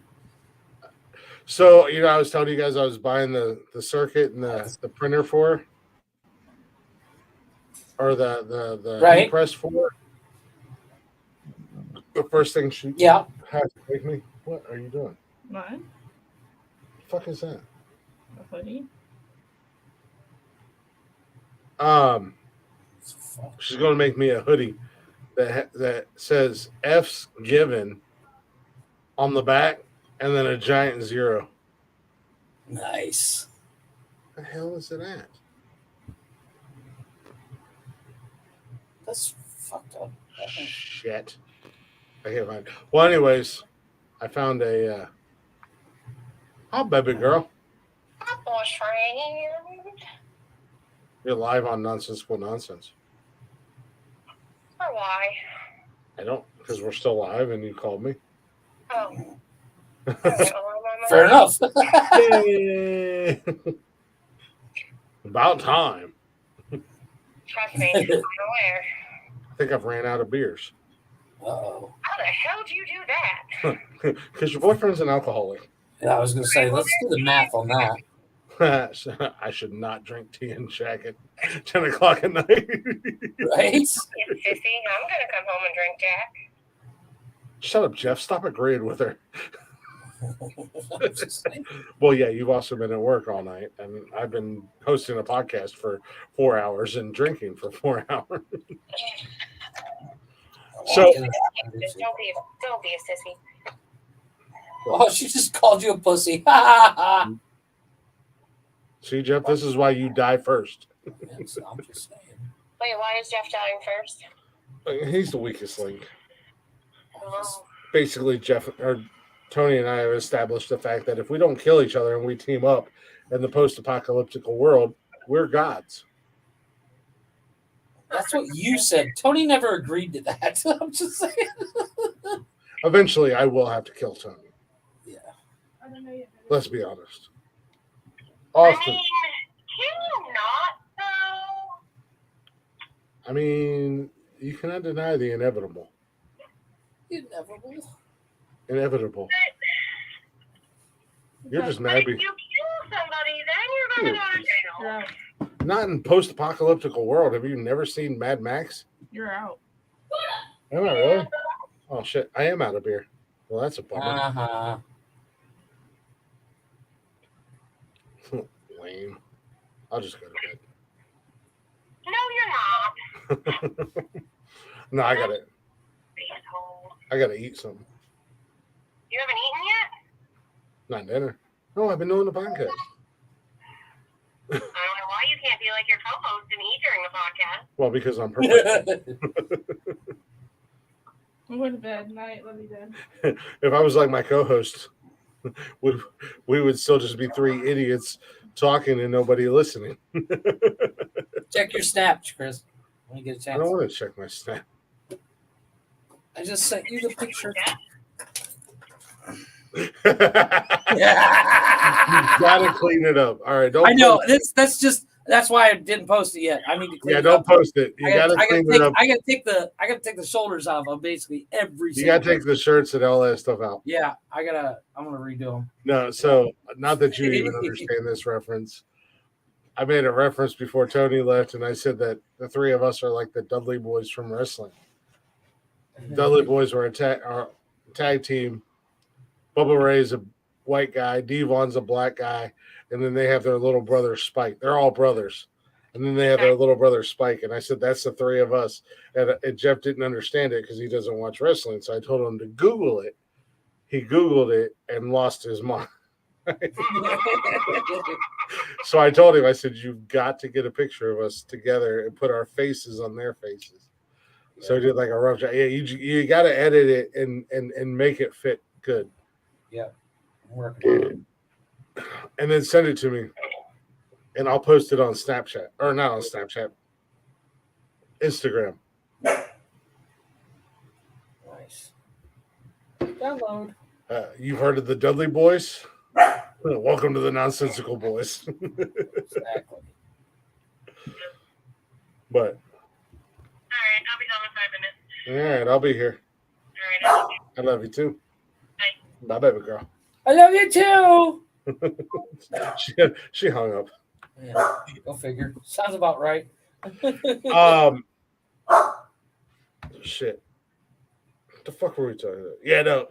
Tell me, the Dudley Boys is not a perfect representation of the three of us. 100%. I'm literally editing photos. Yeah, you gotta clean it up and make it look good and send me the picture, and I'll put it on like our Instagram and Facebook page and all that stuff.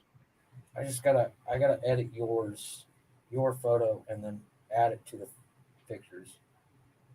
Because I already removed Tony's shoulders. And now I have to find your fucking picture. Problem is I have like 400,000 pictures on my fucking phone. Oh, you know what I might do this weekend? I might go get my tattoo. Do what? I might go get my tattoo this weekend. Which one? Okay. Edit. Your gay pride the one I sent you guys, the bear. No, I already got that one. Yeah, my bear.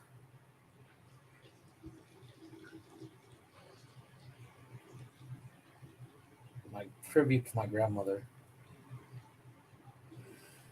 Okay. Just let this render. Nice. Okay, I think I got this fixed. Now I have to go into photo on photo, create a new one. Fucking stupid ad. Welcome to the extended show. Okay, so that one. That one. Photo overlay plus. Nope. Yeah, that's the one I want. Got Chris. Oh, that looks so much better. Proof that not everything can be an album cover. Those fucking videos drive me nuts. Some of them are actually really cool. Oh, no. I have seen a couple good ones where you're like, yeah, I get it. Okay. I think I got this. Shit, that's the wrong one. Oh, there. You got the wrong one, Tony. And shrink his head down. Shrink his head down. Shrink, fucker. And I just moved my head. Damn it. I see you, TikTok. I see you, TikTok. You're going to only give love to videos and slide them into the algorithm when they use your sounds. You don't like original content creators. Right? I don't know. My new thing has been stitches. Fucking, I see you. That cryptid. Oh, I've got videos, man. I've got... Well, you know, when you're the champ and...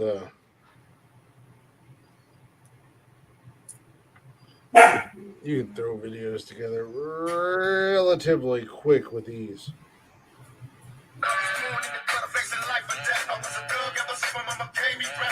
Okay. Check your Snapchat in 3, 2, 1. Check your snap. I haven't gotten it yet.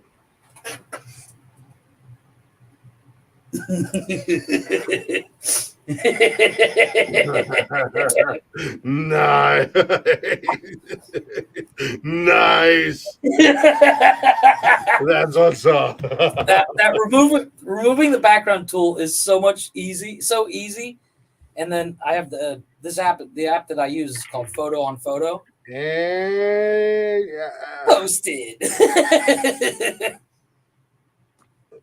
Ladies and gentlemen.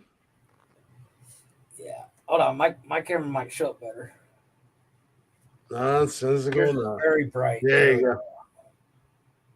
Nonsensical Nonsense of the Dudley Boys. Did you send that just to me? That I is sent it awesome. Hold on, I'm gonna do something else. I got something else for you. Hold on. Photo, images. Well, I got sent that one. Uh-oh. Sounds like Mama's home. Mama's home, Suze. All right, ladies and gentlemen. Jeffrey. Hold on 1 second. What do you got want? another one for you. Oh, God, Jesus. What do you want to end the show with tonight, man? Oh, surprise me.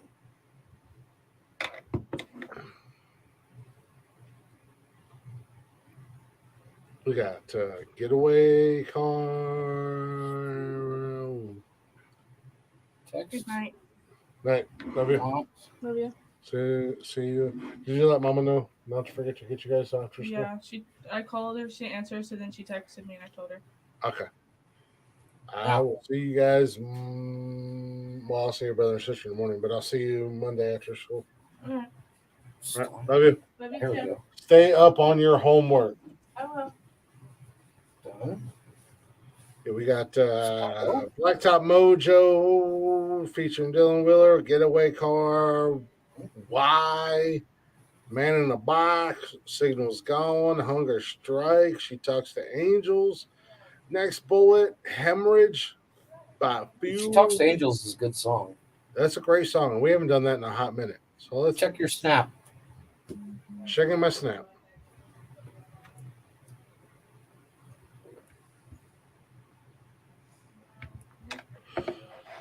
Okay, so I can work with that. Yeah, there you go. Oh, dude. Okay. Not that you got to do it right now as we're ending the show, right? But can you redo it and do all caps and play with the font? Yeah, I'll find a good font. Yeah, and I was thinking about putting it above us as well, as opposed to put it. Yeah. Put it above us. Put it above us, and then at our knees, put podcast. Yeah. Okay. Yeah, that works. Yeah, I can work on that. That's awesome. It as you see, it's that fast. So let's go ahead. So let's go ahead and wrap the show up. Appreciate y'all listening. Appreciate. Oh my goodness, there's a gorgeous redhead in my hallway. Yes, ma'am. Some things I do to her. Boy, I tell you what. I'm body bag every bit of that girl right there. I tell you. Hey, baby bird, come here and let daddy feed you. Ew, no. Are you We're into the show. Huh? Yeah, no, we're into the show. We do appreciate y'all listening. A little extended version for a Wednesday night. Appreciate y'all hanging out. Hopefully you enjoyed the show. If you're not already, go ahead and check us out on all social media, Facebook, Instagram, Twitter, and TikTok. Hang out with us live Mondays, Wednesdays, and Saturdays, 6 p.m. on YouTube and Twitch. And if you can't hang out with us live, get in the chatter's box. Don't be shy. Say hello. You can listen to us anytime, any place on Spotify and everywhere you listen to podcasts at, all at Nonsensical Nonsense Podcast. Give us a follow, give us a like, and if you'd be so kind, give us a share. Let everybody else know about us. Let them know we here. Let them know we doing what we do. We will see you guys Monday. We won't be here Saturday. We are taking the weekend off. Jeff's wifey is coming home. I am out of town. And Tony can't run the show without me. No, I'm just kidding. I'm just kidding. But no, we'll be back Monday with a brand new episode. Same nonsensical time, same nonsensical channel. I'll send you a couple options on this, by the way.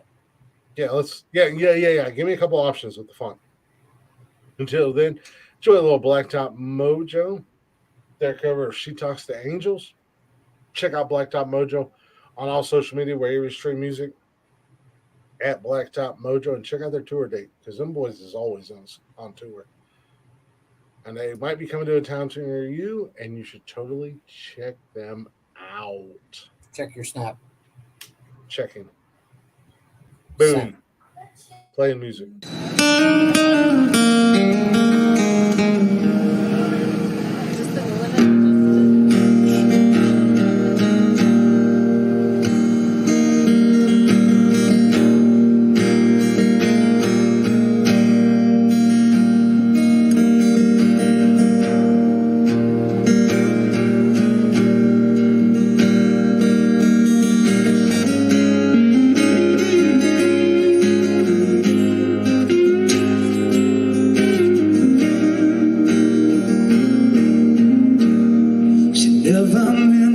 The world addiction, little sudden company. Yeah, she'll tell you she's enough, but after you meet her family.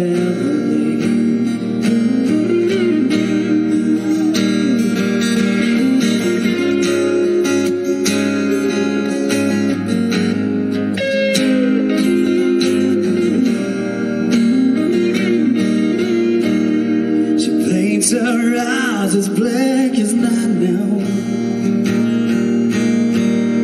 and pulls her shades down tight. She gives a smile when the pain comes. The pain gonna make everything alright. She says she talks to angels.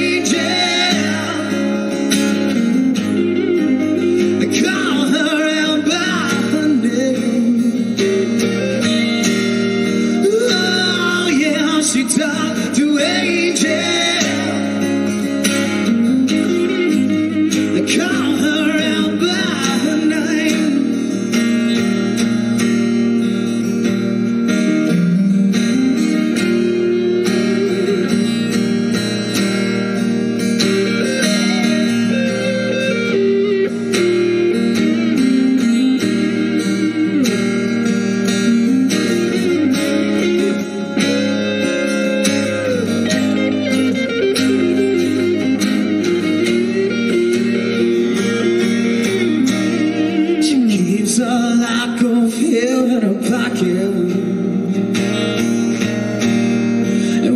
Across around the lock of fear is from a little boy, and the cross is someone she has not met, not yet. She says she talks to angels. They call her out by her name.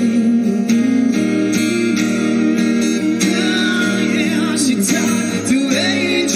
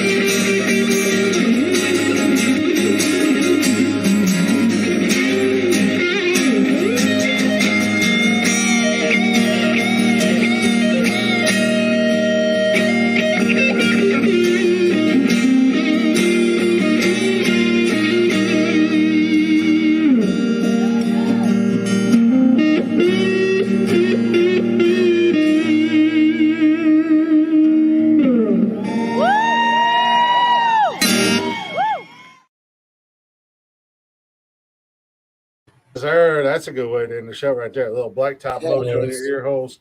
Appreciate you guys listening. Appreciate you guys hanging out. Hopefully you enjoyed the show tonight. We'll be back Monday with a brand new episode. Tony and I will be here doing what we do. I do have some things in store for a little Tony D action because Jeff won't be here until next Saturday, right, dude? Correct. I don't think I'm going to wait. Well, maybe one of the topics I'll wait until next Saturday. Where does he think he's going? Oh, his wife is coming home. One of these days she's going to smack you. Hey, Jeff, just do you like the green or the yellow? I don't like the green. Okay. You like the yellow? I like the yellow. Maybe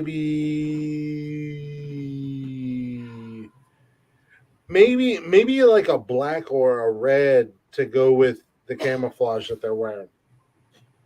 Oh, okay. I probably lean more towards black because all the reds that they have when you can't really do a black, it's black background. Yeah, mostly black background.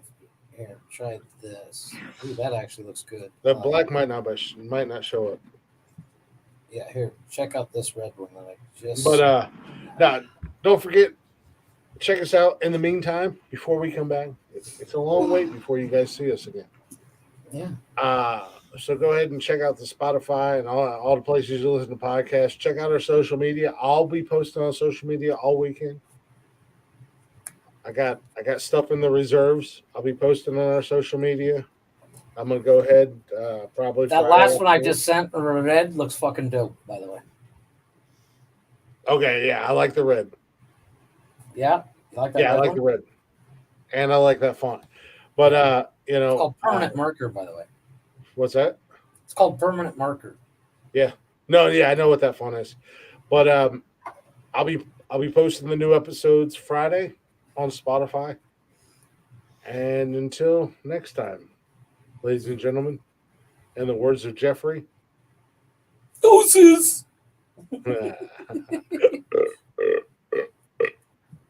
Be good. Or be like the champ and be good at it. And brag about Bye, motherfuckers. Shut up. Man. This is why you die first.